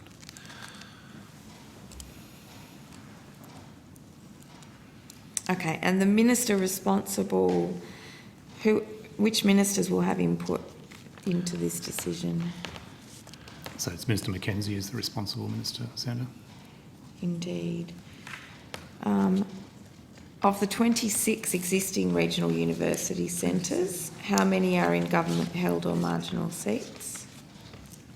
That's normally an analysis we would do. I don't have that information. I guess I would just have to go away and do I would that. posit that given their regional university centres and they cover a balance of who holds regional electorates, that might be a...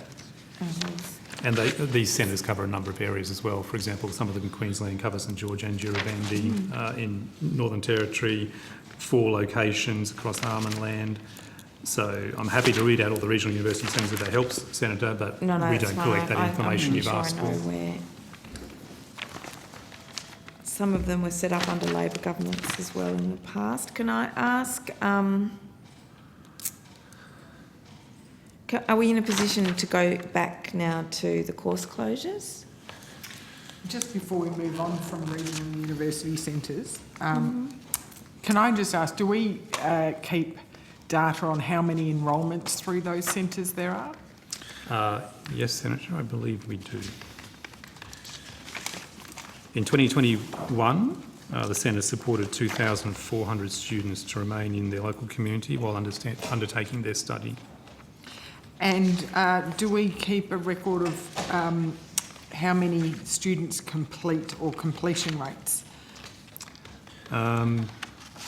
So most of these centres are relatively new. So we are aware of a number of students completing through the centres, but at this point that data is still emerging, to be fair. The earliest centre established was about 2016, 17 from memory, so 2018. So we will have that evidence over time, but at this point it is clear that there's having there was evidence already for support in regional locations that access to study skills assistance and a community of interest around study improves completion rates of students. This is why we've heavily invested in the CUC network the way we have. Yeah.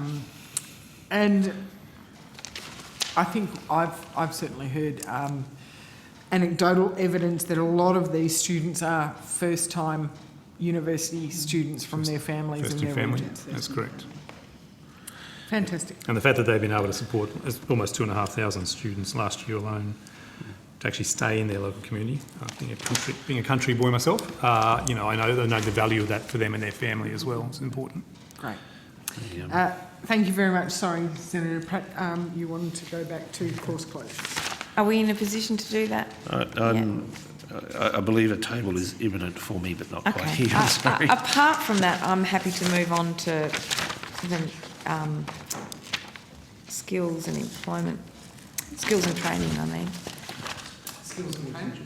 Senator, if you like, we move on to skills and training, and I might get the team to bring the information back, and I can do that with you. Thank you, sorry for that inconvenience. No, that's okay. apologies. That's okay. Just read the team. We might take a 5-minute break while we get the next section in, and so we'll just suspend for 5 minutes.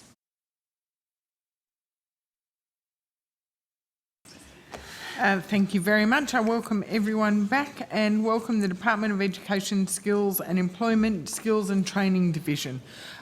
Would anyone like to make an opening statement? No opening statement. Then I thought about saying yes, just to sort of taunt and tease you, but no. I will hand over to Senator Pratt. You have the call. Thanks. We're going to loop back to a topic from last week, which is, of course, the National Skills Agreement. Has the provisioning for the agreement been done on a state-by-state basis? So Senator Nadine Williams, Skills and Training Group. Senator, offers have been made to the states and territories, yes. And each state and territory has received a financial offer from the Commonwealth.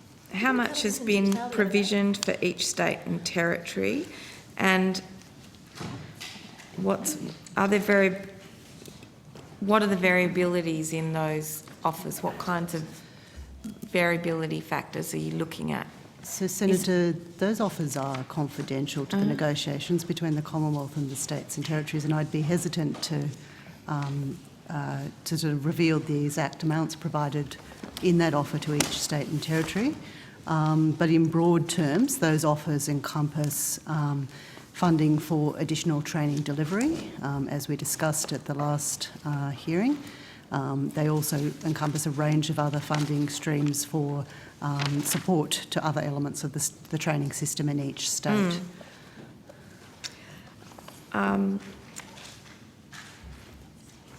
When was the $3.7 billion offer first put to the states? So, Senator, the $3.7 billion set out in the budget is the funding provision to support those negotiations. It's not the full amount that will be provided to the states and territories. I will need to check, maybe Mr Con may have a date as to when that first offer was made. So I guess Australia heard out was that figure public before the budget? And when did the states get notified of what the Senator, that Commonwealth had on the table? That figure hasn't been public prior to the budget, but each state and territory obviously is fully aware of the funding amount that the Commonwealth has offered them. They would not necessarily be aware of the amounts offered to other jurisdictions or the entirety of the bucket. Are they precluded from going away to talk to each other about what's in it? I'm sure they do. I'm sure they do too, Senator. Would they have known that the figure was 3.7? I couldn't speculate on that, Senator. Okay. Does the previous offer made to the states in the initial round add up to $3.7 billion? So, Senators, I think I just noted 3.7 is the full amount provisioned to support the arrangements. A proportion of that is the money offered to the states and territories. A proportion of that relates to a range of reforms that may be negotiated with the jurisdictions, including, for example, increases to vet student loan arrangements, and a proportion of that funding relates to sort of departmental administrative costs, etc. Okay. How much of that $3.7 billion comes from student loans?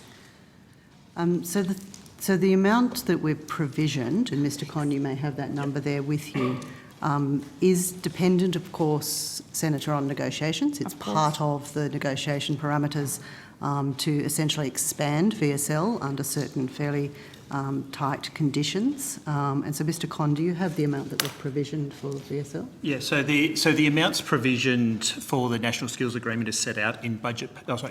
Lewis Con, Assistant Secretary, Skills Reform Modelling Branch. The amount that has been provisioned is set out in Budget Paper 3, Table 2.5. which sets out the payments to support the National Skills Agreement, and that's split in allocations to a provision for Department of Treasury, which is for payments to states, and also a provision to the Department of Education, Skills and Employment. The total over the forwards, as per the budget papers, which is over 4 years, not the 5 years for the National Skills Agreement, is $2.579 billion. That is provisioned to the Department of Treasury as part of $2.579 billion over 4 years, and the amount over 5 years is $3.578 billion. Yeah. And then the amount for provisioned, subject to negotiations, to Department of Education, Skills and Employment is $91.3 million over the 4 years, over the forwards, and $129.6 million over the 5 years. Okay. So in terms of the student loan component, student debt component, and I understand, so what's in the budget for student debt, and is that based on what was in the initial offer to the states, or is it something else? So the amount that's provisioned is based on the initial offer to the states, and it's based on a series of discussions that we are having with the jurisdictions around the scope to increase access to vet student loans. And it is in that amount that Mr Con noted there, the $129.6 million. I understand the bulk of it is provisioned towards a potential expansion of VSL in the order of $122.5 million. Okay, so when the states talk about and we discussed some of this last week, when the states talk about modelling to the Commonwealth of the impact of the offer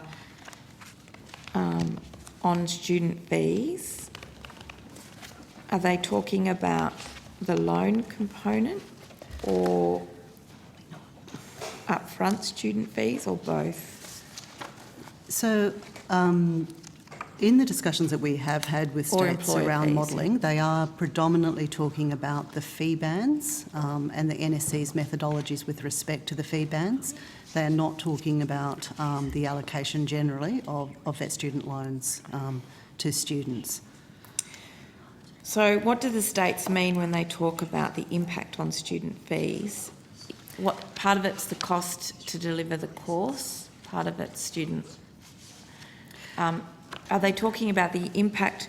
I would have taken that the states complaining about the impact on student fees is about the impact and increase in student loans or in student upfront fees or employer costs, not the course delivery costs. I don't know that it goes to that layer of detail, Senator. I think the important thing to remember when we're talking about the funding that is flowing into training via these arrangements, we are talking about subsidised funding.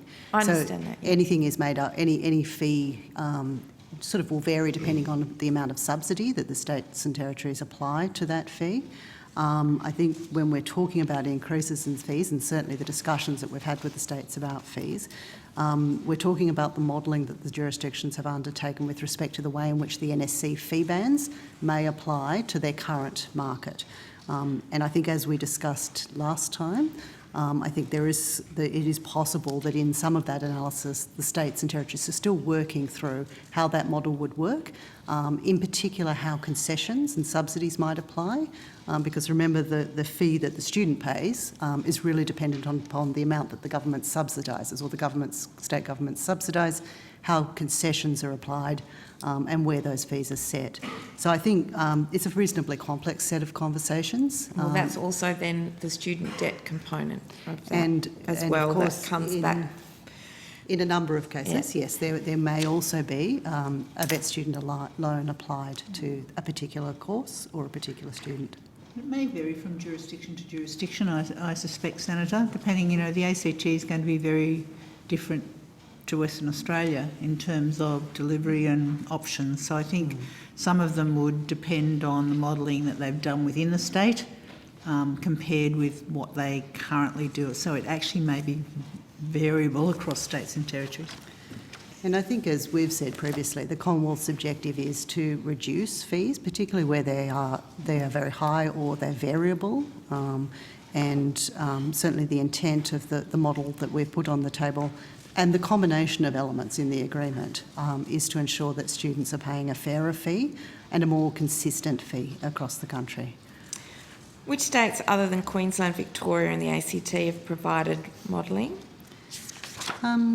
We certainly have had intensive discussions with Queensland and the ACT. I think Victoria has provided some feedback, and it's my understanding that Western Australia has provided some feedback day before yesterday? Yes, that's correct. With respect to their student fees. And what does that tell you? Is it any of it positive feedback, or are they raising concerns about how the model impacts on student fees? So jurisdictions have raised concerns about fees and the way in which the NSC's feed bans would apply within their jurisdictions. I think as we've responded to jurisdictions, we have of course reminded them that there is scope to set a cap on fees within the NSC's feed bans. So the arrangements in the agreement that we are negotiating does provide for that. Yeah. We've also noted in our response to jurisdictions that a core component of the agreement is the ability to offer free or low fee places, so to essentially bring the fee down for the student, and that there are a range of other elements within that, the agreement that we are currently negotiating with them on that would ensure that fees do not rise for students. And in the context of zero or low fees, is it a standard offer overall and therefore the state can make a decision to put in its own money to level that out, or what does that look like? So I think the Commonwealth is putting substantially more money on the table, and we would expect that as part of that arrangement, that funding would be applied to lower fees or to put in place free or low fee arrangements for jurisdictions. And certainly the modelling that we've undertaken and the 800,000 figure that I think was in the budget papers is based on the expectation that the model that we are negotiating with the jurisdictions will deliver a substantial proportion of free or low free training, both in terms of full qualifications, foundation skills and micro-credentials. Okay, and I'm assuming that when you say free or low fee, that also equals zero student debt. So from our perspective, yes, that's right, Senator. We're talking about zero student debt, zero fee to the student, essentially. The cost of the course is borne by the governments. Okay. To what extent has the Commonwealth's offer varied in the course of negotiations? So I think, as I noted last time, Senator, the Commonwealth has now put 3 offers on the table, and each offer has been a substantial variation on its original. Have states kind of picked up things that have been offered from other states and picked it up, or has it been in common enough that that hasn't been necessary? So we have made a common offer to all jurisdictions, but at the same time we are negotiating bilaterally with each jurisdiction in terms of how that common offer could apply within their jurisdiction and what sort of adaptations might need to be made. I think, as we've talked about previously in this committee, the way in which skills and training VET is rolled out in each jurisdiction is so very different, and the markets are so different. There really does need to be a reasonably bespoke approach with each state and territory within the framework of as much commonality as we can possibly achieve. Can I ask if it's true that the skills ministers in November last year, that they then requested the Commonwealth work constructively on an alternative agreement based on shared principles and priorities? Without, of course, revealing the content of the discussions of the National Cabinet Committee, Senator, I can confirm that we have been working with the states and territories since November on what would essentially be a 4th draft of the agreement, or a 4th offer from the Commonwealth that considers the matters that have been put on the table by the states. Okay, what did the states mean by shared principles and priorities? The purpose of an agreement of this nature, of course, Senator, is to come to an agreement on something that we can all come to the table on. The intent is to be able to reach an agreement that both the Commonwealth and the states and territories are satisfied with, and that we can all agree delivers better outcomes for the system. Okay. Is there a context in which the state share priorities and are trying to get the Commonwealth on board, or is it, I know there are variations between jurisdictions. I guess I'm trying to work out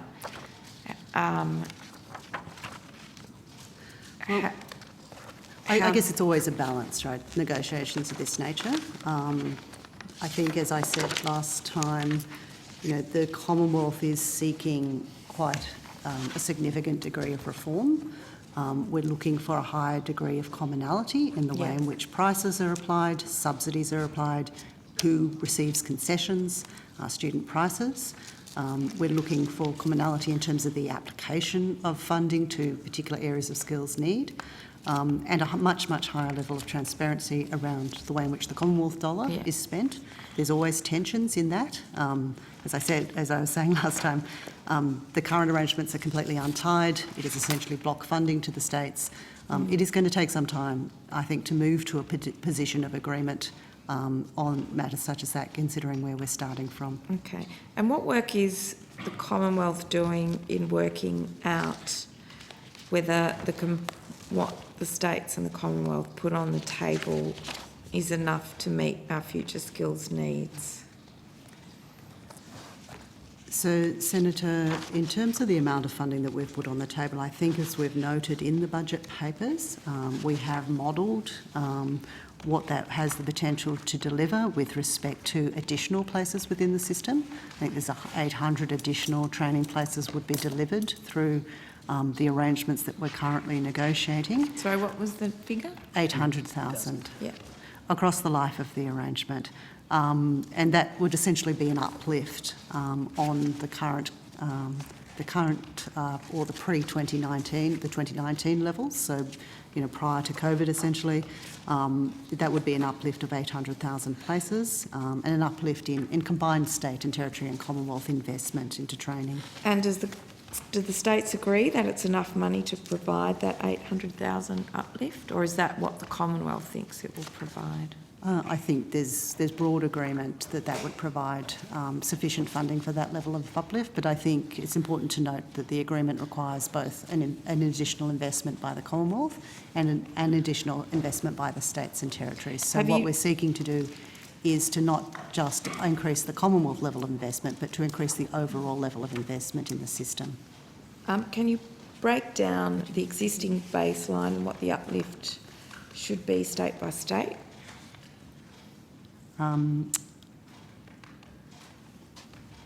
So I think that would be, again, it goes a little bit to the point I made a bit earlier, Senator, that I'd be a bit hesitant to reveal the content of those negotiations with the states. The uplift is, of course, related to the amount on offer, but I can certainly look into what scope there is for us to provide you with that detail. Well, I'm assuming going into an election campaign that governments and oppositions want to go out and talk about more places in each jurisdiction. So I want to know what that $3.7 billion does actually buy. So I think, as we've said in the budget papers, Senator, we've modelled that will deliver at approximately 800,000 additional places on 2019 levels. We've modelled that across sort of general vet training, foundation skills and micro-credentials. As to how that breaks down against each state and territory, again, it will depend on negotiations and where we land with that, and the extent to which jurisdictions invest in the system alongside the Commonwealth. Okay. Can the Commonwealth therefore go out and credibly talk about the number of new places and or skilled positions in a different state or in a different electorate or different jurisdiction without breaking down that 800,000? So at this stage, Senator, the 800,000 is the number that's been modelled nationally.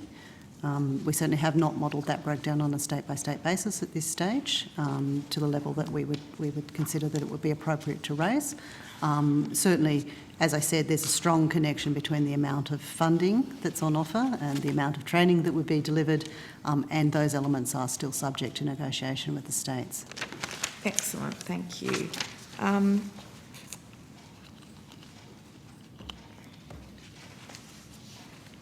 Okay, I'll now ask some questions about the vet skills campaigns, which we also touched on last week. And I'm sorry, we will have gone through some of these, but I had some misunderstandings, I think, that I needed to clarify.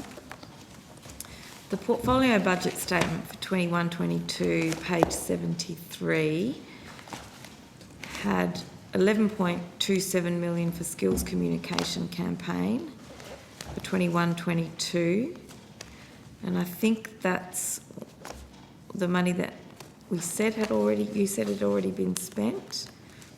Can you remind me what that consisted of and what was being promoted? Because I think I've muddled up some of the answers in my head. Sorry, Senator, I'll see if I can help. I think the last conversation we had referred to a figure of around 19 million that That's you identified, and I think I read into Hansard it was broken down into two lots of 9 million. One was for the skills campaign and the other element was job trainer. Is that the figure? That's I'm trying right. to remember back to Hansard. I'll see if I've got a copy of the I draft still Hansard don't quite understand how the 11.27 relates to the 19.43 and when each of those buckets, whether one bucket of money was a component of the other and what each of those buckets of money are to be spent on and when. So I think in general terms, well, I'll just get the team looking for some detail. Yeah. In general terms, job trainer campaign runs through until the 30th of June this year, I think, Senator. And the new skills campaign is currently running and will run through until the same period of time. Okay, so job trainer is the one that's running, sorry, say them again. Yeah, job trainer. So job trainer is the one we've previously spoken about how each state and territory has a separate course list about free and low cost training. And that's been running for some time now. There was additionality put in. It's currently underway. I think we talked about Tasmania is the most recent one. I have to go back again because I'm still not following it. Yep. The job trainer campaign, which started already. Yes, job training. And goes through to the June 30. Yeah, so I'll go through. Just because I'm missing what you're saying. Yeah. Job trainer belongs to the 11.27 or the 19.433? It's part of the 19.43 in the budget papers, and I think from memory it was around the 9 million mark, Senator, but I will see if I've got that detail here again. Sorry, our corporate team aren't here, so no, that's all right. We'll do my best. Through. And that has started last year and so concludes on June 30. 1 of job trainer started on the 1st of November 2020 and went through to the 19th of December 2020 in New South Wales, South Australia and Western Australia. Phase 1 in the ACT went from the 15th of November 2020 until the 19th of December 2020. And phase 1.2 for Northern Territory and Tasmania will ran from the 21st of February 2021 until the 3rd of April 2021. And phase 1 for Victoria and Queensland ran last year from the 21st of March to the 30th of April 2021. Okay, and so that's 9. Was it 9 of the 19.3, did you say? Sorry, yes. So I think we've just pulled up the draft Hansard Senators. So on page 73, the portfolio budget statements. Yes. Your question was around the 19.433 million. So a subsection of that amount we responded to in question 102. That's right. Yeah, which was the media planning and buy of 7.5 million on the skills campaign. Yeah. And the remainder of that, which was around the 9 million, was on job trainer.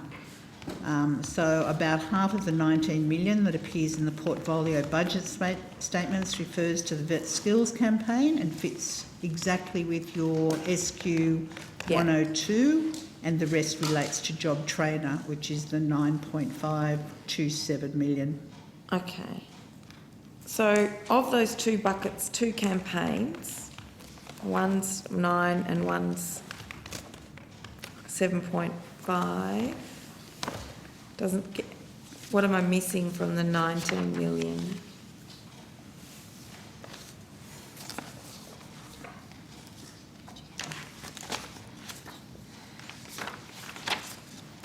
Looking through.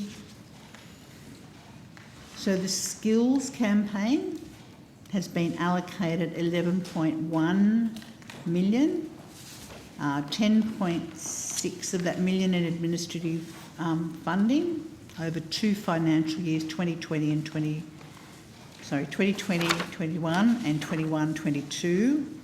And of that funding, as of February 28, 2.947 million has been spent. Okay. And the other 7.8 round million is committed. So that gives us a total of the 10.7. So of the campaign, you've gone through the Job Trainer, that's 9 million.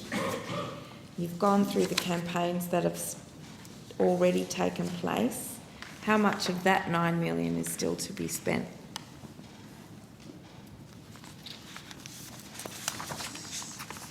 So I think that's the figure I've just given you on the skills campaign. 7.5.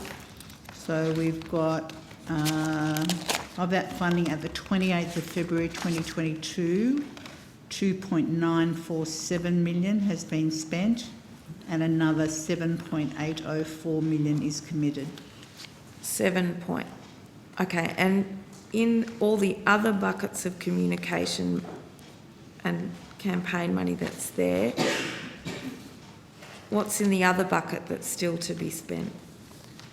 That would only relate to anything that was residual in Job Trainer, Senator. And do we know what's residual in Job Trainer? Just seeing if someone can help me through that space from corporate.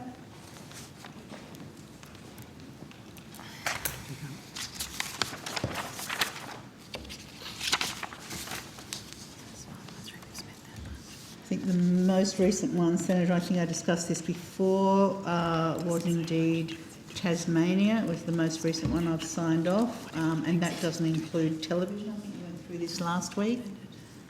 It doesn't include television at all. Yeah. Yeah, so part of the issue I think you're raising, it's happened over multiple years. Yeah. And so we're in the residual of Job Trainer, with Tasmania being the last one signed off. The skills campaign that's currently running is the amount I've given you just then on what's committed and what's already expended. Okay.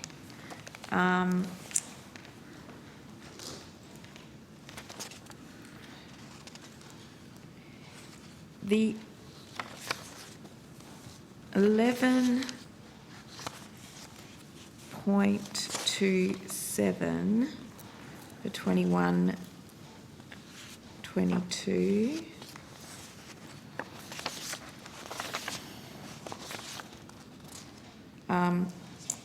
Skills communication campaign. It had an estimated actual of is that Job Trainer the one that ran last year and this year? It's got 15 million and now 11.27 million. Because I thought that Job Trainer is a subset of the 19 million, not of. So, so Senator, if I can take you through the skills campaign, has been allocated a total of 11.1 million. Yeah. Okay. Of that funding. Sorry, 11.1. I see 11.270. Okay, so I've got 11.1 here, but I can clarify that there. Of that funding as of the 28th of February 2022, 2.947 million has been spent. And the other I think the team have here, 804 million has been committed. which gives us a total of 10.751 million. Yeah. Yeah. But that's still that 10.75 is still a subset of that 11.27. That's correct, Okay. Senator. So in terms of the money that's still to be spent overall, it's the 7.8 plus the 7.5 to be spent this financial year. 7.8 is committed, but still to around the skills campaign. And I think, as I said, there's a little bit of residual around job. Let me have a look. Of job trainer, which I'll try and get an amount for you, Senator, either over the break and be clear with that. Okay. Can you break down that 7.8? Well, you know, if you need to refer to the 2.97 that's already been spent in order to do that, that's fine too. Yeah. So let me... The 2.97, is that for the development and the 7.8 is for the rollout of it? I think so, Senator. I think some of it would be developmental costs, the 2.9, and the other is committed. So I'm presuming that, but I will get clarity on that from you from the team.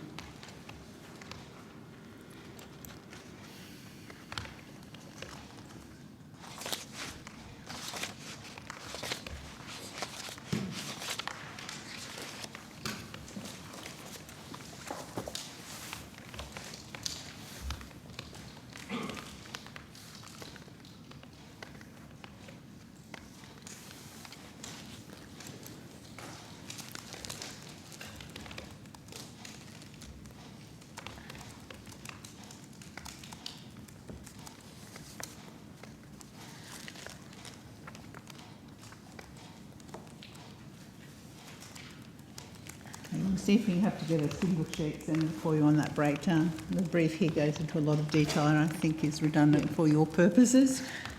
So 2 campaigns, one about the skills campaign and the other a job trainer. Yeah. Okay, the skills campaign is the commitment and, what's been expended already, which is the 2.947 and the 7.8 is committed.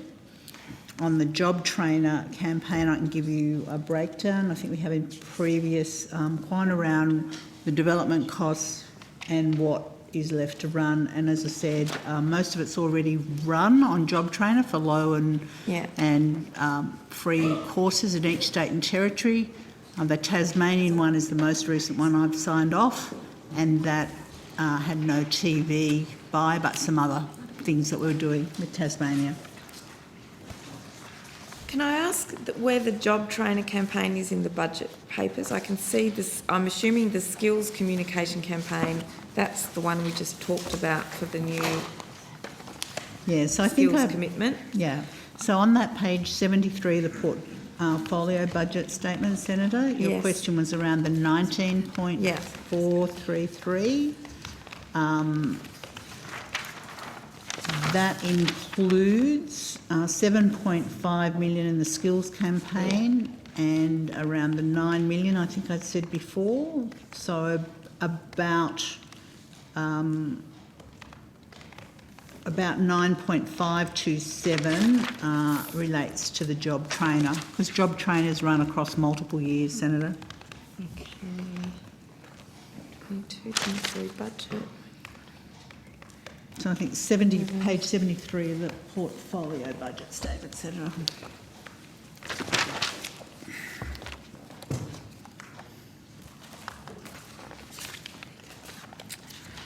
Okay, the reason I'm confused, I realise, is one, of course, is last year's budget, and this one is 22-23's budget, but includes expenditure for this year, and we did go through that last week, but it's a little wonder So I find they're it multiple somewhat kind of years and- confusing.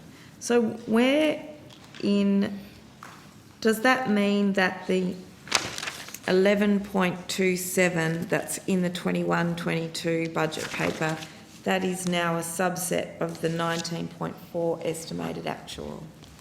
Yes, I'll seek clarity on that, but I think that's right, Senator. Okay. If not, and I'll we've come back worked out after from the- that of yeah. the 2 years, the 2 programs, from the money that was budgeted in 21-22, there's 77.5 million of that still to spend, and then of the money that was added to this year's estimated actual, it's 7.804 of that still to be spent, with 2.97 having been spent on the development of that. Yes, Senator. So we have spent the 2.947 and committed 7.804 with respect to the skills campaign.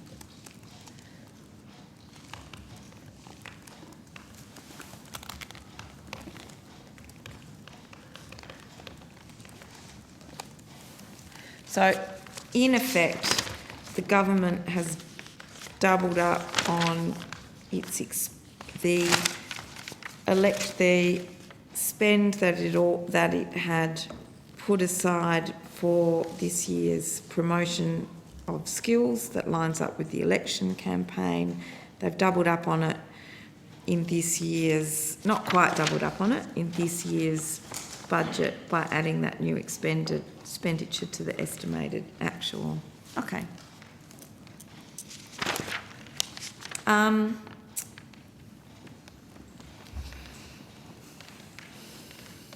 When was the decision taken to increase the campaign spending in the current financial year from 11.27 to the 19.4 million? So they're 2 different campaigns? Yeah. One relating to Job Trainer and the other related to the skills campaign. So Job Trainer is run over multiple years, and so what we have on Job Trainer is around, of that 19,433, around 9 million was on Job Trainer, and 9.527 was on Job Trainer, and the rest would relate to the skills campaign, Senator. So it's not a doubling in one area, it's a I understand continuous running. Continuous running. But there was a new campaign added to this year's expenditure, even though it wasn't planned in last year's budget. So the skills campaign is the new campaign, Yes, Senator? but it's not a campaign, it's a new campaign. That was, in a sense, the funding for that was disclosed at this budget. Normally the budget is for next year, but it changes the estimated actual for this year. Yes, I think that's right, Senator. If I'm incorrect, I'll try and get clarity in the break. Now that I can actually see that, because how much, when was the decision made to add, when was the decision made for the new skills campaign, not the original Job Trainer campaign? Yeah, so, Senator, I think the skills campaign has been in discussion over a number of years around the status of vets. So I think I think I'm on previous Hansard talking about the importance of status of vet and the importance of skills. We actually did some work earlier before Job Trainer on that skills campaign, but we put it on pause because Job Trainer and COVID came over the top, incredibly important. So we worked with states and territories, and the emphasis then went into Job Trainer to make sure we were getting that out and about, and then we've returned to the status of vet. But there's a context for Job Trainer because it was agreed with the states and territories. We've now got this importance of vet campaign, which I haven't seen yet, but essentially it's being... You kind of say it's been planned for a number of years. Well, why wasn't it planned for in last year's budget for expenditure? I'll go back and check year? for you, Senator. I think we might have had some research done in previous years. I probably just needs a bit of help from my corporate colleagues on that. We actually started to do research in earlier years, and there was some expenditure around that in earlier years. But if it had truly been planned for, that 19 million in the estimated actual that's appeared in this year's budget for 21-22 would have reflected 19 million Senator, in the 21-22 budget, but instead it was 11 to cover the job training campaign. So I might jump in here, and I think it would be useful to get and maybe even table some information from our colleagues in corporate. But it is my understanding that the original provision for the skills campaign, as opposed to the job trainer campaign, was made during MyEFO.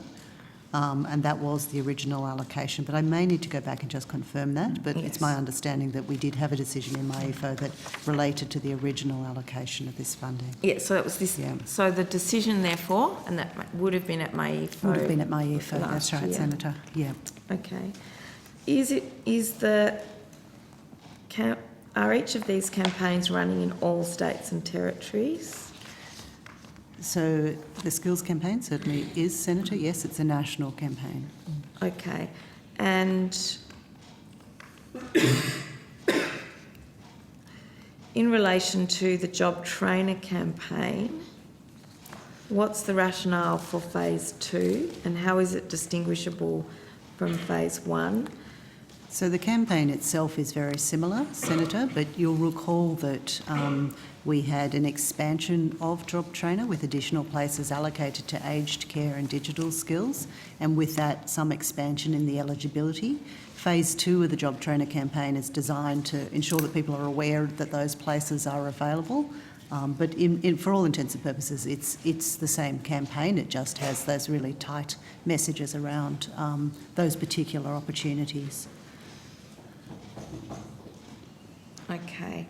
And the cost of each, what's the cost of phase 2 in Job Trainer? So I don't know that I have that with me, Senator. I think, again, we can provide a breakdown of that, and we'll endeavour to do that over the course of this afternoon. Okay, and is it running everywhere equally proportionate to the size of the state? Yeah, absolutely, Senator. Both phases 1 and 2 have been rolled out over every jurisdiction. They were rolled out at different times based on when those jurisdictions signed up to the job trainer arrangement and had those courses available. And I think the last one, as the Secretary said, has been in Tasmania. It was just launched at the end of March. Because Tasmania has only now ensured that those places are in the market. But yes, so certainly it's rolled out over every jurisdiction. It's a partnership with the states and territories, so a number of jurisdictions utilise the advertising and ensure that it brings attention to the job trainer courses they have in their state. Has there been an assessment, please, of how much sense it makes to run 2 campaigns simultaneously, given they both promote vocational education and training? I think, Senator, job trainer is about, kind of priority skills and what's happening in each state and territory to fulfil those low and fee training. The other one's more about the importance of skilling and choosing a skill and the relevant occupations. So I think, as we've indicated, Tasmania are just on the tail end because they haven't nominated their skills, so that's their particular list, their institution. As I said, all the rest had been previously signed off and run national. The new campaign, which is currently running, is really about the importance of being skilled and in the skills priority areas, the importance of being skilled. And just on that, Dr. Brunage, is it fair to say because they are sort of run by Commonwealth and state, that in some jurisdictions the states might be running their own advertising? Oh, absolutely. Absolutely. So there might be a series of advertisements that you see. I think I saw one not so long ago, Senator, for TAFE in New South Wales, running hard about rolling in TAFE, which was different from job trainer. So you'll see a variety right across the country. That's correct. Yes, and certainly, New South Wales is one jurisdiction which utilises the job trainer advertising material in its own advertising. If you live in Canberra, you would have seen the job trainer on the trams, etc. All of the state governments utilise the advertising in that way. It's a joint fund. It's split 50-50 between the states and the Commonwealth, and so it's a very collaborative initiative between ourselves and the jurisdictions. Okay. So 11.27 is in large part in terms of the 21-22 budget. 11.27 is largely for job trainer, and then the difference, which is decided at my EFO that brings it up to the 19.43, is the new vet skills campaign.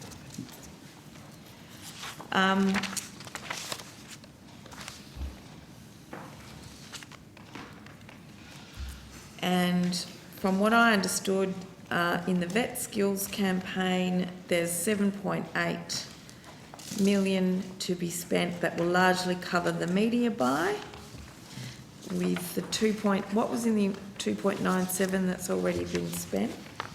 I'm assuming that's mostly development, but I don't know. Yes, I $3 think million we seems said like that a lot before, of but I can money. check that for you. So it was 2.9, I think, for development, and the 7 million I referred to would be committed but not yet spent. Yeah. And committed but not yet spent. Have you got the breakdown and the phasing of that campaign? Is that what was tabled last time, where we saw the phasing of it over time? Yes, I'm sure that is, Senator. Yeah. Okay, thank you.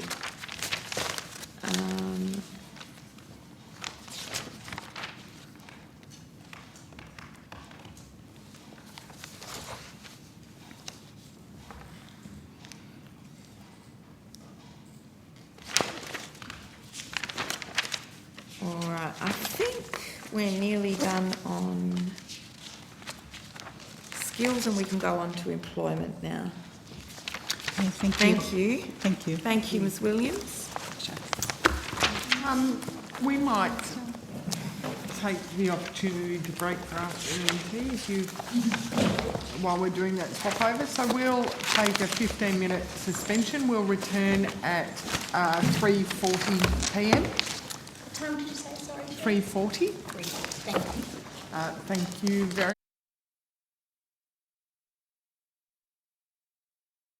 Thank you very much. I welcome everyone back. We will be continuing with the Department of Education, Skills and Employment, but we will be moving on to the Employment Division. But before we do, Dr Bruniges, I believe you have a response to an earlier question that we'd like to put on record.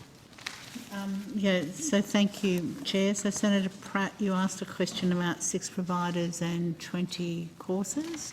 Yes. So in respect to the providers, there was Charles Sturt University, Western Sydney University, Macquarie University, Swinburne University of Technology, La Trobe University, and University of New South Wales. And when we get to the 20 courses, so I'd have to say there are kind of, some of them are courses, some are the components of degrees, and others are degrees, and some refer to in-person and others online. So there's kind of a mixture. I'll try and articulate those as we go through. So we start Master of Pharmaceutical Medicine, was there, the Kensington Naval Architecture Specialisation. That sounds like a course. That was Kensington, so it would be University of New South Wales. We had German Method, or Bachelor of Arts, German Method. Bachelor of Education. So where was the Bachelor of German? Arts, German Method, again was University of New South Wales. Yeah. Bachelor of Education, German Method. Again, University of New South Wales, and Master of Teaching, German Method. So those They did away with German, didn't they? Okay. So they were all connected within those bachelor and master's degrees. At La Trobe, we saw a closure of a language course in Indonesian. And does it say which campus that was at? No, it doesn't. Sorry, Senator, I don't have that detail. Then we've also seen a major in geophysics, So that would be the major component of a degree, not just a degree, I presume. So it's attached to a Bachelor of Science. Yeah. So it would be a major stream. And again, a major in geology, which is attached to a Bachelor of Science. And they both. So that doesn't Latrobe? mean you could probably do a minor if they've got offering that, but a major component in geology. We also saw a Was major. that Latrobe, I'm sorry? Sorry, no, that was Macquarie. Yeah.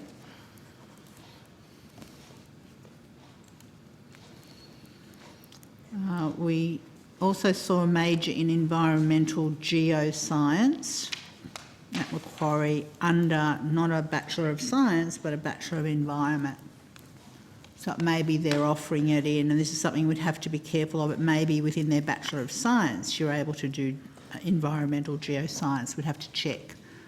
Yes, I guess that would be consistent with the way the fee structures were changed as well, science degrees having a different weighting in HECS. It may well be, Senator, but it may also be that you can pick up environmental geoscience through a Bachelor of Science. Yes, Yeah. but I do seem to recall that environmental science did not attract as a higher Commonwealth subsidy, so it could mean that unis are changing the Profile. tweaking the profile of I'd the have course. to check that Yeah. for you, Senator. Yeah. We've seen also, again, I think we've talked about Indonesian at La Trobe. We've seen closure of a language course in Indonesian as a sub-major at University of Western Sydney. Mm-hmm. And also as a major in Indonesian at Western Sydney. We have seen in an online component a course close at Charles Sturt around Bachelor of Health and Rehabilitation Science, but just the online course. Yeah. We've also seen a Bachelor of Speech and Hearing Science at Charles Sturt. We have seen an in-person as well at Charles Sturt Bachelor of Health and Rehabilitation Science. And we have also seen at Macquarie a Master of Science Innovation in Geology and Geophysics.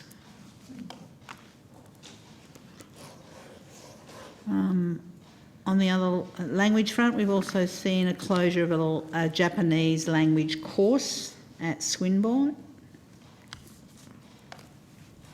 and a closure in Chinese at Swinburne. So they're just courses, they're not major or minors. And again, Italian as a course closure at Swinburne. And I think I've covered all of them off there, Senator.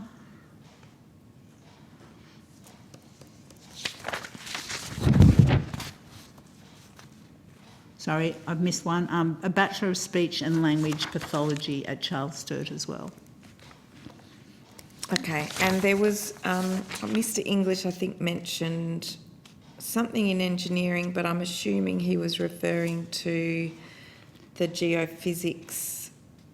Could be the major in the geoscience or the major in geophysics. Okay, there's nothing else. Or engineering, it might have been the naval architecture specialisation, which could have an engineering component. Okay, I guess if America's building our submarines instead of here, that might... I think you see a block of different languages in courses and also the geophysics, geology, geology, geoscience as well. Well, thank you for getting back to the Senate in such a timely way. Thanks to you and to Mr English and all those that made that happen. That's very useful. We'll now move on to employment services.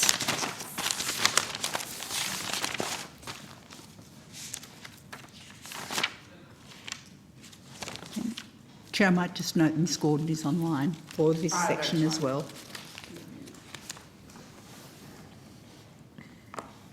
So we'll start with the national employment, the NESM rollout. Is it correct that in 14 regions, 28% of the regions, there was 100% turnover of providers? Nathan Smythe, Deputy Secretary, Employment and National Workforce Group. I'll just get Ms Shannon to come to the table. I think we were told 11 the other day, but we're getting advice that there's more than that. 100% turnover. Senator Robin Shannon, First Assistant Secretary, Procurement Quality and Deeds Division. My understanding is that there are 11 employment regions where there's 100% turnover of incumbent providers. There's one other region where there's a continuing provider that delivers in the discrete community of Yarrabah.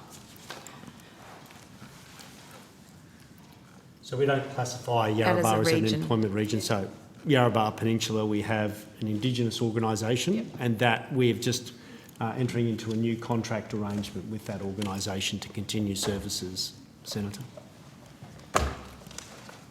Okay, so you can rule out that it's 14. Yes, Senator. Is it correct that in 31 regions, that's slightly more than 60%, there was a significant disruption of local providers? That is, about 80% of them changed, or 5 out of 6 providers changed. Senator, I'd need to take that on notice because obviously that analysis cuts the data in a particular way, so I'd need to check that.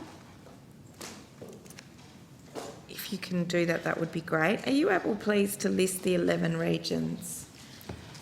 Certainly, Senator. Yep. Apologies, just bear with me.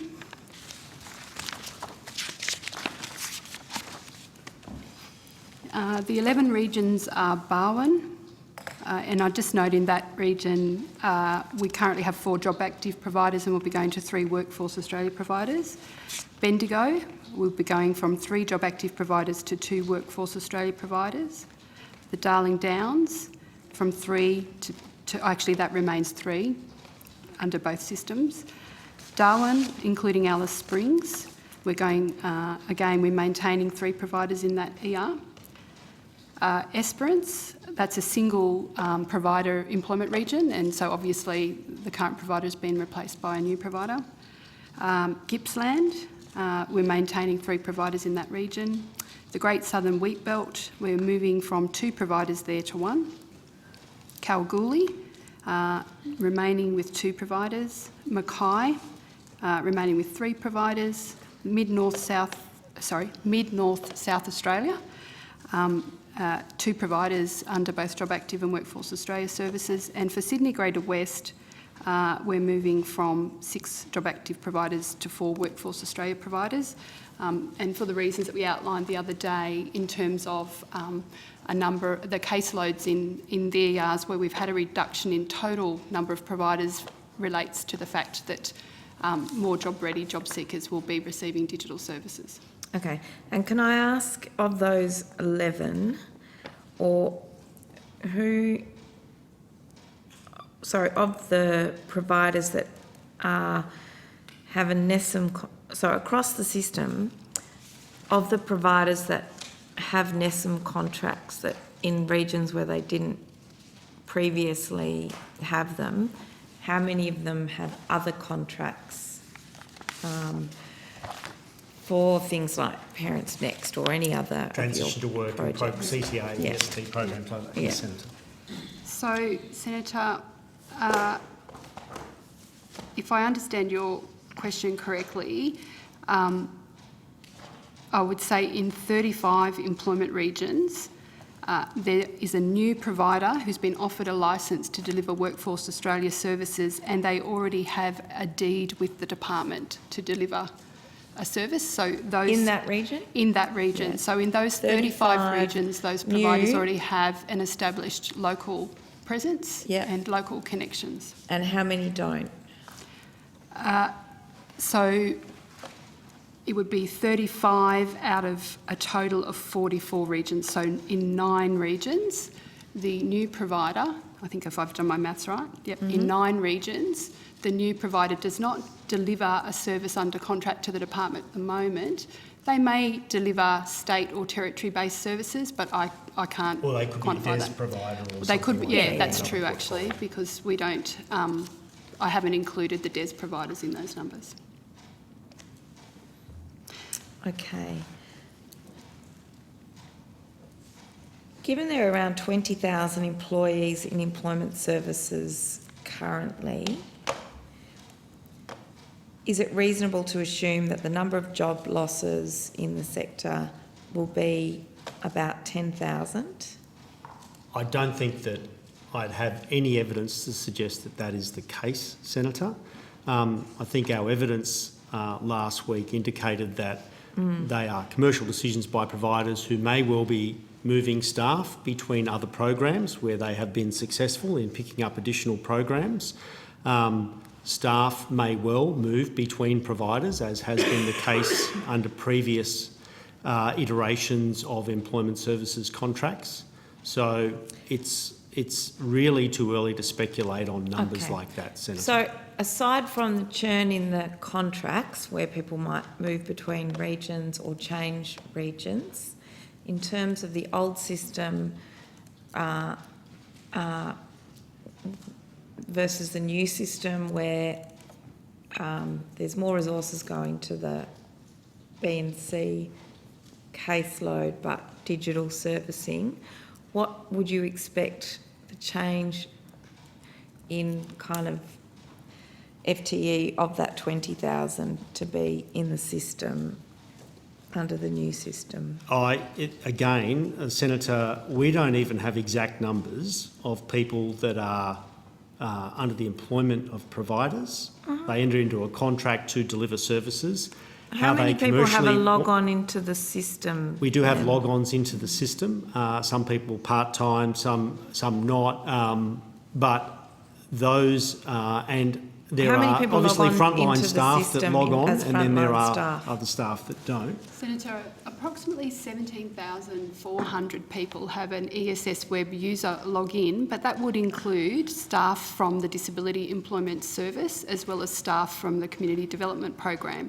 So I would suggest that it's somewhere less than 17,400 staff who are currently working on Job Active with access to the department system. And as Mr Smythe said, many of them will continue with their current employer, and many will move employers to pick up employment with new or growing providers. And I think the key there is that those people live in the communities in which they may well continue to deliver services. Okay. Well, how will you know in the future if someone changes providers? Will you still be able to track? Because I know you've got the digital ID thing for login. Will you still know if someone changes employers, if they've changed employers, or will they just look like an entirely new person? No, we'll be able we'll know because they'll have an ID. That will be common, Senator, because in the current system, we've just transferred over. I might get Mr Dardo to come and talk about the digital authentication system, because we'll be able to track under the new system, and we've just transferred over a number of people to MyGov ID sign-on as well. Senator John Dardo, Senior Responsible Officer for Workforce Australia Digital Platform. There are approximately 17,500 individuals that are logging into that system that this agency provides to providers. We have now completed a rollout of digital identity for all of those staff. So in order for those staff to log in, they need to download the digital identity app. They need to provide a couple of documents that validate their identity, and we can then actually consume their identity as part of the login process. And that identity is actually associated with authority at the provider level. So the provider must say that Bob is allowed to represent that provider and that ABN when they log in. So the beauty of that is we can actually now see the individual, the entity they're associated with. If they change entities, we can see that they've changed entities. So we will actually be able to see at an individual level who they're authorised to represent and when they're logging in. Will you be able to manage the performance of an individual, or will that still be up to? That's totally up to the provider, but where individuals may do something wrong in the system, trying to go into areas where they shouldn't, we would pick that up, Senator. But performance of staff is a provider's obligation, not ours. Okay, so how many log-ons might there be in a week under the current system, and what are you expecting under the new one? Well, again, Senator, it's very hard to estimate that because the organisations that have contracts with us will be responsible for the workforce that they actually employ and devote to the service delivery. We don't have a say in that.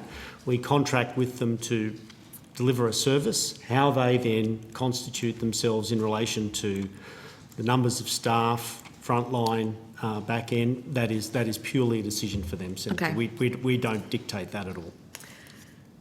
So why, if there are 17,500 people in the employment services system, or just for NESM? No, that is across DES and CDP as well, Senator. Okay.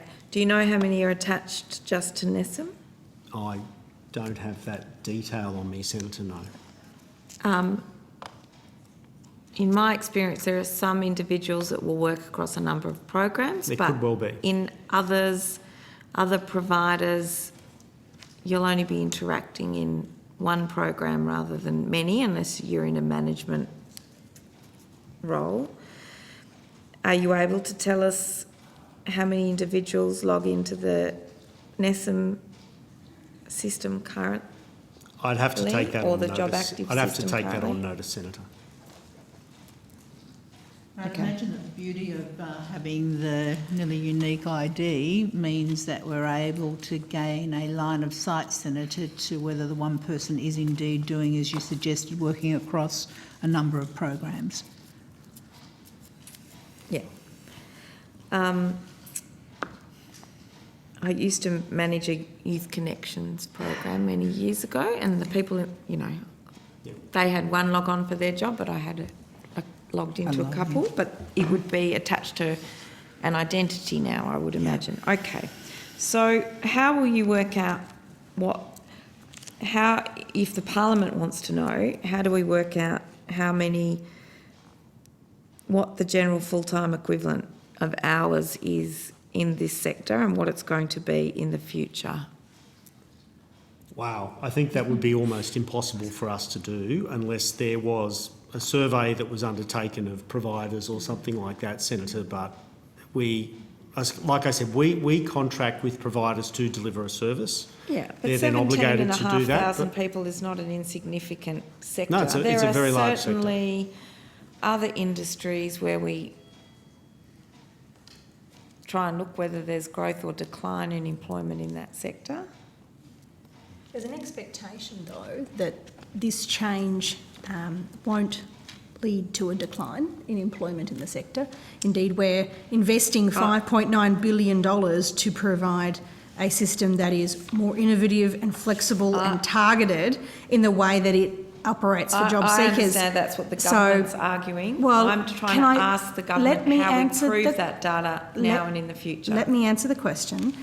So given the scale of that investment and the intensity of the resources that are going to be applied to the most difficult people to get into work, our expectation is that job prospects in this sector won't be adversely affected. Of course, it calls to mind something that Senator Pratt, you called for back on the 16th of December in 2020.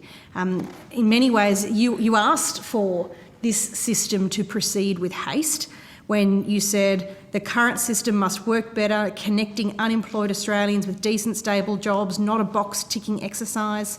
We need a system that will help job seekers get real jobs, not just warehouse them in ineffective programs. That's exactly what the new employment services model is tackling. It is the biggest change that this sector has ever seen, and we acknowledge that that is a confronting thing. But we also look to the future with great optimism, both for the people who work in the sector and for the people it is serving by getting them into work. Mr Smythe, can I ask, please, how you work out what caseloads are looking like within for those individuals that are logging in? And I understand an individual might have more than one worker that they're interacting with, but how do you work out what general caseloads look like? Do you have an expectation that if the system is going from servicing A, B and C streams, and A goes digital, what do you and you've got less than 17,500 people currently servicing those 3 streams. How do you work out kind of what an indicative caseload will be? How did you consider that in the context of the approval of these new providers?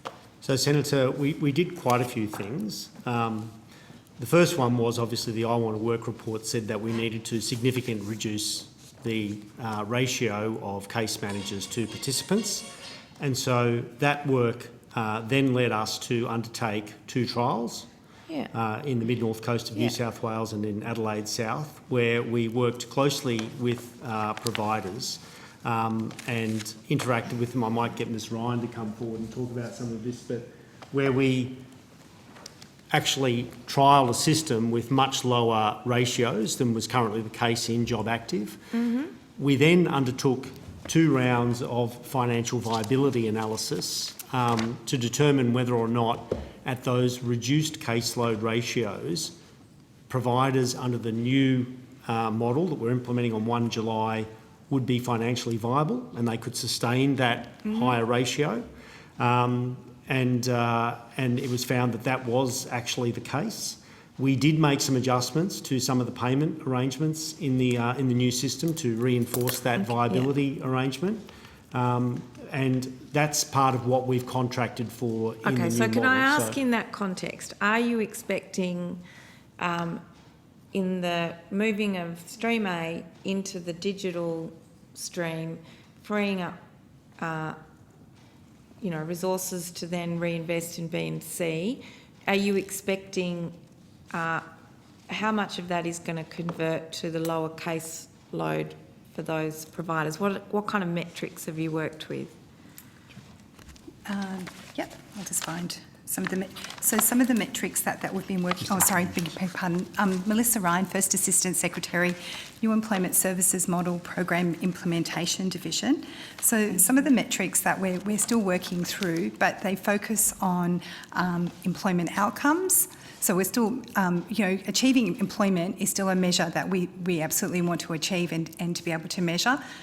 Job seeker engagement and performance, how the provider will engage with job seekers. So that will be through largely through qualitative metrics. We will also be measuring how a provider engages with employers because of that connection, and likewise that will be largely through qualitative measures. So in that context, how will you verify that caseloads are decreasing under the new system? To verify the caseloads are not increasing. We'll be able to monitor, we'll be able to ask providers to demonstrate that through their evidence. We never specifically, in terms of the, and Ms Shannon would be able to elaborate more, but when we went out to the market, we never prescribed a specific ratio of a staff member to the caseload. But as Mr Smart said, we did all our modelling for our financial viability modelling on the assumption, as per the expert advisory panel's findings, of a ratio of 1 to 80. And we've established that if providers reduced, based on we know now Job Active, they have very high caseloads that obviously went up through COVID and the like. They're starting to come down. Lived experience in the two NEST trials that providers then were able to have smaller caseloads to a consultant that they found were still financially viable and were actually achieving higher outcomes, and that's translated through the experience of the NEST so trial. It's 1 to 80 under the new model or the old one? That will be under, well, as I said, we never prescribed a particular ratio, but we've modelled it on a ratio of 1 consultant to 80 job seekers. Okay, if it's 1 consultant to 80 job seekers, based on the current unemployment rate in streams B and C, how many people would that be? I can do the math if you like, but I just want to compare that to the 17,000. It's very hard to I know it's not perfect, well, but there's the you digital still have to be caseload, able obviously, to prove. If you want to say, yes, we want to deliver on lower caseloads, how are you going to prove that you've done that? Well, we'll be able to, we will certainly be working with our providers to better understand how they're servicing their caseload. We're going to, as I said, get the experience of participants in the caseload as well. We'll be talking to providers, our account managers will be having those discussions with them. But we're not dictating how the provider constitutes their business to actually manage the caseload. We're managing performance. And if they're not performing, and that is because they're not getting the outcomes and participants are not feeling that they're not getting the tailored services that they require, then those providers won't continue in the current system. We will exit them and we will bring in new providers. Okay. So if you say that 16,000 of the 17,500 in the system are in the even system, that figure, Senator, doesn't. I don't know how many people are working in DES or in CDP. So even that figure alone, I couldn't be able to verify. Can you take that on notice so that we can find out how many log-ons exist in each? As I took it on notice, before we'll do our best. Thank you.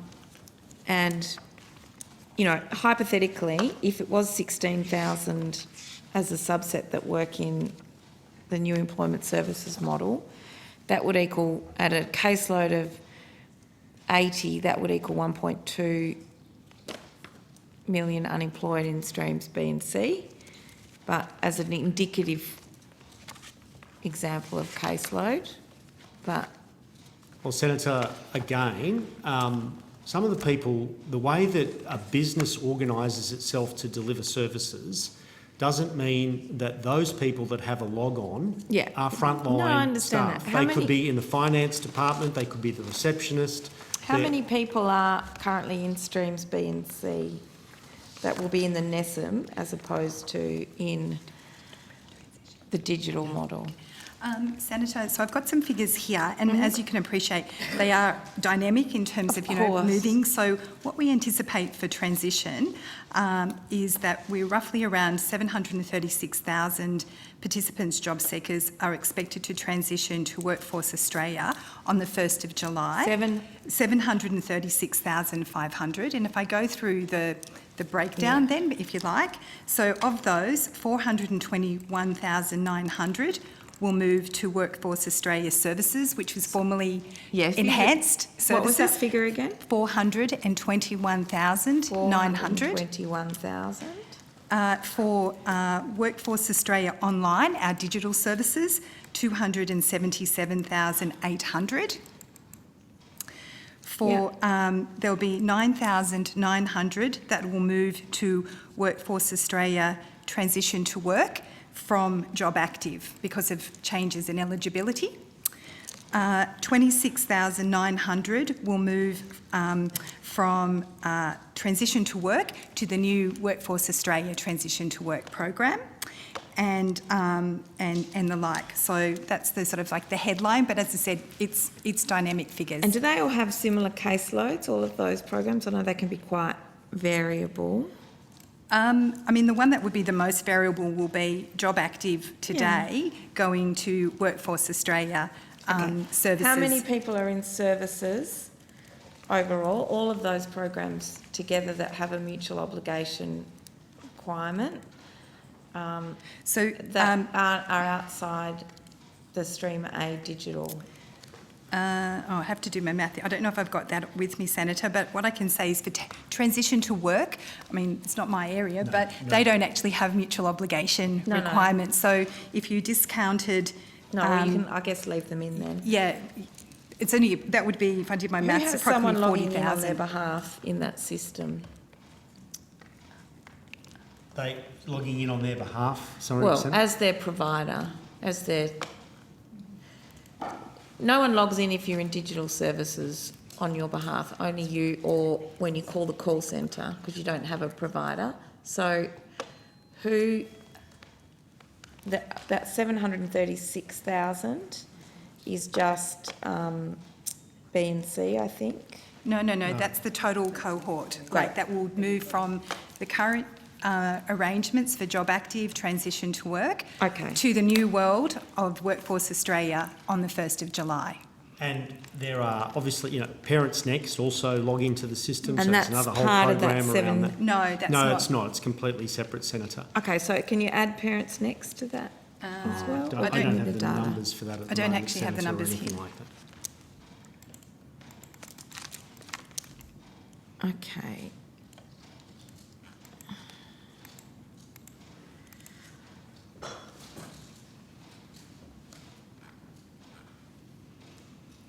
It would be great if you're able to give us those figures. The Parents Next figures?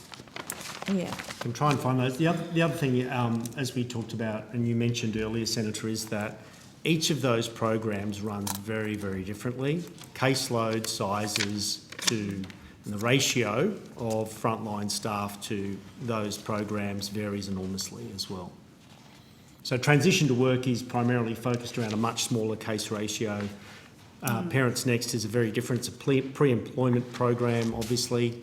And then our other programs that will utilise the system as well have very different approaches. So it's very hard to compare kind of apples and apples here across What's those kind of the programs. lowest caseload in the system? It would be 20 or 50? Again, it would vary enormously depending on the actual program. I don't have that data with So if me. you had a caseload of 50 and you had 800,000 people in the system, that's 16,000 staff,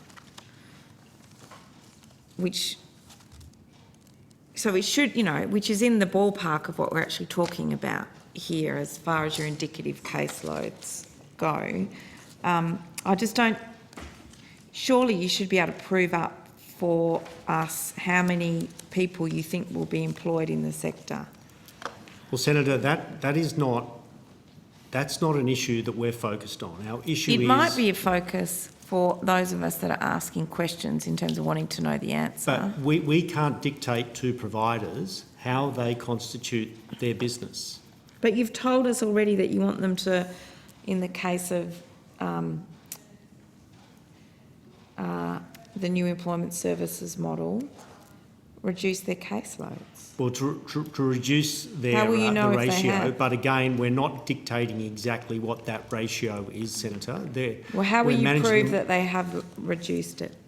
Well, as I said, we will be having those discussions with providers and monitoring their performance and measuring their performance against other providers across the system, and it'll be very apparent to us pretty quickly which providers are not performing and which are. Our account managers can then have those discussions with providers around how they're actually fit for purpose in terms of the way that they may well have been designing their system and their operations, and work within that arrangement, Senator.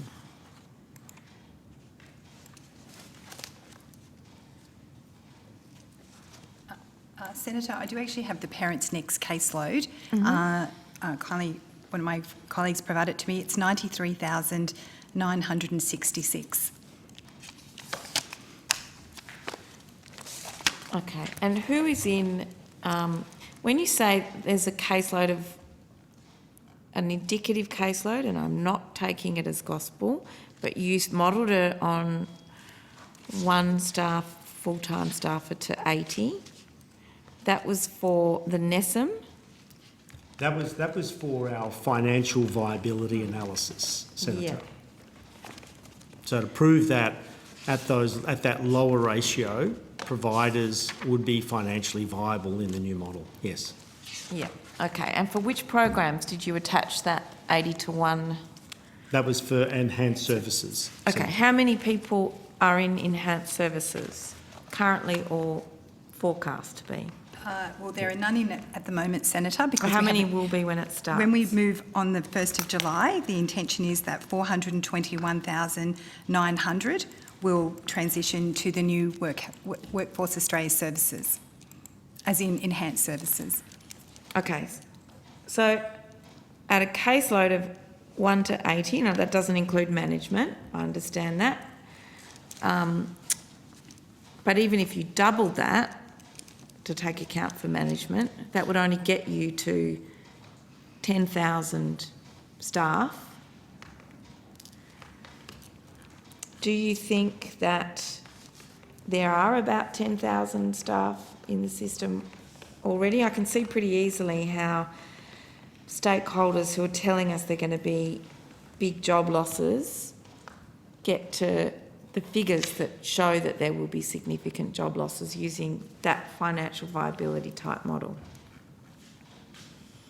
Well, again, Senator, we don't have visibility of all of those numbers because... Well, I've just done them on my computer here, and it tells me that if I take 420,000 people and divide it by 80, that's 5,273 frontline workers that you would need to manage that caseload. Well, Senator, and I know from some of the tender documentation that I reviewed that there are a number of providers that are proposing to go well below that ratio, to even half that number, in fact, in the way that they may provide services. So, again, it's attributing a number to a potential caseload without understanding the way that a business actually operates. It's too hard to predict, Senator. Okay, and I imagine in rural and regional areas, tighter employment markets, more disadvantage. How did you decide what was a reasonable caseload in a particular region? So again, the indicative caseloads were based on the numbers of people in each of those employment regions, and then we determined how many providers would be able to be financially viable, and the caseloads were then attributed to each of those providers across the region, Senator. I think it's important to understand, Senator Pratt, particularly as a way of highlighting the danger of doing back-of-the-napkin kind of calculations, that the Commonwealth is, in the new employment services model, purchasing a service rather than a particular headcount of staff. And so it'll be for each provider to determine how they go about delivering that required service. Some will have more complex cases, some will have less so, some will be bigger and more bureaucratic, others will be smaller and more flexible. Part of the way of doing this means you get to harness the benefits of that kind of competitive innovation. Can I ask what feedback you may have got from the sector in terms of issues associated with dealing with the scale of dislocation that they've put to us they're experiencing with transition requirements into the new system? Can you tell us what you've heard from the ground, if anything? I've heard things. I just want to know what the department has heard from stakeholders and contract providers. Those transition arrangements at the moment at a provider-to-provider level. Okay, what kind of issues are they raising with you? Well, some providers are looking to potentially reduce the number of sites that they might have, and others are in discussions with other providers who are building their workforce as well. So they are early days only because this was only made public last week, Senator, in terms of the outcomes of the procurement. All right, so some of that's ordinary transition stuff. What are the things that you're getting feedback on that people are unhappy with? Well, I think it's clear from the sector that those providers that have missed out on work that they may have anticipated that they could have got or that they wanted to get are not particularly happy. We understand that. That is the nature of what has been an open and transparent and merit-based procurement process, Senator.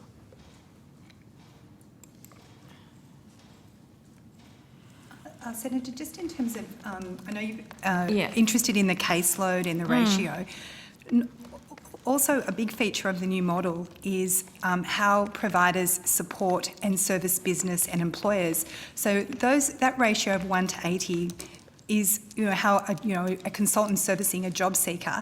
There will also be a proportion of staff that will be now servicing employers and business, and so they may not be the same staff doing that, and that's really important. And we'll be measuring that effectiveness as well as how they engage with business and employers to be able to screen and provide pre and post placement support to job seekers that need to fill those roles. So we need to just take that into account as well, I think. Okay. So how? I understand that. That's a good point. How low do you think?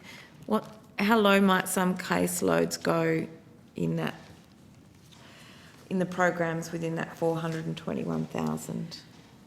Well, it's too hard to say, Senator, but because they are business decisions that are made by individual providers. But as I said, in some of the tender documentation that I read, some were going down to around 50, some were going down to 40. That's what they were proposing. Now they have to be financially viable at those levels, and we'll see actually what happens. So even if you go down to 40, and everyone did that, that would still only be 10,500 staff, which would give plenty of room to also add in people that are doing that other work and management before you get anywhere near the current staffing levels.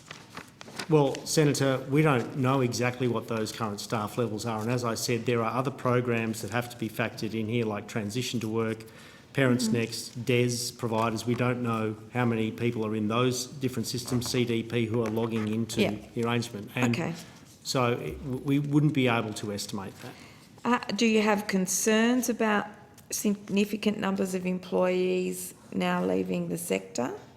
I think we're always concerned about any job losses, Senator. There's no question about that. We're in the employment services system. We want to see as many people meaningfully employed as is humanly possible. So we're always concerned about any job losses. But what about do you have concerns about in a tightening labour market, if people come to the end of their contract with this kind of turnover, that they will go and get a job doing something else in another sector?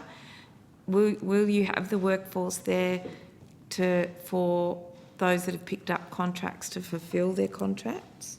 Well, we're confident that that is the case, Senator, and that is what we're contracting with them to do. They are obligated to meet their contractual obligations that they've signed up for in the contract. Okay.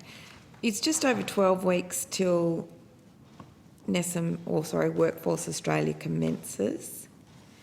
Have you given consideration to pushing back the start date? We can't put back the start date, Senator. We basically have contracted with new providers. Current providers finish. Caseloads have been allocated. Our system build is on track, and we have no authority to change any dates. Okay, what's the handover between the two? How are you getting the two programs to overlap in the stop and the start? So there is a very detailed and comprehensive transition arrangement. And over how many weeks does that go? So we also we'll have a transition team in place to ensure that smooth transition and changeover for as long as is needed, Senator, but we anticipate that that'll probably run through July and August. Okay. Was there a screening process for assessors, including assessment of relevant expertise and competence, and identifying any potential conflicts of interest? I'll get Ms Shannon to come back to the table.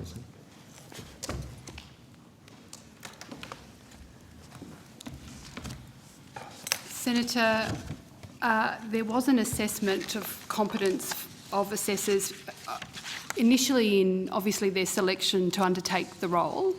All assessors then received comprehensive training and a competency test to make sure that they had, I guess, understood the training and had the aptitude for the work. Where we identified people that perhaps weren't the right fit for the role, we did look to see if we could provide them with additional training and support. But we certainly were very conscious. Did you retest them? We did, and I think it is fair to say that some people were considered not suitable for the role and didn't continue on in their employment. In some cases, we may have found a different role within the procurement, but not an assessment role. In terms of conflicts of interest, I certainly can advise we had a very comprehensive process. We did, I can't remember the figure, I think we briefed over 2,000 staff in the department on their probity obligations. I can confirm that on notice, but I think it's in the order of 2,000 staff, from contractor assessors through to deputy secretaries. We kept records of all conflicts of interest declared. And we also, given that we were relying on a number of contracted staff, we also undertook a screening of their potential association with previous employment service providers, because some of them may have previously been assisted by an employment service provider or previously worked for an employment service provider.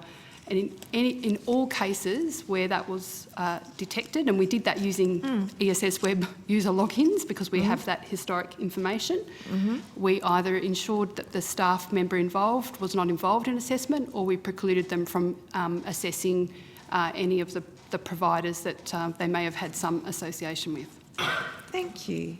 What number and proportion of bids did not conform, i.e. were not appointed to a panel? They're two separate issues, Senator. So a failure to conform, my understanding is a failure to meet a mandatory condition of participation. There were, I don't have the detail, and actually I'd prefer not to get into some of the detail of the actual tender process because it is quite commercially sensitive.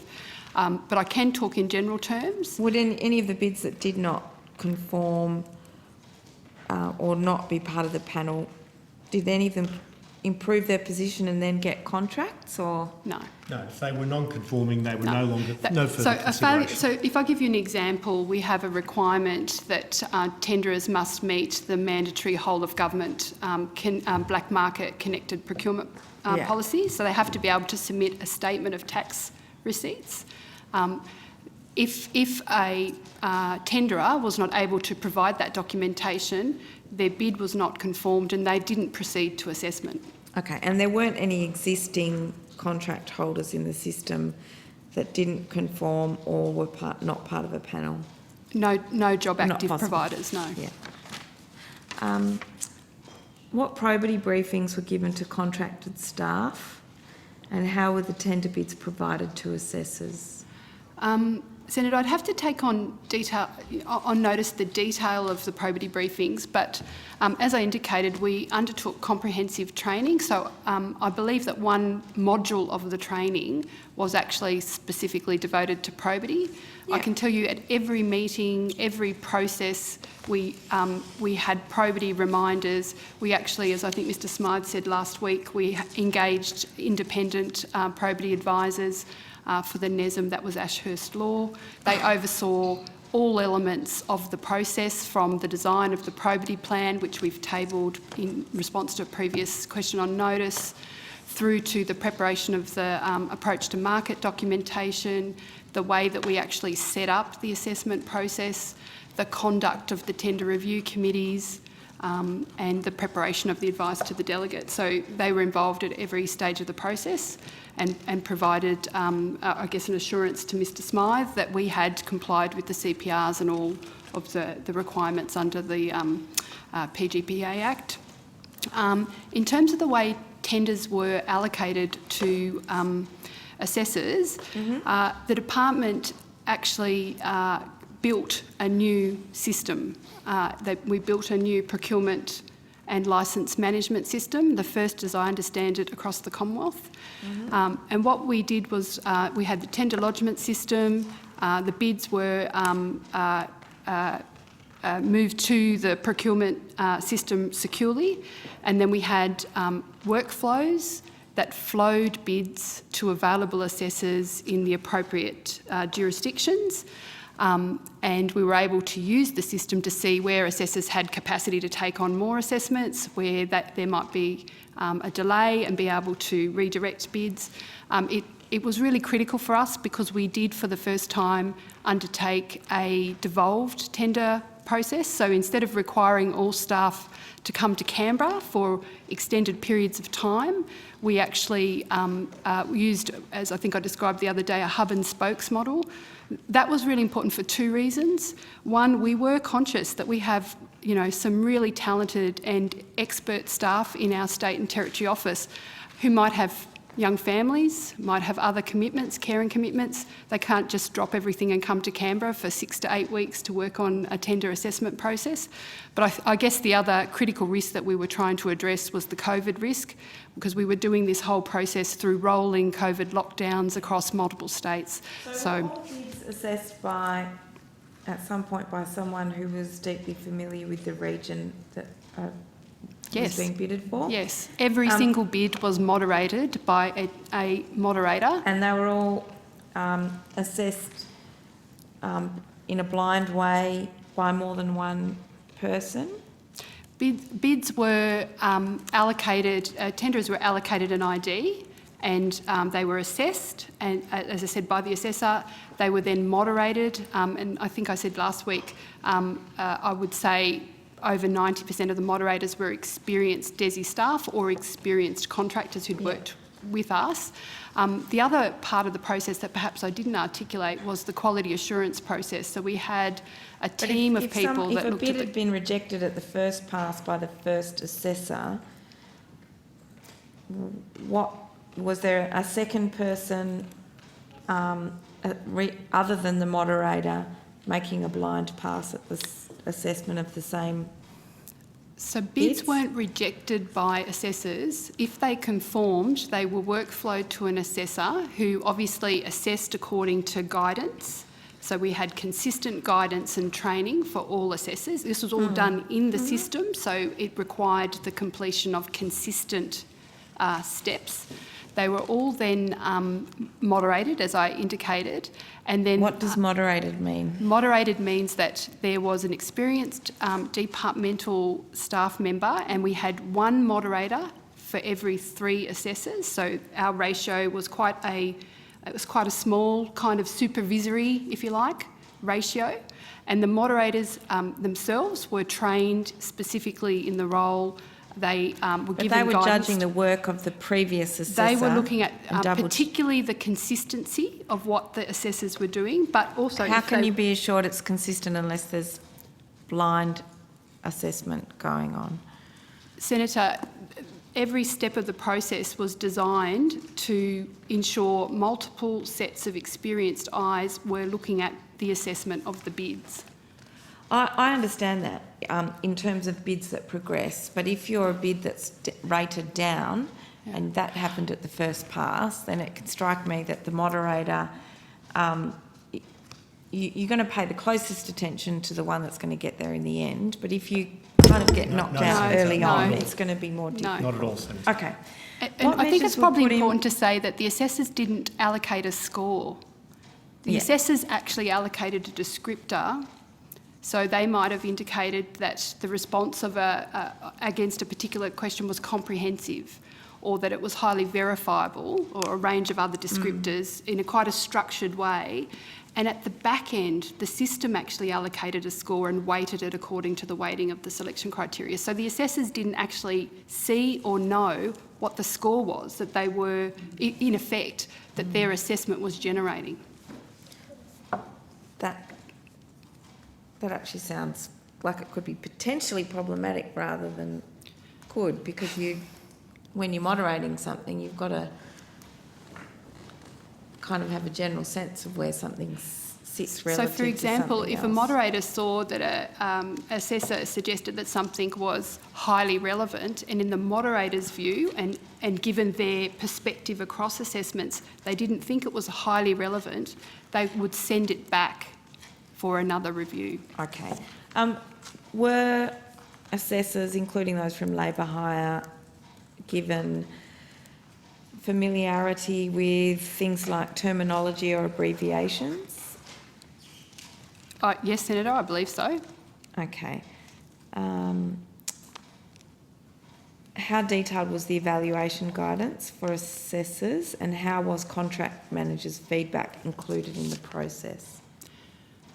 I would suggest, based on the evidence I've given today, it was quite comprehensive guidance. As I said, there were multiple elements to it. There were, initial training, assessment of the competence, the moderation, feedback. People, if there were outlier results, that's probably the one piece I haven't talked about.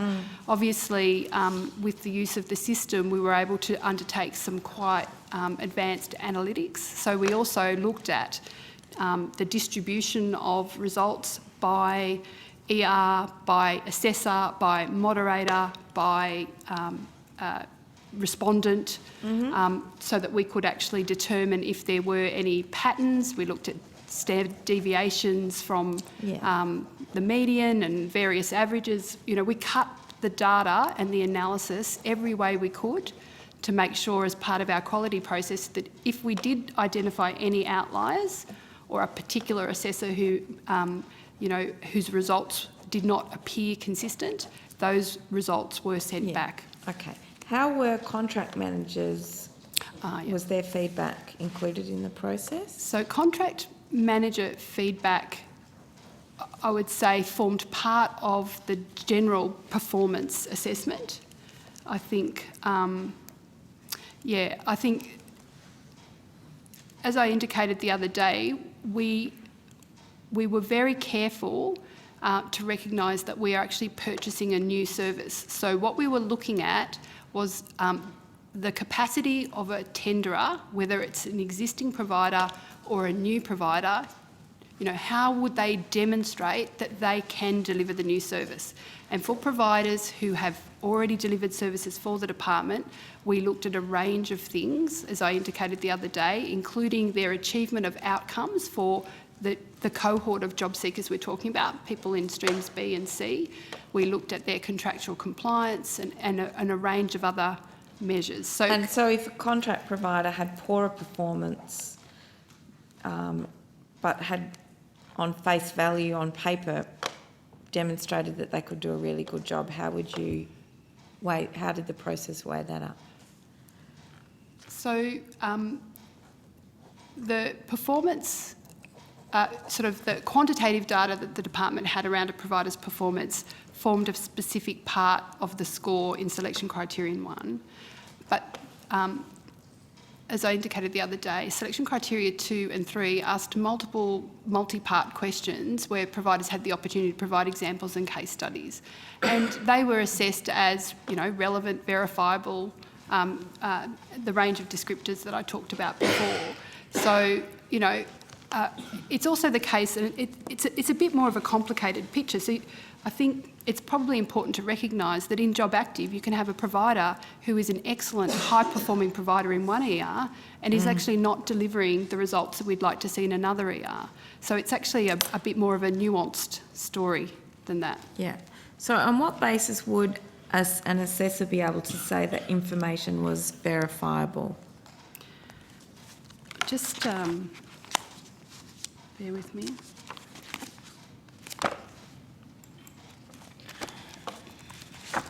Just try and find.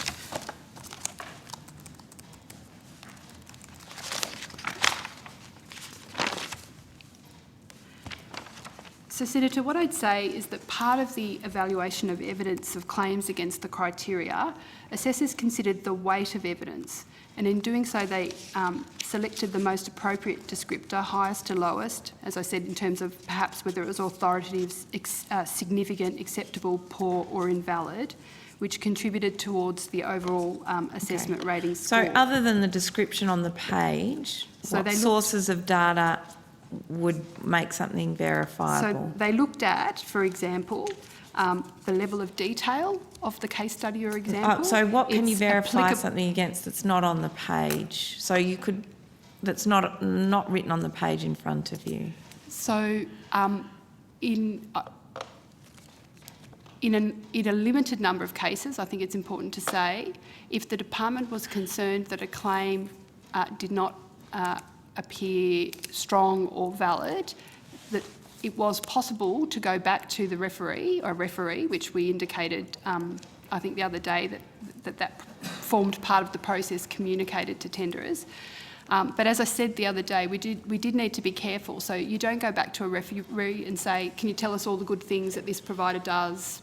Or they gave this case study, can you tell us, they said they were terrific. We actually have to be quite careful and ask quite specific questions that go to, that do not enhance the claim that's made, that don't give the tenderer, in effect, the opportunity to improve their bid. So we have to be quite careful about that. But as I said, we're not just looking at whether something can be verified, we're actually looking at the level of detail, its applicability to the criterion, how it demonstrates an understanding of what's required, the feasibility, effectiveness and verifiability. And if I could give you an example, we had our very experienced state managers presenting to the Tender Review Committee, and they were able to say to us, this tenderer has identified all of the key local stakeholders. They have identified the changes in the labour market in this employment region. The assessors also had access to data so that they could verify, for example, if a provider said, I'm aware that these are the declining industries in this region and here are the regions where I expect job growth, and we're forming relationships with the industry bodies there. We had access to so that data makes it verifiable. Exactly, because that's an example. The reference is external. Thank that's you. Right. I'll now move on, thank you, to some questions. Thank you for going through all of that detail. Some questions now on the National Workforce Task Force.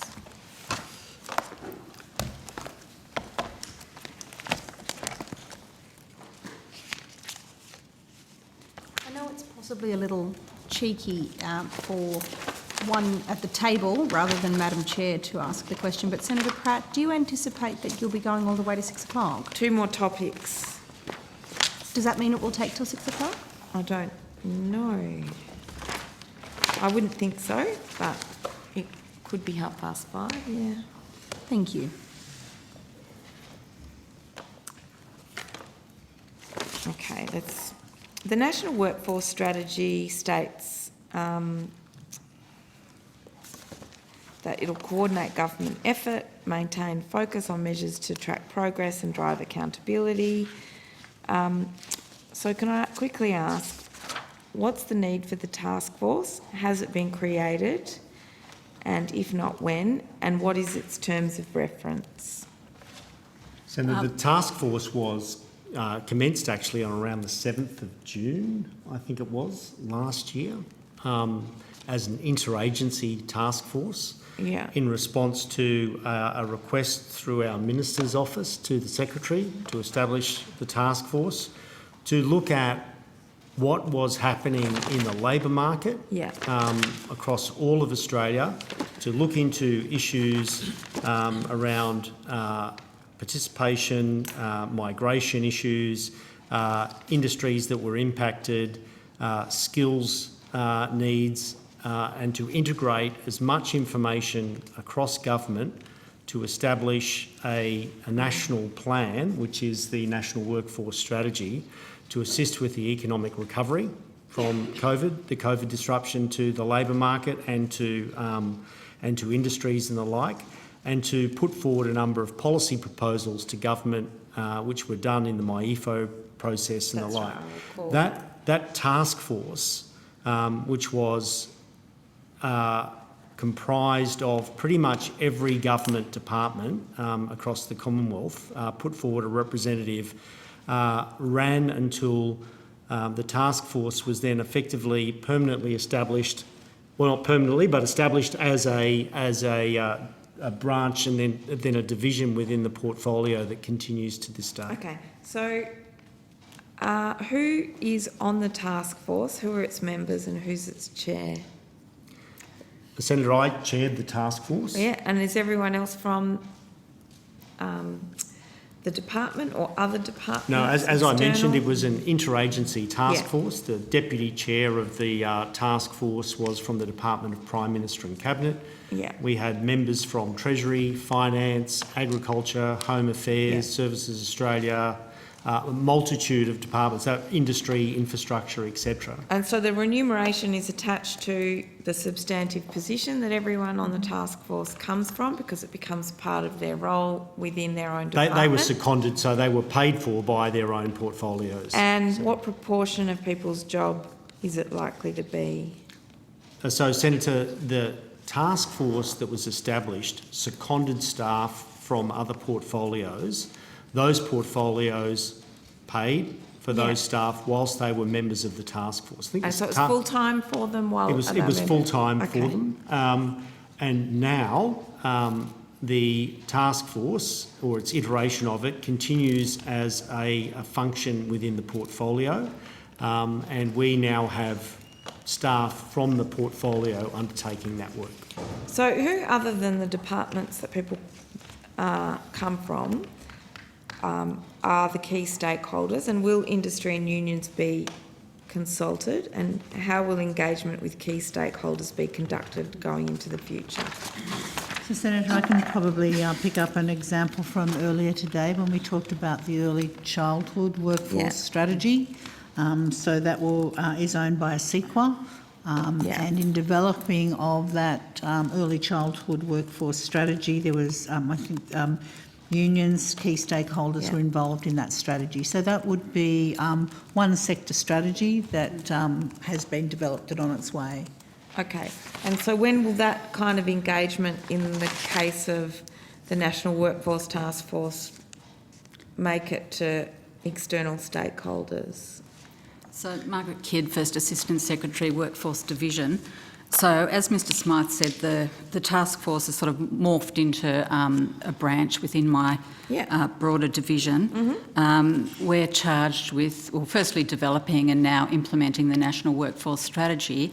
And we do that through portfolio partners, for example, care and support sector.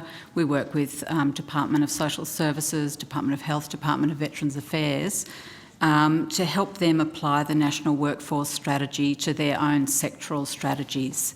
So a lot of our work is through partner agencies. Visitor Economy is another example where we're working with Austrade and their stakeholders around hospitality and tourism and reinvigorating the visitor economy. Thank you. I think that's sufficient on that, and we can move on to the final topic, which is the Local Jobs Program. Thank you. Thank you, Ms Kidd.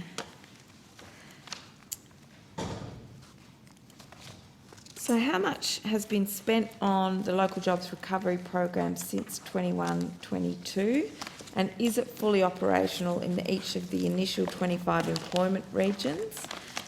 And does each region have the facilitator, the task force, a plan and a recovery fund? So yes, the Local Jobs Program has been rolled out in the 51 employment regions. It was done in two tranches. So the first was 25 regions, and then followed by 26 regions. And the rollout has included engaging employment facilitators and support staff. It's involved developing local jobs plans, which are data-rich plans that we work with the National Skills Commission to have local data that we then develop and work with the task forces to identify priorities in the area. Each area has a task force established. They're highly successful and very engaged, so they meet monthly, and to date we average at least 80% membership at each of the task force meetings. From time to time, a facilitator may leave, and then we do a gap-filling exercise. But I think we have permanent facilitators in all of the regions right now. And in terms of funding, so funding across the program, sorry, I'll just get the... Unfortunately, I've got it disaggregated. But I guess the key message on the funding is it's in 4 main elements. We have the Local Recovery Fund. That was tracking a little bit behind in terms of expenditure just due to initial implementation lags. But we've spent, and COVID impacts with rollout. We also found that with the Local Recovery Fund, we really need to build our stakeholder connections before we can actually establish projects. So it's expenditures skewed towards later in the year. So can I ask overall how much has been spent to date? Perhaps you could take on notice how much has been spent in each region to date? Yes, certainly. And if possible, break that down in terms of the elements above. How much is expected to be spent on the program up to June 2025? So the total funding for the program is around $280 million. How much is expected to be spent in each region, and how is that determined? Do regions with high unemployment have access to higher funding? The funding is actually allocated, so primarily through the Local Recovery Fund is where the differences are in terms of funding. And it's allocated based on larger regions or smaller regions. So each of those areas has a different allocation depending on size. And that's each year. So I think. And what about underlying unemployment as part of that matrix? Like, how do you? It's named the recovery local jobs program in relation to employment and training opportunities. How do you match that to need other than via population? Well, part of that, Senator, is the task forces are required to identify what particular industries and cohorts, subpopulations exist within those regions, and to put forward proposals that address that particular need, whether it's high unemployment related to youth, Indigenous, or a particular industry sector or the like. And that's how we're working with those funds. Okay, so the unemployment rate does or doesn't count? So it doesn't count in terms of the funding. So, for example, it doesn't? Okay. Larger regions can access up to $390,000 per year through the Local Recovery Fund, and the smaller regions $250,000 per year. As Mr Smythe said, it would be based on the priorities in the local jobs plan, and also the facilitators have to partner with employment service providers to ensure that we've got the flow of job seekers into projects.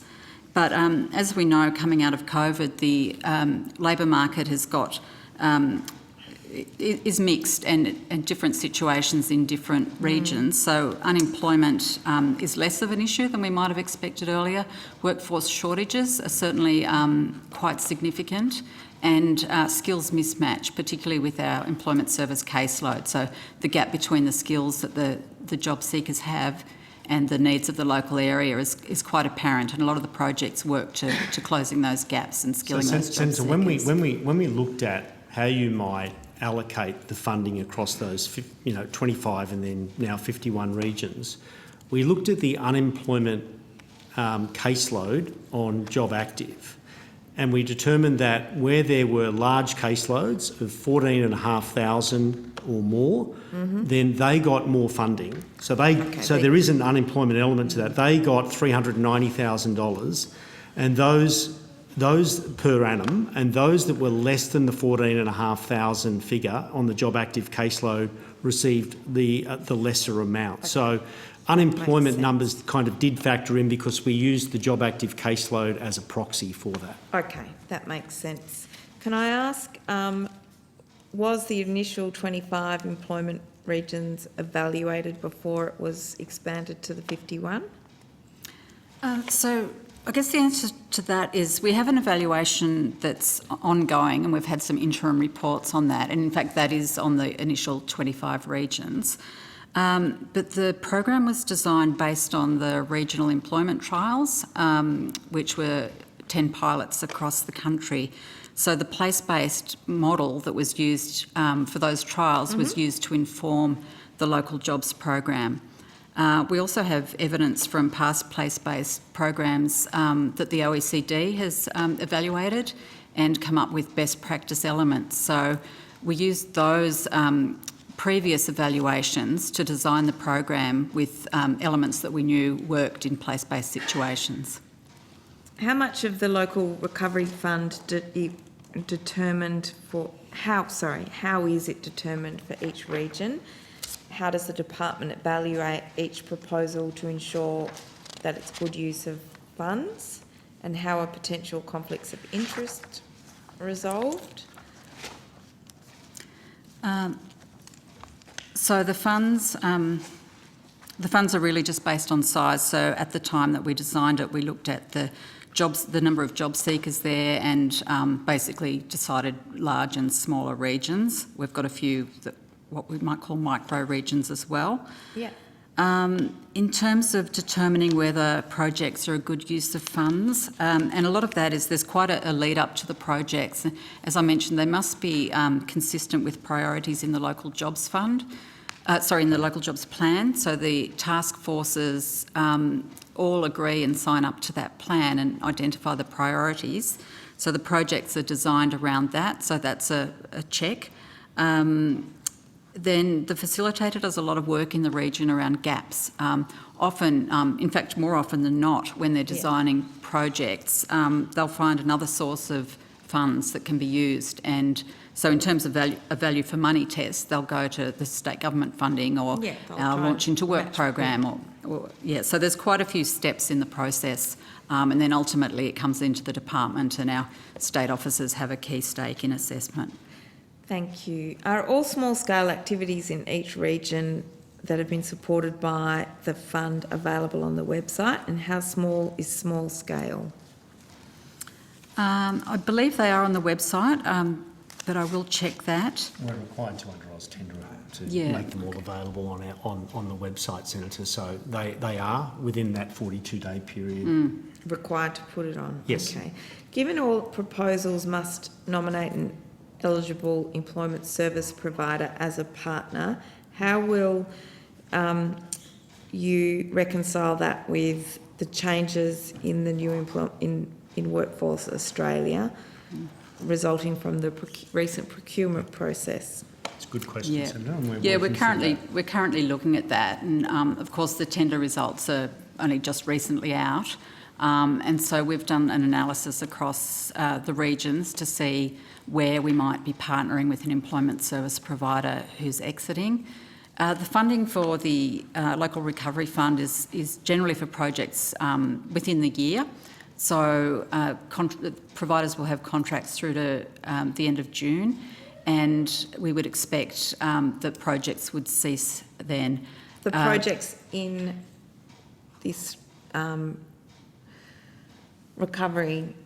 And then there will be new projects that will commence next financial year, Senator, obviously with a new provider. Will they all be concluded, or are there some that might be dislocated? That's the analysis we're doing at the moment. Okay. And have you had any feedback currently that there will be some emerging issues there? Oh, certainly we've had a look at where the exiting providers are, and we're just starting to work through now with the projects. Some will have projects that are underway, and perhaps the job seeker cohort has already been established and linked. For example, if it's training in care and support, the cohort may have already been identified, and so the job actives role would largely have been concluded. There'll certainly be follow-up activities, but that's easy to transition to a new provider. The budget had funding of up to $50 million to be made available under the fund out to 25, with the particular purposes, as you know. What's currently being funded, and what do you expect will be funded? And is it each local region that decides that, or does the Minister's Office have a role in signing off on those projects? The Minister's Office doesn't have a role in any of the projects. So the National Priority Fund is the $50 million that you mentioned, and that's $12.5 million per year. So we've we've put out a request for tender. We've got a two-stage process there. So we've received applications, in fact, way more than we anticipated, totalling around $300 million. So it was quite a process to sift through those and find the best. And now we're just in the process of receiving their proposals and are about to fund those projects. Are you able to tell us how much will be available for each region, each project?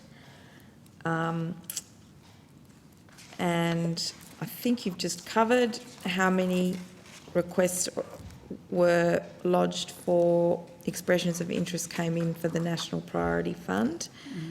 Yeah, the National Priority Fund, it's not regional, it is national, and it targets more the large structural barriers, things like accommodation and transport, so barriers to work. It also has a job creation element to it, so that's quite a different fund. I mentioned, I think, 300 million worth of bids, and I think it was around 280 applications. 241. 280 applications. 241, Senator. 241. How many can you fund, or is that dependent on? It's dependent on value. Yeah. And value for money as well. Out of the $50 million. And obviously whether they meet the requirements under the tender, Senator. How many have been shortlisted currently?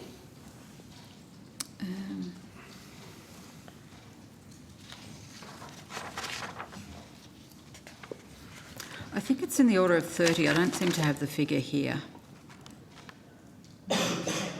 Take that on notice and get back to you, sir. Okay, and for the second RTF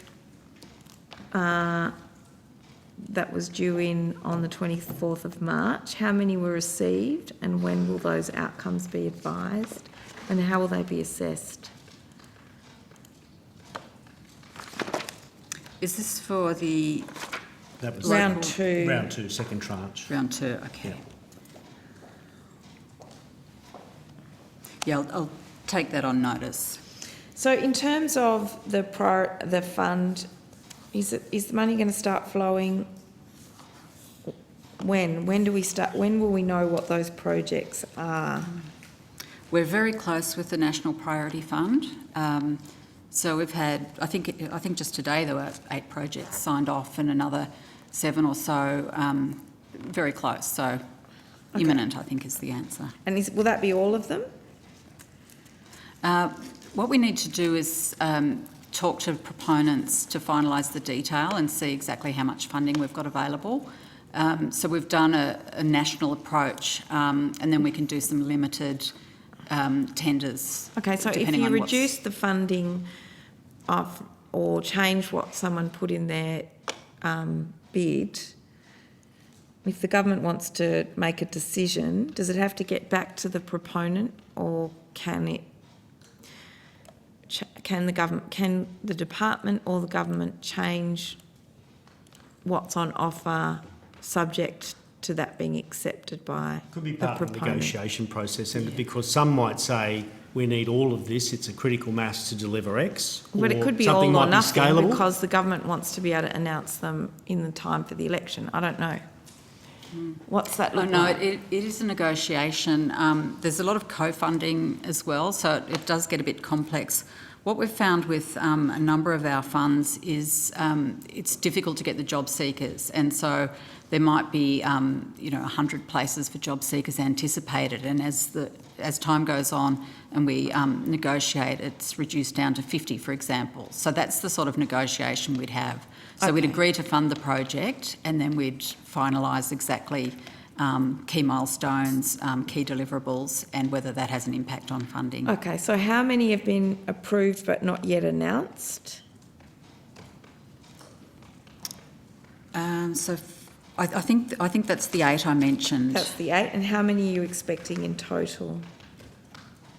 Again, it's not clear until we get out and realise exactly how much Okay, funding so we've of got. those 8, how much of the budget does those 8 use? I'll have to take that one on notice. Well, what's the overall? can you tell us what the value of those 8 is? I'll just keep an eye on my phone to see if someone can send it through, but I don't have it in my briefing folder, sorry. Okay, so it's 12.5 million per year, but you're not as yet able to tell us how many projects in that 12.5 for this financial year. How much of that 12.5 has already been spent?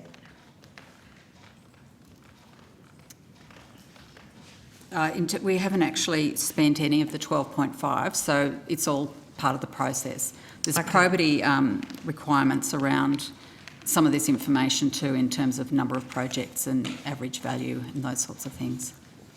Yeah, you can tell us that there are 8 unannounced projects. Are you able to tell us any more detail about where they are or which employment regions they're attached to? No, unfortunately.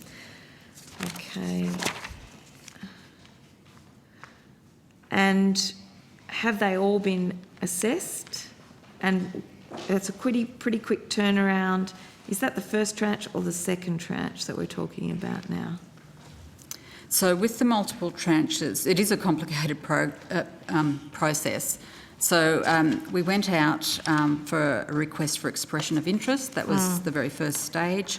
And then we went into a request for tender stage. And as part of the request for tender, we assessed projects as ready to go in terms of an offer or needing more work. So they're the 2 tranches. Okay. But it is from last year's budget. That's correct. And we are nearly at the end of the financial year. Yes. So it does seem like a long process unless it was intended that the announcements all line up with the election. I think a number of things. What was the original timeline? Has there been a delay in the timeline for these projects? I think each stage took longer than anticipated for a number of reasons. As I mentioned, we got many more applications than we anticipated. Yeah. The multiple stages in the process are actually quite complex, and the requirements for co-funding and various other elements took a long time, and negotiations took longer than anticipated. I think we've got COVID in the middle of it, and we're running the local recovery funds and also having to staff the broader procurement as well. So, will therefore some applicants need to wait till after the election if the government doesn't, if all those issues aren't sorted out before caretaker? Well, some are likely to wait. We'll have to assess that under the caretaker conventions, Senator. Okay.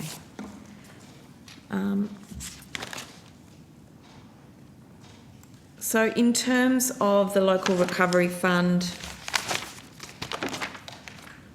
how much has been spent thus far?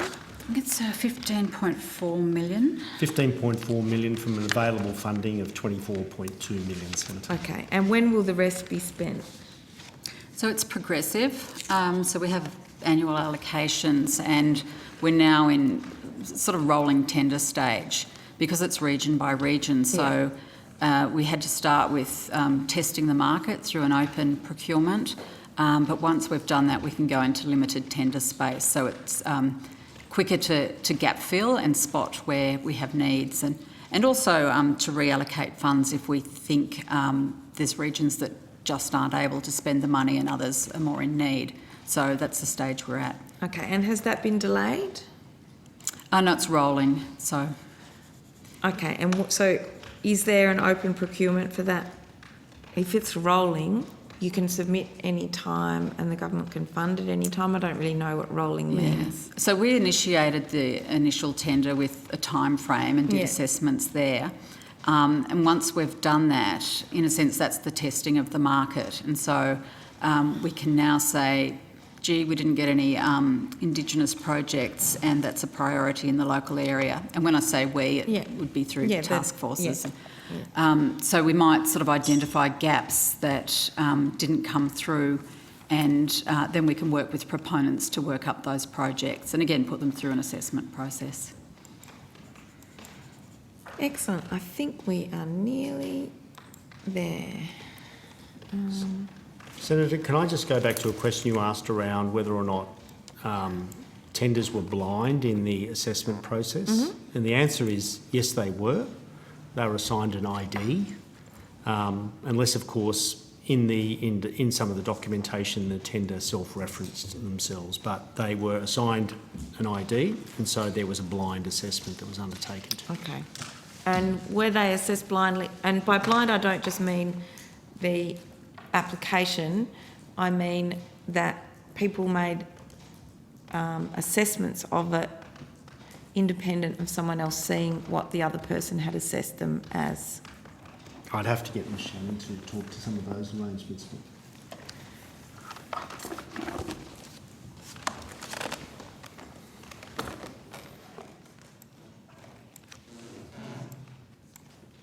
So they were assessed once and then reviewed by the moderator, Ms Shannon advises me. Okay, I think we did resolve that before. Yep. I just wanted, sorry, just to bounce back again, what kind of projects will be funded from the National Priority Funding Pool?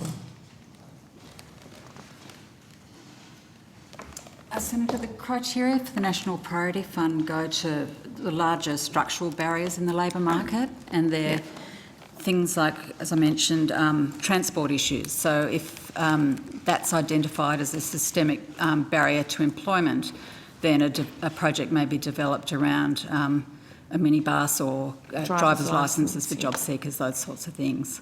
Accommodation, of course, is a perennial, particularly with regional jobs, jobs that require labour mobility.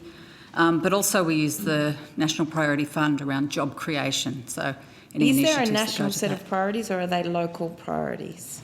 No, it's more national, and it's outlined in the guidelines for the fund. Okay, so we'll be able to see what those priorities are. That's quite right, yes. Clearly. Yes. And then the local recovery funds focus in on those local plans and the priorities that sit within those, Senator. Yes. Thank you. I've learnt a lot. And I want to thank everyone for their time over the last few days. And thank the Chair and the Secretariat and Senator Stoker and all the other ministers, Dr Bruniges, and all the bits of the department. Thank you very much. Thank you. So, thank you. That officially concludes today's proceedings and budget estimates for 2022-23. I thank the Minister, all the officers of the Department of Education, Skills and Employment, and all witnesses who've given evidence to the committee today. I thank Hansard and Broadcasting and all the members of the Secretariat for their support. Thank you very much. That concludes the proceedings.